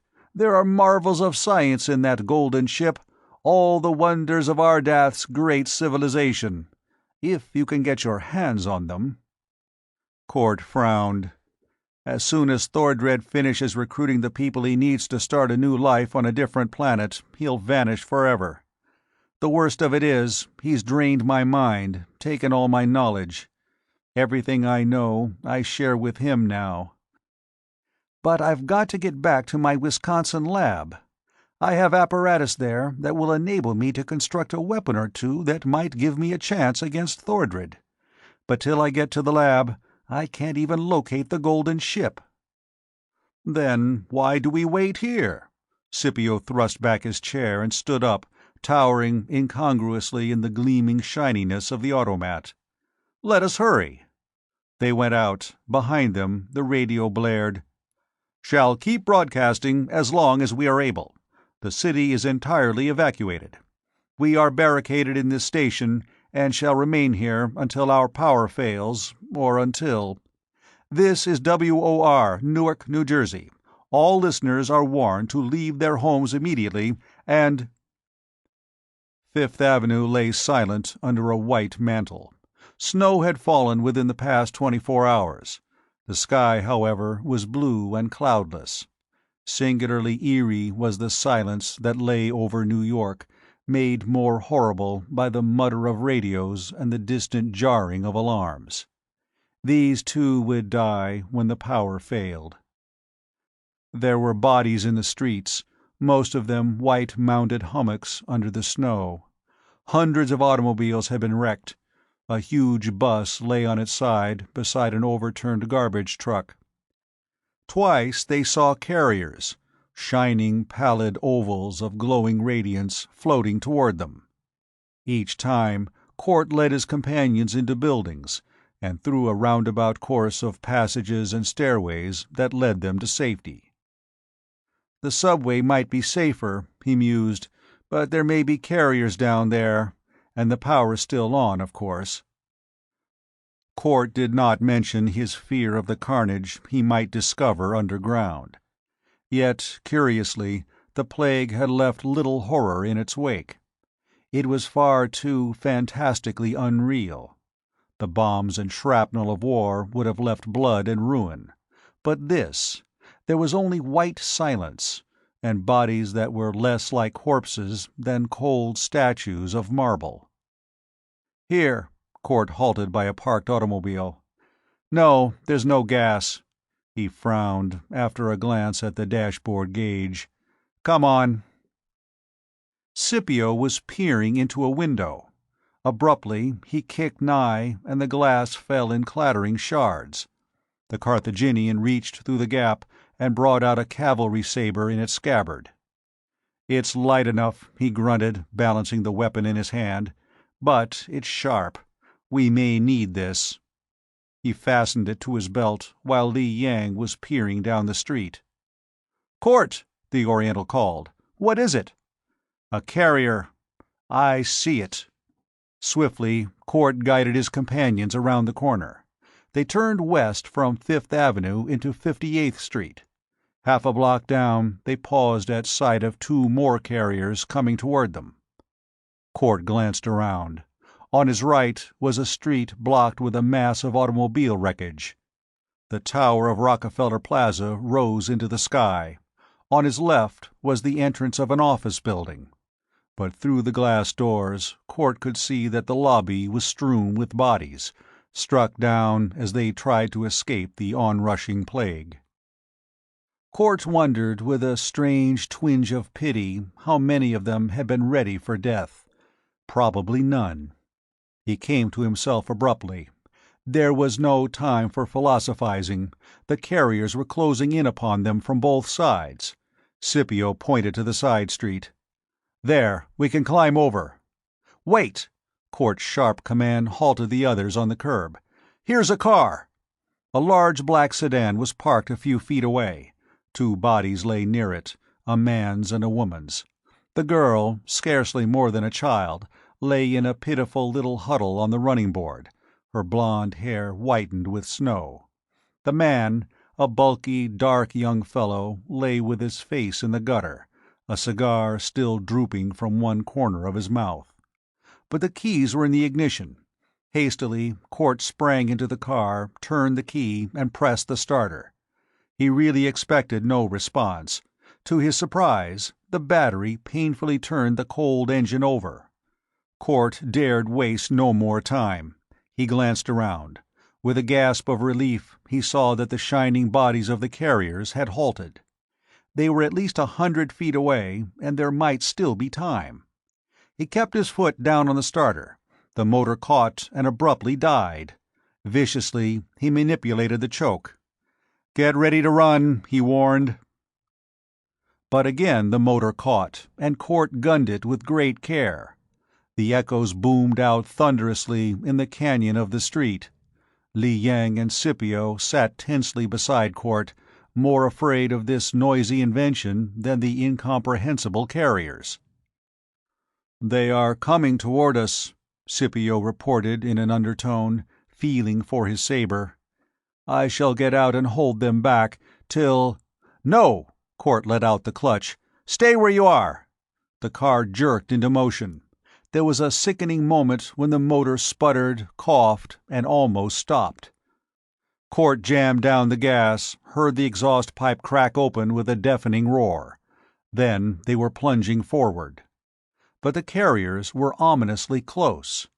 Into Court's mind came a weird, illogical thought. Pillars of fire and smoke. Was that it? It didn't matter, for two of them, directly ahead, were gliding toward the car. He spun the wheel, skidded on the slushy pavement. He shot between the two monsters, missing them by a hair's breadth. The sedan rocketed on, gathering speed. Court swallowed hard and wiped the perspiration from his forehead with the back of his hand. "Narrow squeak. This is a one-way street," he added with wry humor, "and we're going the wrong way. But I doubt if we'll get a ticket." They crossed 6th Avenue, then 7th, and turned left on Broadway. Court headed for the Holland Tunnel. Before he reached the tube, he sighted a tangle of wreckage which told him that the route was closed. Hastily, he turned north along the Hudson, hoping he could get through at the George Washington Bridge. The ice-bordered river flowed past silently, unruffled now by any boats. In the distance, the Jersey Palisades were traceries of frost. No smoke at all rose on the skyline. "Gods!" Scipio observed. "This is a world of wonders, Court. What is that?" "Grant's tomb," said Court. "Let's see what the radio says." He switched it on, but got only static. He turned the switch off, for he did not know the battery's strength. He had almost a tank full of gas, he saw, and was grateful for that. Yet it would not take him to Wisconsin. He would take the straight western route toward Chicago, and then cut northwest, unless he could find an airplane. But in this disorganized area, Court doubted whether one would be available. They all must have been commandeered. The bridge was open. They shot across, disregarding the glaring speed limit signs. Court found the highway he wanted. He sped on, seeing no sign of me. He was reminded of the last time he had driven across the Wisconsin hills, with Marion at his side. It almost seemed as though nothing had happened since then, for the landscape was still incongruously peaceful. Only one thing betrayed the existence of the plague: the occasional wrecks seen beside the highway, and the absence of traffic. An airplane startlingly roared overhead against the blue. But Marion was not here. Court realized that he missed her. She was the perfect complement for his mind, the ideal assistant. There was something else, too, but Court subconsciously steered away from the thought, refusing to let himself realize why he missed Marion so profoundly. He could see her clearly, a slim, brown-eyed girl. Rot! Such thoughts wasted time, and there was no time to waste. Sitting beside Court now, crowded uncomfortably in the front seat, Scipio and the huge Li Yang writhed uneasily. They typified the whole new set of factors which Court must integrate into the problem facing him. His mind began to work at lightning speed, analyzing, probing, discarding.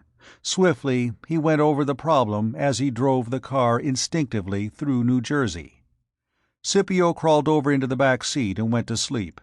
Li Yang stretched luxuriously, holding out his plump fingers to the car heater. "Great magic," he said with satisfaction. "Not that I believe in magic, but the word is a handy one." The sedan thundered westward. Chapter 16. Thordred Strikes. During the 2 weeks of Court's unconsciousness, a great deal had happened. Many large cities, like Manhattan, had been evacuated. If many carriers had appeared at once, chaos might have been the result. But the plague came with comparative slowness at first. Martial law, of course, had been declared, resulting in less indirect mortality than might have been expected. The refugees faced neither starvation nor epidemic. With well-oiled speed, the federal government had swung into action. All over the country, the evacuated populations of such cities as New York, Chicago, San Francisco, and New Orleans were billeted in hospitable homes. But the danger remained. More and more of the carriers appeared. Shining, nebulous clouds of glowing fog they slew by touch alone. There was no possible protection, for even lead armor was not always certain. Moreover, nobody knew the nature of these dread beings. Cort racked his brain as he furiously drove on. Parts of the pattern were falling into place. Entropy, he thought, was the clue. The most puzzling problem was the apparent existence of an utterly alien element, the mysterious X. In a sane universe, this could not exist. It could not be alien. For a time, he pondered the Heisenberg uncertainty factor, but discarded it as a new idea came to him. The catalyst angle was perhaps the most logical one. Absently, he reached into the dashboard compartment, expecting to find cigarettes. There was a pack in it, nearly full. Cort pressed in the dashboard cigarette lighter. Li Yang watched with interest. Cort took the glowing lighter and held it to his cigarette. Abruptly, he paused, staring at the lighter. He whistled startledly under his breath. The Oriental blinked in astonishment. What? An idea. Just an idea. A parallel, like conduction. Listen, Li Yang, if you take a red-hot chunk of steel and put it next to a cold piece, what'll happen? The cold piece will be warmed. Yes, the heat will be transmitted. Only it isn't heat in this case. It's X. X is being transmitted to living beings. Cort rubbed his forehead. What is X? Energy? Sure, but... I've got it. He almost lost his grip on the wheel in his excitement. I've got it, Li Yang. Entropy, life, energy, cosmic evolution. Words, said the Oriental, shrugging indifferently. What do they mean? Cort began to talk slowly, carefully, picking his way along the new theory. Evolution goes on constantly, you know. From the day the first amoeba was born, evolution kept on steadily. It'll always do that, all over this universe, and in other ones too. Well, what's the ultimate evolution of life? To what man is it given to know that? Li Yang replied fatalistically. There have been lots of theories. Plenty of science fiction writers have speculated about it, people like Verne and Wells. Some of them say we'll evolve into bodiless brains. Well, that isn't quite logical. Rather, it doesn't go far enough. Brains are made of cellular tissue, and therefore can die. But thought, life energy, is the ultimate form. The final evolution is toward bodiless energy, life without form or shape. A gas, perhaps. The Oriental nodded. I think I see. Well? Cort swung the sedan around a curve, taking it wide to avoid an overturned roadster. Entropy goes on regardless. Eventually, a universe is destroyed. Matter itself breaks up. But this life energy isn't matter. It's left unchanged. It floats on through the void, like a dark nebula. His eyes widened. Perhaps that's the explanation for dark nebulae, like the coal sack, for example. Well, that doesn't matter. This cosmic cloud of life energy drifts through space. If it happens to reach a newly formed planet, like Earth billions of years ago, life is generated in the seas, and the cycle starts again. But if we already exists, as on Earth now, yes, the chunk of hot steel warms the cold one. Only it isn't heat that's transmitted, it's pure life energy, the superlife to which we'll all evolve at the end of our universe. We're not ready for that yet, but it's come of its own accord. I am not sure I understand, Li Yang said thoughtfully. Take a familiar parallel. We know today that there's a hormone which causes growth. A hormone is a glandular extract. If we inject an overdose of that into an infant, he'll grow enormously. But he'll probably be an idiot, with little control over his huge body. He should have been left to grow naturally, for he wasn't ready for the hormone in such a large dose. Neither is the Earth ready for so large a step forward in evolution. But we've got an overdose of pure life energy, and it's transforming human beings into another form of life." "Demons," Li Yang said quietly. "Perhaps, at least into poor devils. Well, that's the answer, but it still does not help matters. Here's a town. I think it has an airport." The field was a flurry of brightly lit activity. No carriers had yet appeared in this New Jersey city, but the air of tension was inevitable. By dint of argument, threats, pleas, and coercion, Court managed to charter a plane, though he would have no success in getting a pilot. Their services were difficult to obtain because of the national emergency. It was lucky that Court knew how to fly. He took time to drink black, scalding coffee at the airport restaurant, where curious glances were cast at his strange companions. There was little information he could gain from the scattered scraps of conversation. No one could guess where the plague might strike next. At the first sign of it, evacuation must take place, with the aid of every automobile, railroad, and plane that could be pressed into service. A few local residents wandered in to stare curiously at the unusual activity. Their lives would continue in normal routine until the plague actually arrived on their doorsteps. Refreshed, Court took his companions into the plane, a speedy gyrocraft cabin ship.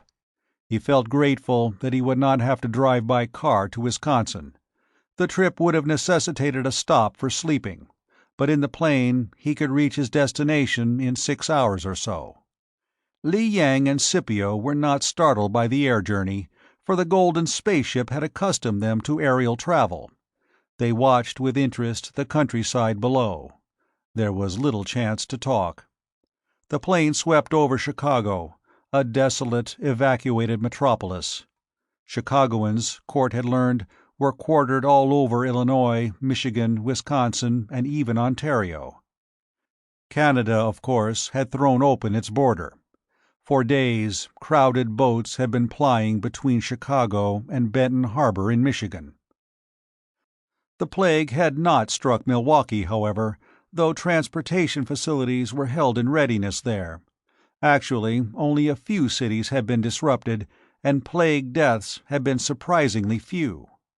The real peril, which not many knew, lay in the future, if the plague spread and remained incurable. At Madison, Court landed and rented a car.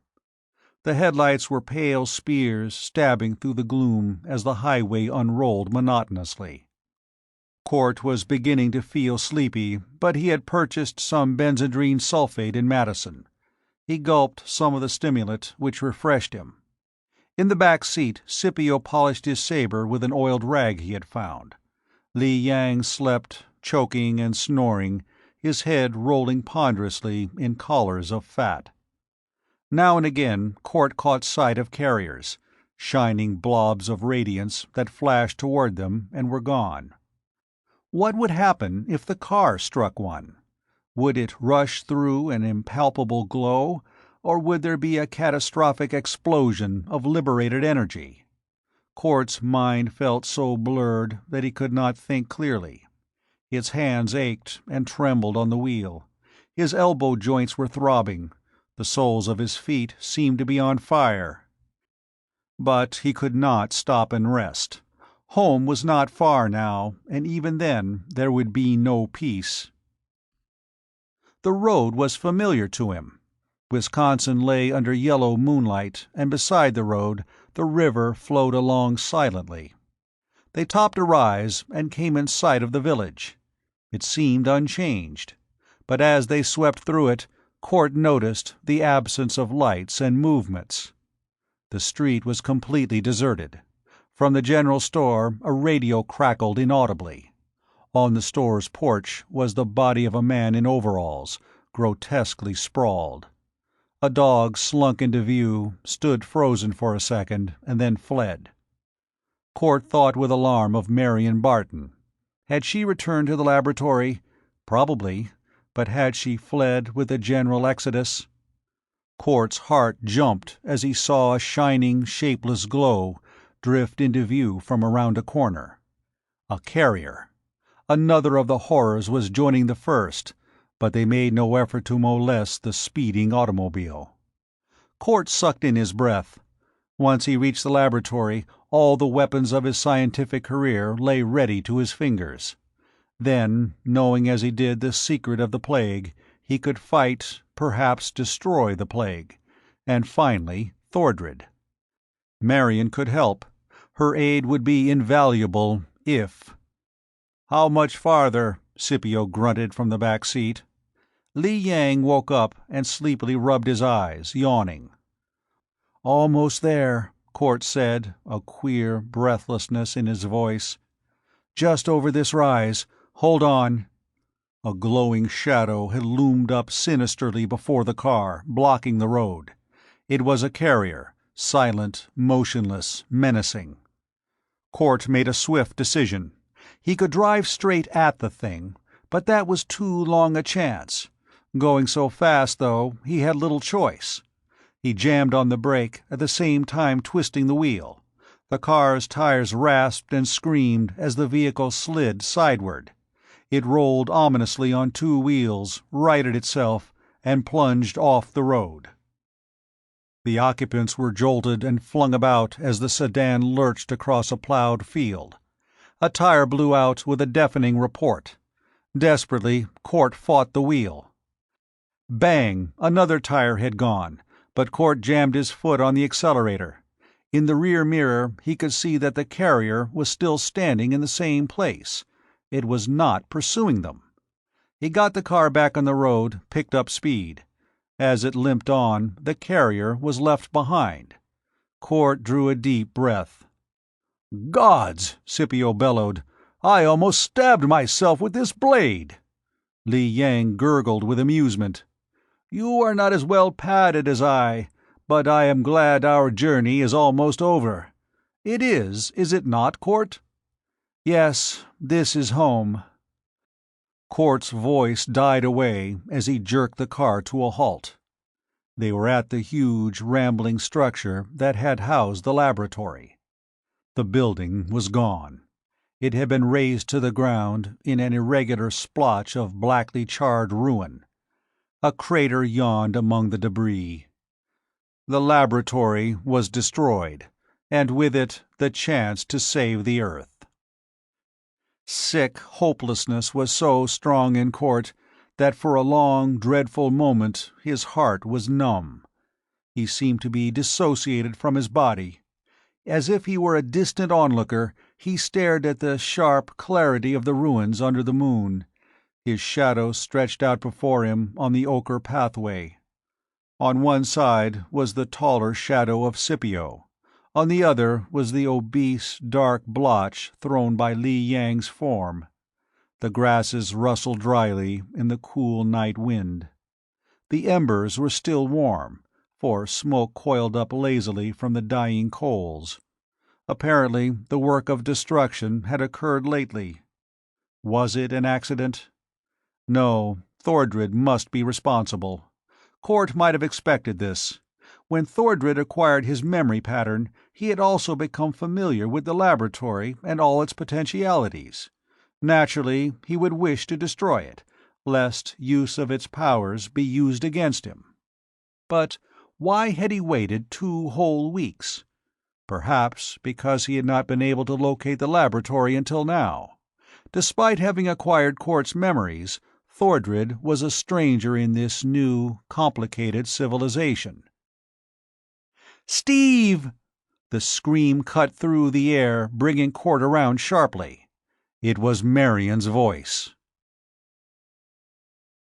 Chapter 17. Marion.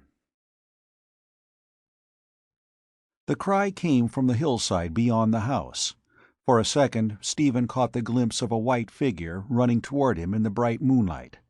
He raced to meet the girl. She collapsed in his arms, panting and disheveled. Her hair was a tumbled brown mass of ringlets. For several minutes she could only gasp inarticulately. "Steve, thank God you're safe. I saw the headlights of a car, but I didn't know it was you. But I thought if you were alive, you'd come back to the lab." Looking down into her eyes, Court felt a queer tightness in his throat. He interrupted in a voice that was scarcely audible. "Marion, I love you." The girl caught her breath as she stared. Then suddenly she smiled with dazzling brilliance. "I'm glad," she whispered, and pressed her head against Court's chest. "I'm glad you're human after all." Yes, Court thought to himself, he was human. For years he had refused to admit it. But now a chuckle started behind his lips. He gloried in it. The others came running up, staring at Marion. She drew away from Court. "Thordred wrecked the lab," she explained. "Who are these men?" She eyed them inquisitively. "No time for introductions now," Court snapped. "Tell me what's happened. You've seen Thordred, or you wouldn't know his name." She nodded. "He came here 2 hours ago and destroyed the house. I was the only one who got out alive. I saw the ship not far away. When I started to run, a beam of light flashed out, and I was paralyzed. A huge bearded man came running and carried me into the ship. He seemed to know who I was." "Of course," Court agreed. "He acquired all my memories with his damned machine." "There was a girl named Jansaya. She didn't say anything. She just watched. Thordred showed me dozens of men and women in the ship, asleep, cataleptic. He said he had captured them to start a new civilization. He was going to another planet, and he decided to take me too. Since I'd been your assistant, Steve, he figured I'd be a good assistant for him. My scientific training would be invaluable to him. He told me you were dead, that he'd killed you with a ray in New York." "So, he thinks I'm dead," Court observed. "That means he didn't know the ray only paralyzed me." Marion didn't look at him as she continued. "I pretended to fall in love with Thordred's wishes, said I'd go with him. So he didn't bother to put me into catalepsy. He started the motors, and the ship began to rise. Then I... "Go on," Court said gently. "He wasn't watching me. I saw what he was doing at the instrument panel, and I jumped at it. Somehow I pushed all the levers and buttons before he grabbed me. The ship crashed. I wanted to kill Thordred, Steve, because I thought he'd killed you. If you were dead, I didn't want to keep on living." For an answer, Court drew the girl closer. She went on talking hurriedly. "The ship was wrecked completely. It's right over the ridge. All the prisoners were killed, and Jansaya was hurt. I tried to help her, but Thordred dragged me away. I don't know how he got me out alive. He was like a madman. He salvaged some weapons from the wreck and made me go with him. I don't know why or what he intended. I think he wanted to kill me later, Steve, slowly." Court's face was chalk white. Clipping his words, he gave his orders. "Let's find the ship. We may be able to salvage something too. Li Yang, Scipio, watch out for Thordred, though I don't think he'll bother us now." The four mounted the slope. At the top of the ridge they halted. In the valley before them lay the vast golden bulk of the spaceship, near a streamlet that made a winding ribbon of quicksilver between its banks. There was no sign of life near the vessel. They descended the slope. Suddenly Marion cried out softly and gripped Court's arm. The four halted abruptly. A shining oval drifted into view from behind a bush. It was a carrier, a glowing fog, fading toward its edges into invisibility. With more than human speed it moved toward the group. Court instinctively thrust the girl behind him. Scipio lifted his hard fist in futile defiance. Then he remembered the saber and drew it. But there was no defense against a carrier, Court knew. He opened his mouth to shout a command to flee, but for some reason that he could not define, he waited. The shining thing halted. It was motionless, and Cort was conscious of an intent regard. The creature was watching him. Why? Such a thing had never happened before. Always the carrier had leaped eagerly, avidly upon then-prey. Why did this horror wait? Cort inexplicably felt something stir and move in his brain.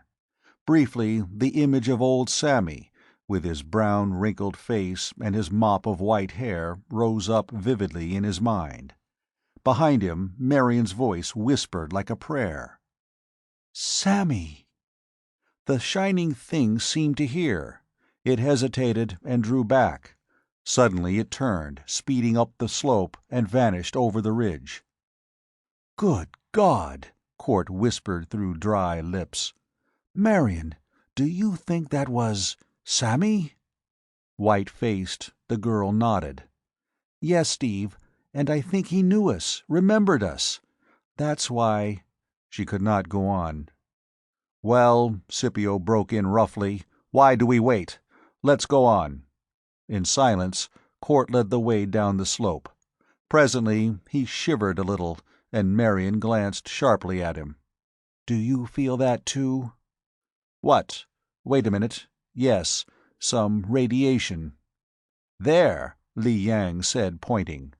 Cort followed the gesture, saw the spot of light. Blazing like the heart of a blue sun, flaming with a fierce and terrible radiance, the light speck glowed upon the hull of the ship. Instantly, Cort guessed what it was. The atomic energy that powered the huge motors had broken free.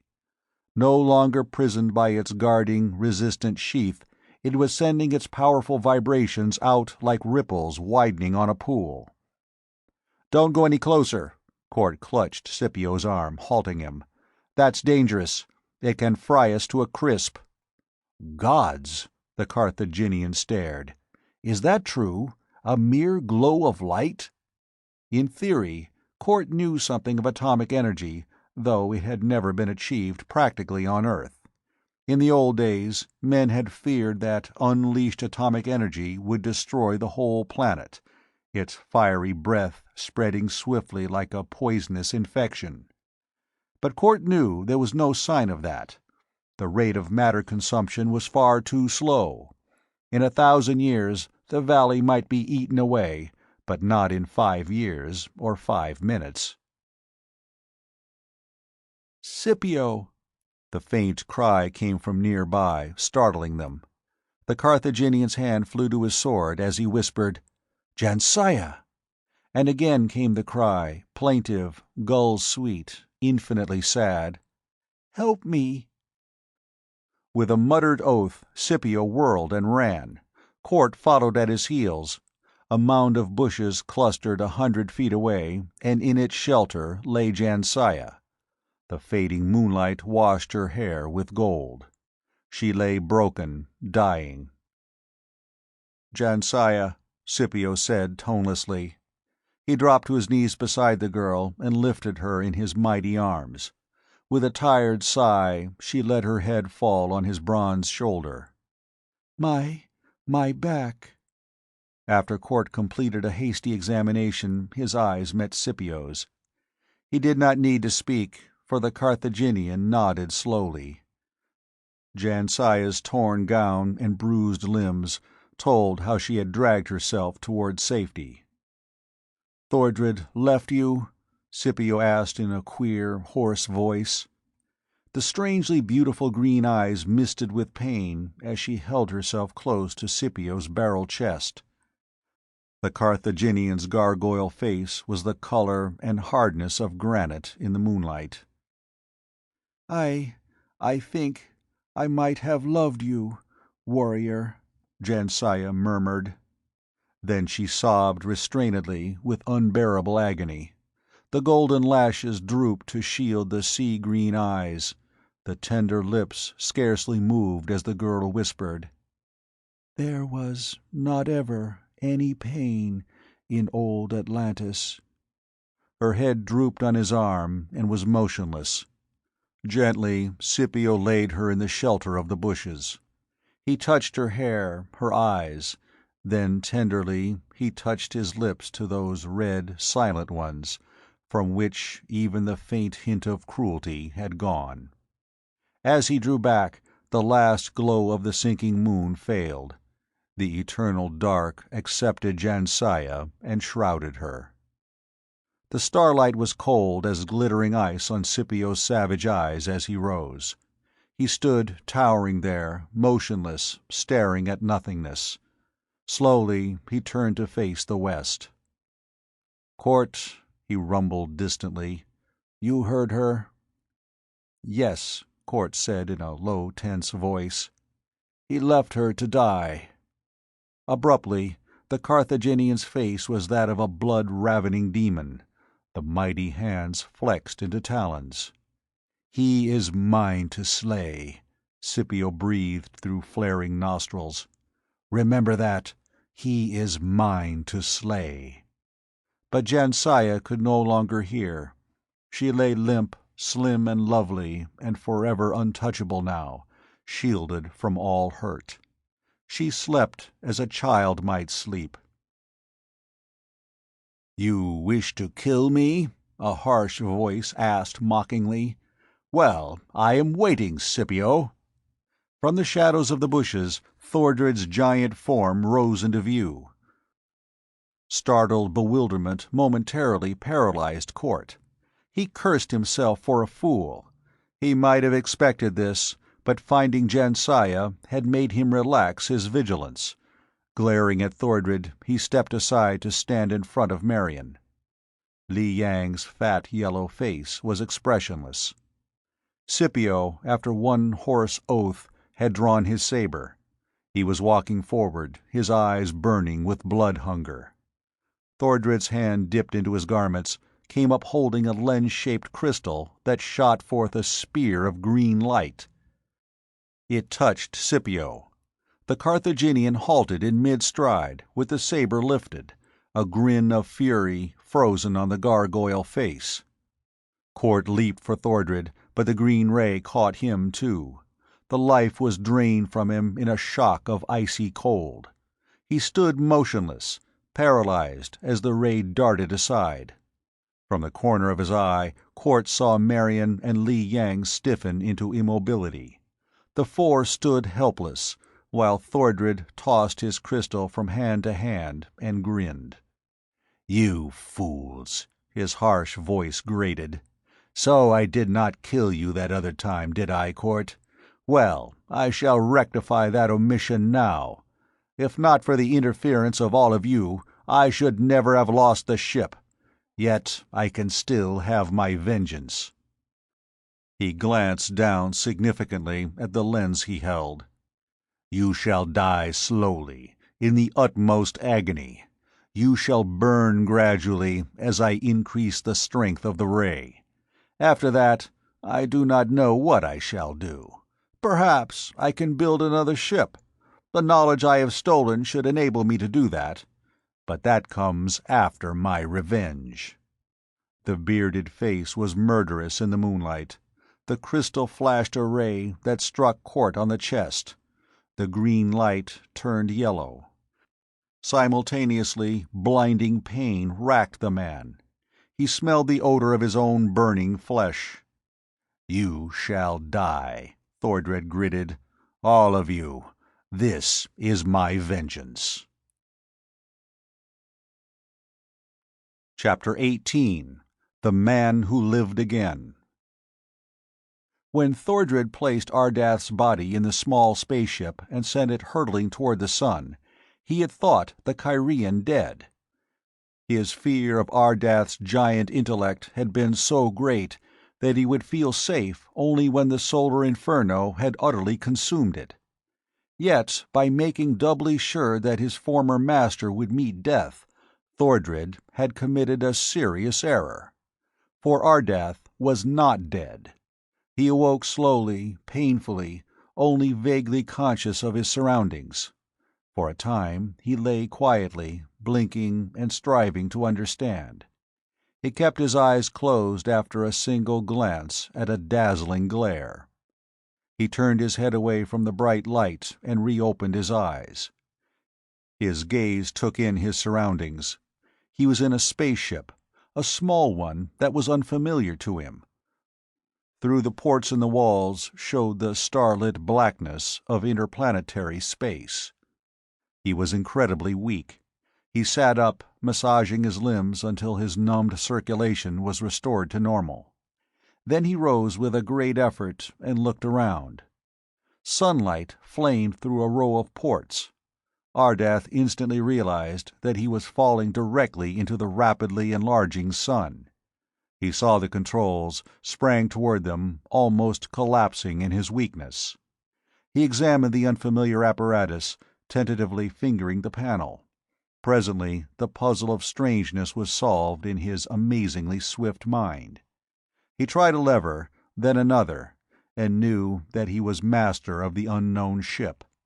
The vital problem just now was to escape the sun's attraction. Luckily, he was not yet even close to the chromosphere. He turned the vessel in a wide arc. After staring through the ports, he aimed its nose at Earth. Then he locked the controls and searched for food. Foreseeing emergencies, Cort had stocked the little ship well. Much of the food was unfamiliar to Ardath, but he sampled it intelligently. Brandy stimulated him and gave him strength. As he ate, he pondered the situation. How had he got here? What had awakened him from his cataleptic sleep? The last thing he remembered was emerging from the laboratory in his own ship to encounter Thordred's ruthless blow. The bearded giant had betrayed him, but how long ago had that been? How long had Ardath slept? During his last period of awakening, he had arranged an automatic alarm which would react to the presence of any unusual mentality existing on Earth. Ardath wished to take no chances of sleeping past the lifetimes of geniuses. But he had not had time to set that alarm before Thordred stunned him. Everyone in the golden ship should have slept on until infinity, unless awakened by some outside force. What had that been? Again, Ardath went to a port and studied the constellations, noting the changes that time had made. He computed roughly that at least 20 centuries had elapsed since his last awakening. Perhaps, through his failure to set the automatic alarm, he had already slept through the lifetimes of innumerable supermentalities. Though Ardath did not know it, of course, he had not awakened to find Moses, Confucius, Socrates, Galileo, Newton, and a dozen others. The alarm, had it been set, would have aroused him when those men appeared on Earth. Ardath glanced thoughtfully toward the sun. Its powerful rays, unshielded by any atmosphere, had awakened him. He felt gratitude to the unknown builder of this ship, who had installed transparent ports, through which the vital radiations had poured. If the vessel had been on any other course, Ardath might have slept on to the end of time. But the sun's rays had destroyed the artificial catalepsy. Ardath rose and began to search the little ship. Its architecture was obviously terrestrial, the natural development of art forms he had seen in ancient days on Earth. Moreover, the use of Earth metals in the construction, and the absence of any unusual ones, confirmed this theory. Certain equipment that Ardath found interested him. The mystery of a blowtorch he solved without difficulty. An electromagnet and vials of acids made him nod thoughtfully. When he measured one of the ports carefully, he realized that it coincided exactly with the size and shape of the entry ports on his own ship. The equipment indicated that the unknown owner of this little vessel had expected to find a barrier difficult to pass.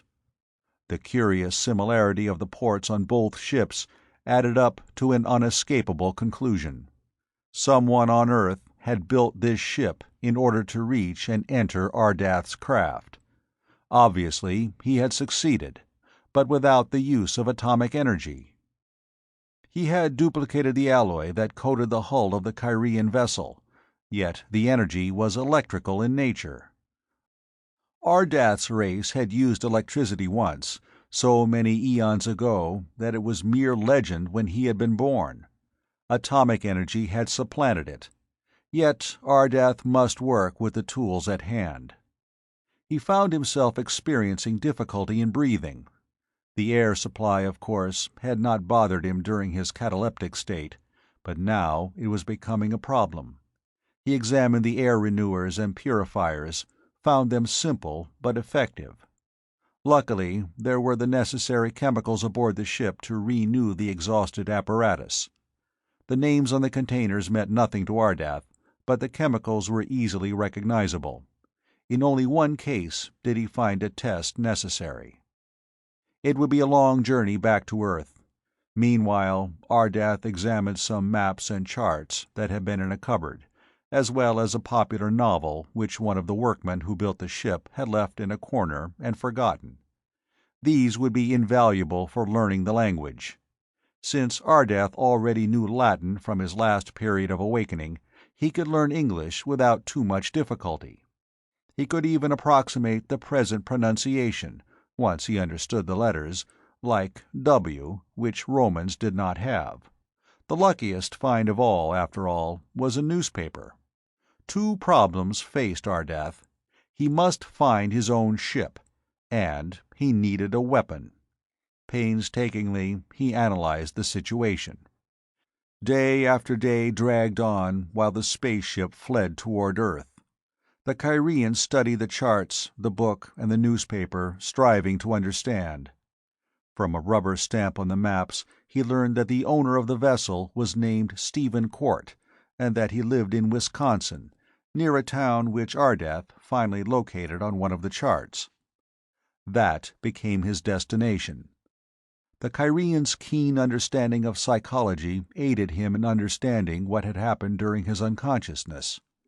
Placing himself in the respective positions of Thordred and Stephen Court, he applied rules of logic. When Court had entered the golden spaceship and found the cataleptic bodies, he would naturally have tried to awaken them. When he awoke Thordred, what had happened? There were 2 possibilities. Thordred, Ardath realized now, wanted power above all else. He had resented the Kyrians' domination. After apparently succeeding in killing his former master, he would not have been willing to obey Court. Rather, his lust for power would have been given fresh fuel. He and Court would have become either enemies or friends. In the latter case, Ardath now faced 2 opponents. But why should Court, having built this ingenious and expensive spaceship, have been willing to destroy it by aiming it at the sun? He would naturally have wished to retain it for later use. A logical man does not destroy valuable equipment, and only a logical and intelligent person could have built this vessel. But Thordred, on the other hand, would have wished the smaller ship destroyed, so that he would possess the only spaceship on Earth. Such tactics would strengthen his power, unless there were already other spacecraft in existence. That was impossible. This one was obviously patterned on Ardath's own vessel. A man with sufficient knowledge to create it would have used it, first of all, to visit the original ship. That sounded logical, though not entirely certain. Court would probably have resented the destruction of his property. That indicated that he and Thordred were enemies. But from that conclusion, Ardath could go no further. He could only wait until he had reached Earth and visited the home of Stephen Court in Wisconsin. If Court lived, he would certainly be an ally. And now Ardath concentrated on creating a weapon. Equipment was at hand, and electricity. Atomic energy Ardath could not manufacture at present, but he thought it would not be necessary. Already he had a plan for a weapon in mind. It must be able to convey a strong shock, or even a fatal one, over quite a distance. That necessitated some conductor of the current. A jet of water, a thin spray perhaps, might do the trick, but the use of ordinary water was not quite satisfactory. Ardath began to experiment with the limited laboratory he had at his command. He worked arduously, sleeping and eating only when he found time, while the ship sped toward its destination. Earth grew from a star to a spinning globe, cloud-sheathed, and then into a vast concave disk that blotted out the starry void. Ardath found the outline of North America, checked it with his maps. Then he sent the vessel arrowing toward Lake Michigan, which was visible even from beyond the atmosphere. It was night before he landed outside the village near Quart's home. He lowered the ship silently among the concealing trees and slipped toward the lights of the settlement. His clothing would arouse curiosity, he realized, but that could not be helped. Taking his new weapon, which was awkwardly bulky, he moved forward. Luck was with him. A youth, idling along the highway in a dim stretch, paused to stare at Ardath. The Kyrian took advantage of the opportunity. Mouthing the unfamiliar words carefully, he asked, "Can you say where Stephen Court lives?" It sounded like, "Can yoa say where Stephen Court lives?" The boy blinked. "Sure. You're a foreigner, ain't you?" When no answer came, he went on pointing. "Right up the road there." He gave explicit directions. "But I wouldn't go up there if I was you. There was a fire up there just a little while ago, and folks saw some funny kind of airship hanging around. They think it crashed in the valley behind the house, but nobody's gone to look. We stay away from Court's place, since he had a case of the plague there." Without a word, Ardath left the lad and hurried on. He had understood most of what had been said. A funny kind of airship. Could that be the golden space vessel? By the gods, if it had crashed. The ruins of the house told their own story. Ardath hesitated, then skirted it to climb up the slope beyond the charred foundations. The valley behind the house, the boy had said. Ardath topped the ridge. His thin, patrician face went cold as marble at the sight before him. The ship was wrecked, he saw at a glance. And he saw, too, the moonlit figures of huge Thordred and his paralyzed prisoners. As the ray flashed out from the lens in Thordred's hand, Ardath ran swiftly down the slope, concealing himself amid the bushes. As an odor of charred flesh came to his nostrils, his eyes were suddenly remorseless as death. At last he was close enough. He rose from the shadows and called softly, "Thordred!"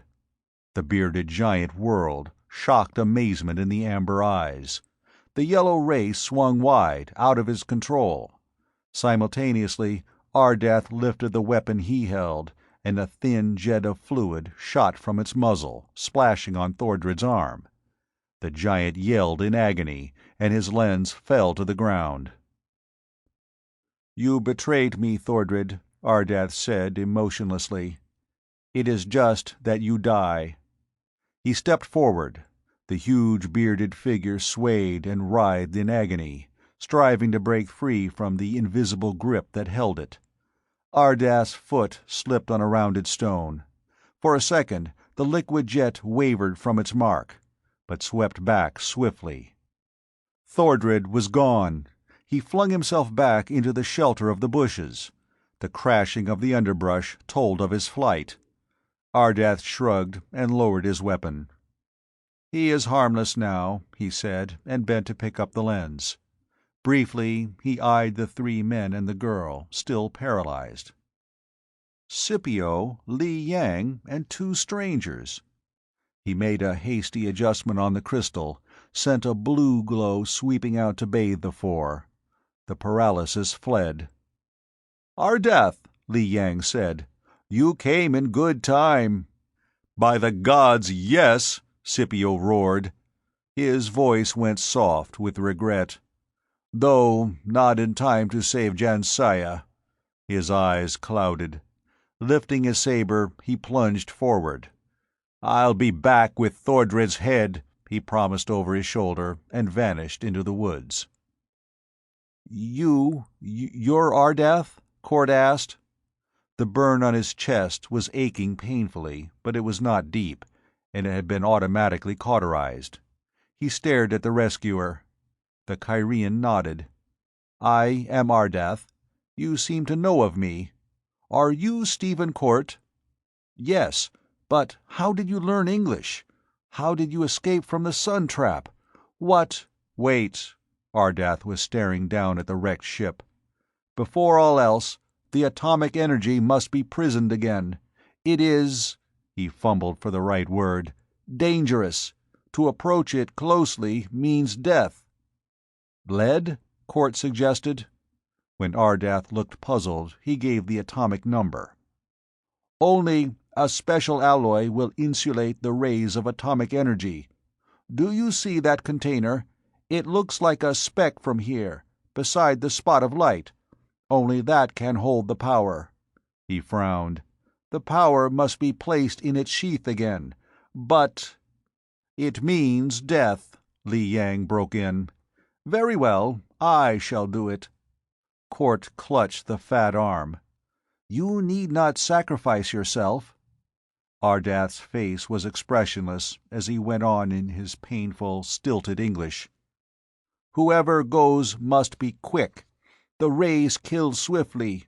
Hurry to the ship, slide the container over the little globe of atomic energy, and put the cover in place. That is all. After that, it will be safe to approach." "Steve," Marion said unsteadily, "let me go." "No!" Court's arm went around the girl, drawing her close. "Not you. Do we need to make this sacrifice, Ardath?" The Kyrian nodded sorrowfully. "The energy will spread out till it touches ores. Then it will expand faster, until the Earth itself will be destroyed." There was a sudden interruption. From the bushes behind the group a glowing nimbus of light drifted. It was a carrier, but it did not approach the three. Instead, it sped down the slope toward the ship. Ardath stared. "Marion, do you suppose—" Court said hoarsely. "Maybe, Steve. If that was Sammy, he may have heard us." They watched as the weird carrier fled toward the ship. It reached the hull, bent over, and picked up a small object from the ground. It made a swift motion, and the glare of atomic energy vanished. "He did hear us!" Court exulted. "Good old Sammy!" The light nimbus was drifting away toward the other side of the valley. Presently it was hidden from sight, but before that Ardath was striding down to the ship. He returned, holding in his hands an oval container of dark, lustrous metal. It was the sheath for the atomic energy. "We have much to talk about," he said to Court. "Your language. I must master it better." Scipio came back, cursing and swinging his saber. His deep chest rose and fell as he panted. "Thordred got away. I could not catch him." Court took immediate command. "Back to the road. There's plenty of room in the car. We'll head directly for Washington and make plans. I think you can help us against the plague, Ardath. Your atomic energy has already given me an idea." "The plague?" Ardath asked. "I'll help if I can, but I am sorry you did not destroy Thordred, Scipio. I fear he will trouble us again." The Carthaginian did not answer. He grinned unpleasantly, fingering the saber blade as he followed the others back toward the ridge. Chapter 19. The Earth Shield. 2 weeks later found Court haggard and red-eyed with exhaustion.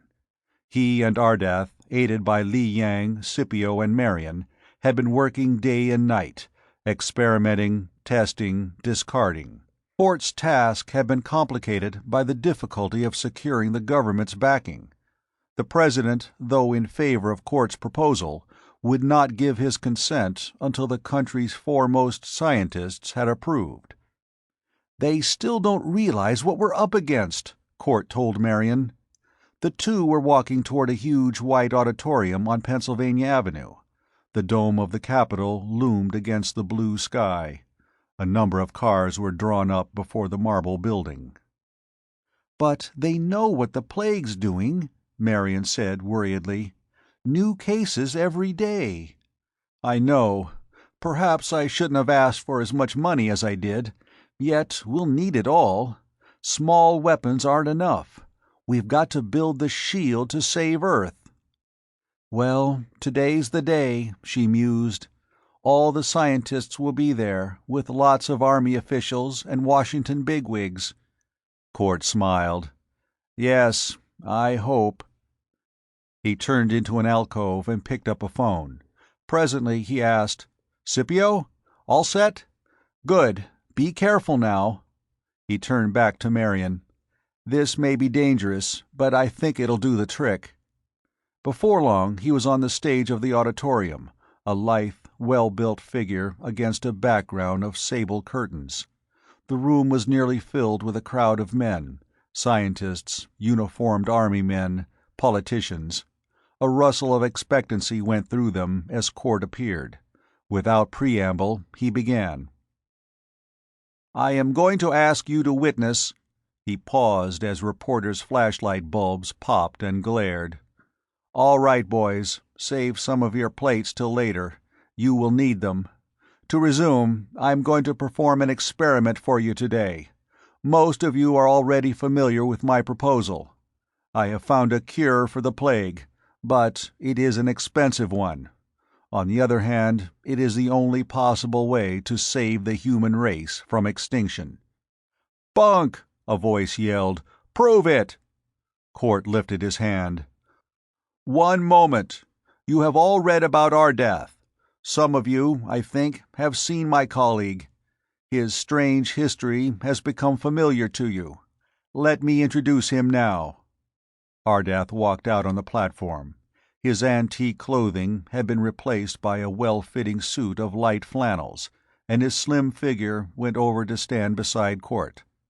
The lean patrician face looked out over the audience without expression. "Fake!" a cry arose. It was echoed by others. A gray-haired man stood up. "If you have found a cure for the plague, prove it. This Ardath may be an imposter. He probably is. He has nothing to do with—" Ardath did not say a word, but he stepped forward a pace. Something in the look of the strange alien eyes brought silence to the auditorium. In the stillness, Court spoke again.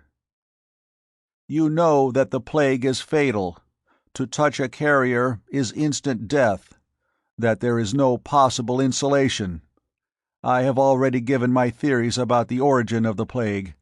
It is sheer life energy, the ultimate evolution of all life, the residuum of some immeasurably ancient universe that evolved into pure energy perhaps eons ago. This cosmic cloud of energy has drifted through the interstellar void until its edges infringe upon the Earth. Some catalyst in our atmosphere made it potent, infected our me-forms with this strange virus. What the plague does is simply this: it speeds up entropy, and the evolution that takes place is abnormal, against nature." Court paused, drew a deep breath, and resumed. "Normal evolution is slow. Mankind automatically adjusts itself to different environments through the course of ages. But this is a sudden jump to the ultimate life form, which, in the normal course of events, should not exist in this system for billions of years. That disrupts the evolutionary check and balance system. Humanity is not yet ready for this metamorphosis. It must come slowly and gradually, over a period of millions of years. Let me sketch for you the future. More and more of the carriers will appear as Earth plunges deeper into the heart of the cloud of life energy. The carriers will feed on those who were once their fellows. Eventually, only they will exist on this planet, and even they will die in the end for lack of sustenance. In less than 50 years, the world will be a barren, dead sphere drifting through space. That is what it might have been had we not found a cure." Then the Kyrian's clipped, precise voice rang through the auditorium. "Court speaks truly. You men of this civilization are strange to me. Perhaps few of you believe the story of my origin. That does not matter. Working together, Court and I have discovered the nature of the plague and found a solution. It is this. The carriers are forms of me energy. They can be destroyed, but only by creating a stronger type of energy which will drain their own. Only one thing will do that: atomic power. A certain carrier came in touch with the unguarded atomic power in my spaceship. Later, we searched for him and found his body near the vessel. Exposure to the terrific energy had killed him." Court nodded, remembering how he and Ardath had hunted through the Wisconsin hills for Sammy, and the burned, inhuman thing they had found at last. The Kyrian went on. "Atomic power short-circuits the carriers, drains their energy. Already we have constructed portable weapons which are thoroughly satisfactory." "But the life cloud in space," a voice from the audience broke in. "You can't destroy that." The Kyrian smiled grimly. "True, and more carriers will appear as we approach the nucleus of the cloud. But we can protect Earth, create a wall around it, a shell of atomic energy. With the right machines, we can transform the heaviside layer into a shield that will perfectly insulate this planet against the cosmic cloud. Solar radiation will still come through unchecked, but not a trace of the deadly life energy will be able to penetrate the shield." A low murmuring in the auditorium grew into a roar. Men rose and shouted questions, challenges at Ardath. A shield around the Earth? Ridiculous. Such fantastic pipe dreams belonged with perpetual motion and other exploded theories. Ardath glanced wryly at Court. "Well, I see I can't convince them. Shall we?" Court was waving his arms, trying to quiet the crowd. His attempts were useless. Already some of the audience were rising and heading for the exits. No one saw Court wave toward the wings, but all eyes turned to the stage when the black curtain rustled apart. Simultaneously, a gasp of sheer horror ripped from hundreds of throats. On the platform was a carrier. A huge box of luminous metal stood just behind it, in which the horror had apparently been confined. It was open now, and the luminous fog that constituted the carrier was drifting forward with purposeful intent. Ardath and Court had raced to one side of the stage. Scipio appeared, wheeling a small contrivance no larger than a dictaphone. A conical tube topped it, ending in a translucent lens. "Good," Court snapped at the Carthaginian. "But for God's sake, be careful now." The giant nodded with a flash of white teeth. Court turned to the paralyzed audience. "Stay where you are. There is no danger unless you get hysterical and riot."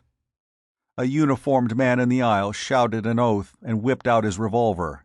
He pumped bullets at the glowing creature. Naturally, there was no result. Court waited till the echoes had died. "No one will deny that this is an authentic carrier. Watch." The creature was at the edge of the platform when Scipio swung his weapon to focus upon it. The result was unspectacular. A ray of intense white light struck from the lens, and the glow surrounding the carrier merely began to fade. The thing remained motionless, all its glory dulling. At last there was only something like a mummy collapsing to lie motionless on the stage. Scipio switched off the light. "Take your seats, please," Court said. "I have no more surprises for you. I shall welcome a committee to examine the body of this carrier." The first man to hasten down the aisle was a strongly built, handsome man with grizzled gray hair. He went directly to Court. "Mr. President," Court cried, "I didn't know you intended to be here, or I wouldn't have—" "I'm glad you did make that experiment," said the President of the United States. "I doubt if the scientists will fail to approve your plan now." There was a little twinkle in the level gray eyes. "Even if they do, I have authority under martial law to order you to build your Earth shield, and to give you every assistance you require." The big figure turned toward the audience, and the President waved at the group of reporters. "Put that on your front pages, boys. Stephen Court's in charge." With silent, incredible speed, Earth swung into action to fight the cosmic menace. Stephen Court was in charge. Beside him, Ardath worked, untiring, unsparing of himself. Li Yang, Scipio, and Marion Barton lent their aid. Staffs of trained scientists gathered from all over the world. Factories were hastily commandeered and their machinery altered so they could turn out quantities of the atomic energy portable guns. From San Francisco to New York, from New Orleans to Chicago, trained men went busily to work. Production of the guns was left to subordinates. Once provided with the plans, they executed their orders with swift precision. Troops of militia were armed with the weapons and sent into plague-infested areas. New York was cleared of the carriers, and the other cities as well. Dozens of the guns were stored in airports, ready for instant transportation whenever a case of the plague was reported. Such reports were constant these days. Earth was approaching dangerously close to the nucleus of the cosmic cloud. Ardath flew to China with Li Yang and 200 famous scientists. A job had to be done there. 2 gigantic towers had to be erected, on each side of the Earth, one in the Orient, one in America. Court was in charge of constructing the latter. He remained in constant telephonic communication with Ardath. Speed was essential. Every resource of the country was turned to building the Earth shield. Business was neglected. The government issued their orders, delegating certain jobs to certain groups. The people had to be fed, of course, but every capable man was mustered to the task for which he was best fitted. Factories worked day and night. Every other country lent its aid. Canada, England, Germany, France, Italy, Japan all forgot their imperialistic and trade quarrels in order to battle the common enemy. There was no time for war. Build the towers, create the Earth shield, these aims were foremost. Slowly, the mighty obelisks rose. They resembled the Eiffel Tower, but were far taller and larger. Immense girders buckled huger beams together as the monoliths rose against the sky day by day. Faster, faster the men worked. At night, searchlights were used. New roads were built and old ones widened, all converging on the towers. A railroad was laid to each one from the nearest line. Nearby towns found themselves incredibly augmented in populations. Emergency barracks rose. Dapper physicists and chemists slept side by side with burly roustabouts and riveters. No thought of class, and few quarrels rose. Each man knew that the plague might strike his own family next. Under his breath, he whispered, "Build the Earth shield. Hurry, hurry." 2 towers loomed at last, visible for many miles. Each one was topped with a shimmering, bright sphere of metal 50 feet in diameter. From these globes the atomic energy would flame out, to encircle the planet and transform the atomic structure of the heaviside layer into an impregnable barrier. Chapter 20. Thordred Returns. Court had little time to rest. He had frequent reports from the chief of the FBI, whom he had requested to track down the vanished Thordred. but the bearded giant had disappeared without a trace. His continued presence meant danger, however. Thordred possessed the knowledge he had stolen from the minds of both Ardath and Court. The dragnet searched for him vainly. One night, Court, Scipio, and Marion stood in the control room just beneath the huge globe that topped the tower. The task was finished. The last workman had just departed in the elevator that led to the ground. The three stood quietly, staring out at the land that stretched far beneath them. Bright moonlight bathed everything weirdly, yet beautifully. The room was 50 feet square, a flat platform around which a low railing ran. There were no walls. Metal supports stood up like thick columns at intervals. The globe above their heads was hollow, else not even the tough, reinforced steel of the tower could have supported its weight. They could not see the sphere. 9 feet above their heads, the ceiling was plated with thickness after thickness of Ardath's alloy, the only thing that would halt the radiation of atomic energy. Court fumbled with a televisor. "Wish I'd finished this weeks ago," he complained. "Ardath showed me how to build it, but I didn't have time. Let's see." The screen ran riot with color that swiftly faded into a uniform gray. "Trying for China?" Marion asked, coming to stand close to Court. He nodded. "The other tower. I'm getting it. Here it is." On the screen, the fat, butter-colored face of Li Yang appeared. The beady black eyes stared. "Court? Hello. How's the work?" "All finished," Court sighed. "We're just waiting for you. Bolted the last connection half an hour ago." "Fine," the Oriental applauded. "We'll be ready tomorrow, perhaps sooner. Wait a moment. Here's Ardath." The Kyrian's thin, ascetic face replaced that of Li Yang. His eyes were red-rimmed with fatigue. "So, you're finished, Court," he said. "Good. My workmen were not much slower. We'll be done in a few hours, not tomorrow, Li Yang. Then we can turn on the power. Don't forget," Ardath's lips thinned, "we must be careful. Both of us must turn on the switches at exactly the same moment, otherwise there will be disaster. The atomic screen must meet just halfway around the Earth. If you turn on your power too soon, your energy screen will smash mine back and destroy this tower completely. We must be completely accurate." Court glanced at an instrument panel near him. "I will. Wait a minute. Someone's coming up in the elevator." The warning bell was ringing. Presently the lift rose into view. An overalled figure, half hidden under the weight of a wooden box, stepped out of the cage. Scipio turned from where he had been leaning on the rail and staring down into the black gulf. He peered at the workman. Marion's brows drew together in puzzlement. "What's this?" she asked. "We didn't—" The box fell crashing to the floor. The face of the man behind it was revealed. It was no longer bearded, clean-shaven now and with the hair bleached yellow, yet the arrogant mouth, hawk nose, and the tawny amber eyes could belong to only one man: Thordred.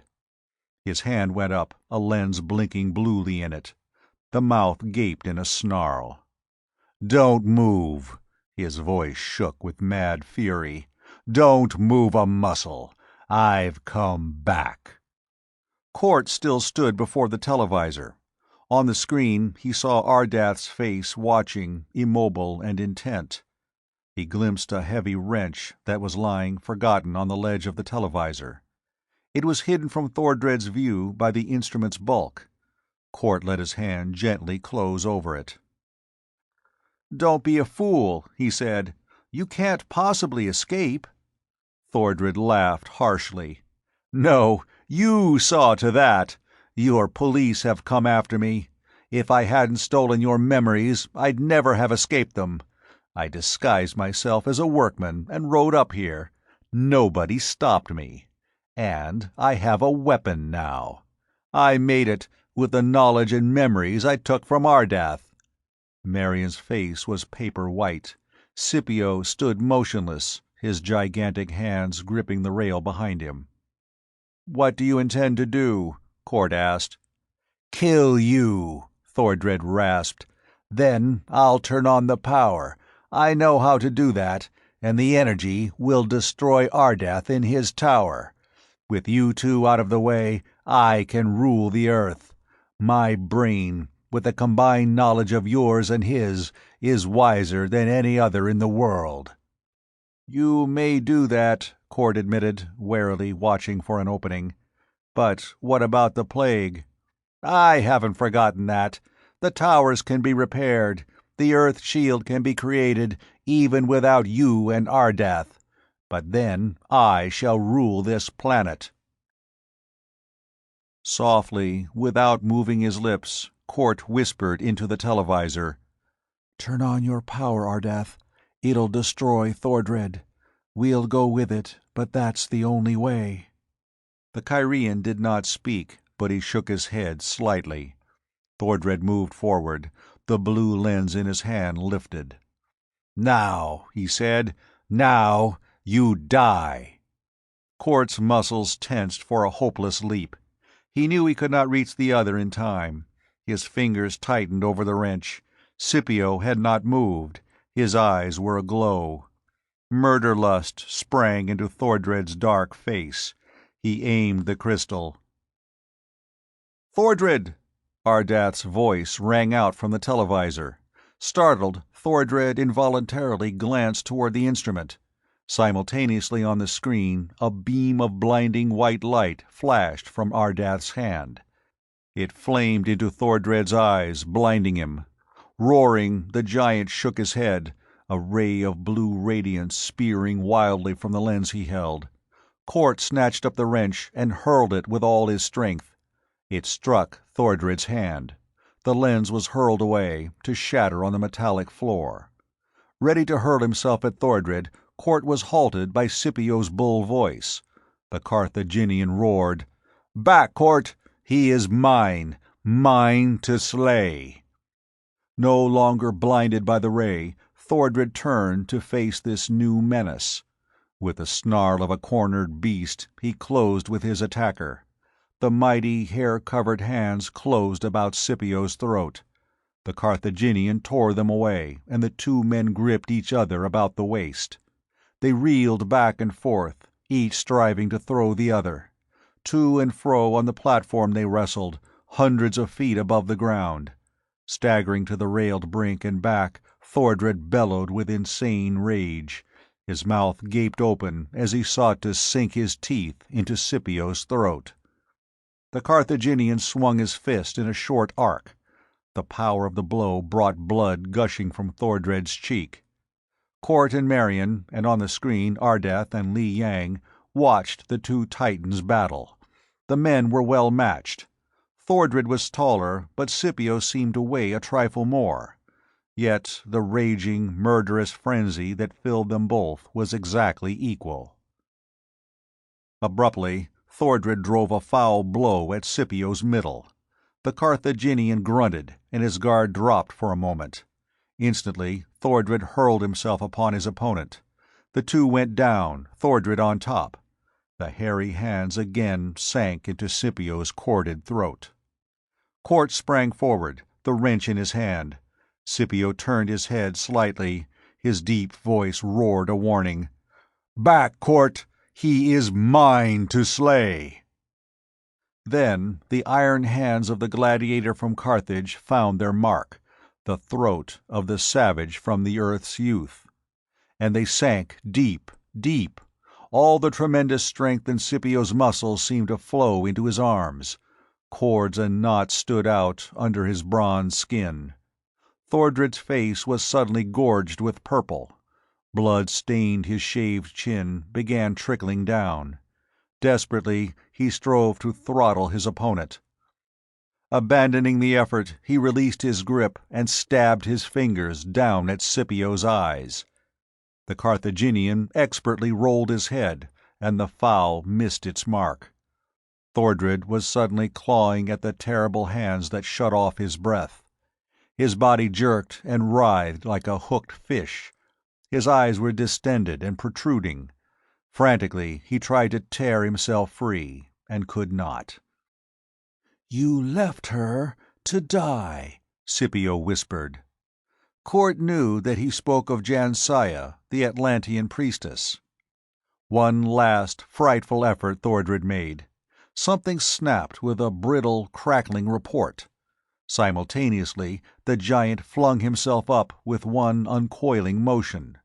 He stood upright, amber eyes glaring, breath hissing and rattling into his starved lungs.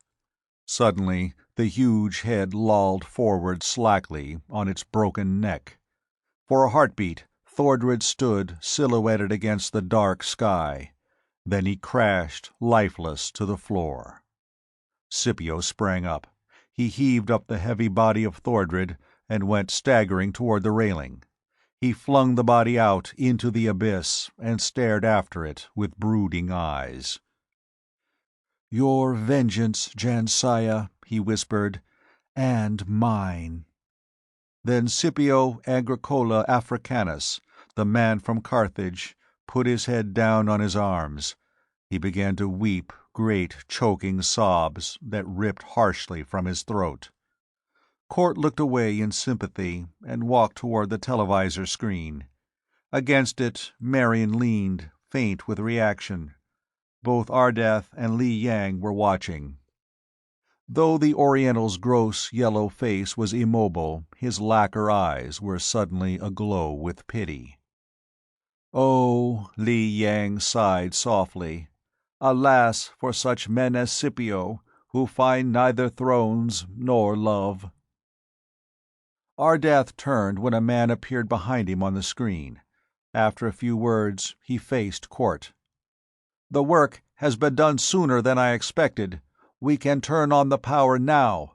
Compare your chronometer with mine." The two delicate timepieces checked precisely. "At exactly 11, throw your switch," Ardath instructed. "I shall do the same." They were 10 seconds to go. 5, 3. Court's hand trembled on the switch. 2, 1. Now.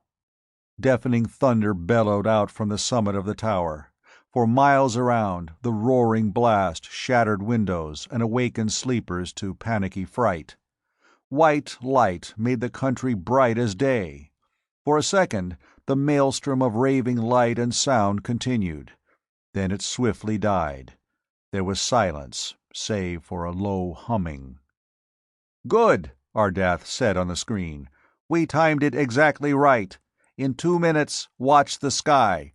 If it lights up, we have succeeded." With one accord, Court and Marion hurried to the railing. Even Scipio lifted his head to stare at the black sky. 2 minutes to wait. The incredible barrier of electrons, the curtain of atomic energy, was rushing around the Earth, spreading out from the points of origin in the Twin Towers. 1 minute dragged by. Then, without warning, the sky turned white. The dim stars vanished. A curtain of pallid white brilliance hung over the Earth like a shining ivory bowl overturned upon the land. A single heartbeat it remained, and then faded and was gone. But Court knew that the Earth shield had been created. That barrier would forever safeguard mankind. "We've won!" His voice was hoarse with triumph. "Marion, we've saved humanity!" There was something inexpressibly tender in the girl's eyes as she watched him. For now she knew that Stephen Court was a man whom she could love and cherish, not a cold, inhuman machine. In the hour of his triumph, he exulted not because he had solved a terrible problem with his keen brain. Court rejoiced because he had saved human beings from horror and death. "Yes," Marion said softly. "We've won, Steve. Both of us have won what we wanted." From the metallic sphere overhead, invisible energy flared out, challenging the stars, as it poured its mighty power into the Earth shield. Epilogue. 1 year later, a little group stood on the Wisconsin hills, examining a huge golden spaceship that loomed against the green slope and the summer sky. It had taken months to build a new vessel to Ardath's specifications, but at last the task had been finished, the equipment installed, and the provisions taken aboard.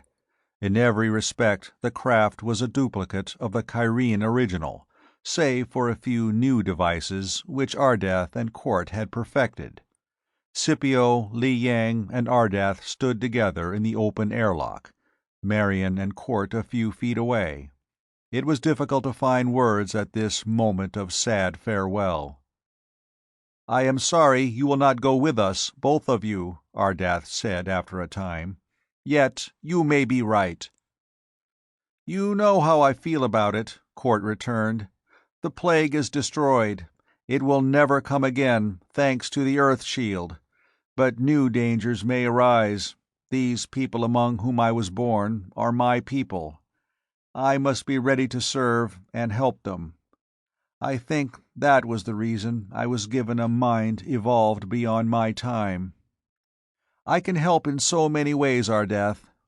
There is so much I can do to improve this world of mine.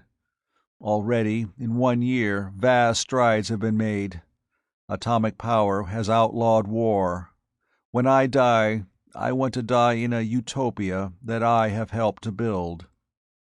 Ardath nodded with understanding. "I came through time to find a supermind, whom I could abduct to start a new race. Well, I have found that supermind, and you are wiser than I, Stephen Court. We are all part of some cosmic pattern, and this pattern works toward good and not evil. It builds and does not destroy. So I shall go on in my search for a race where I can find kinship and happiness. Perhaps 1,000 years from now I shall stand beside your grave, Court." "I, too," Scipio broke in. "Your world is a fine one, Court, and some of it I like. But I follow a dream. Mayhap I can carve out a kingdom in some distant future." He did not finish, but his face was suddenly somber. "I cannot stay here," he said at last. "Jansaya died here, and that would always be an aching pain in my heart." "Nor will I remain," Li Yang murmured. "Perhaps it is merely curiosity that impels me to go on with Ardath. I do not know. But the unknown has a certain fascination, and I am anxious to know what will exist 1,000,000 years from now. So farewell, and—" the tiny mouth twisted grotesquely, "and do not forget fat old Li Yang." The gross figure turned hastily and disappeared into the ship. Scipio bent and touched his lips to Marion's brow before he squeezed Court's hand in a mighty grip. "The gods watch over you," he rumbled, and was gone inside. Now Ardath's strange, alien eyes dwelt on the faces of Marion and Court. "There is nothing I can say," he whispered. "Only farewell." Some indefinable bond of kinship between minds flashed for an instant as Court and Ardath gazed into each other's eyes. Then the Kyrian stepped back into the ship, and the port swung shut. The vessel lifted. It rose silently and dwindled against the blue, a bright, golden ovoid that faded to a speck and was out of sight. It sped toward the orbit it would follow around the Earth, perhaps for thousands of years, until Ardath and Scipio and Li Yang awoke to follow their strange destiny. 2 figures stood close together on the slope. Marion and Court looked up until all trace of the golden ship was gone. There was only the blue sky then, and the green hills of Wisconsin. Still silent, and with the man's arm holding the girl's slim form close to him, they turned to retrace their steps to the highway where a car waited. There was nothing they could say, and no need for words had they found any.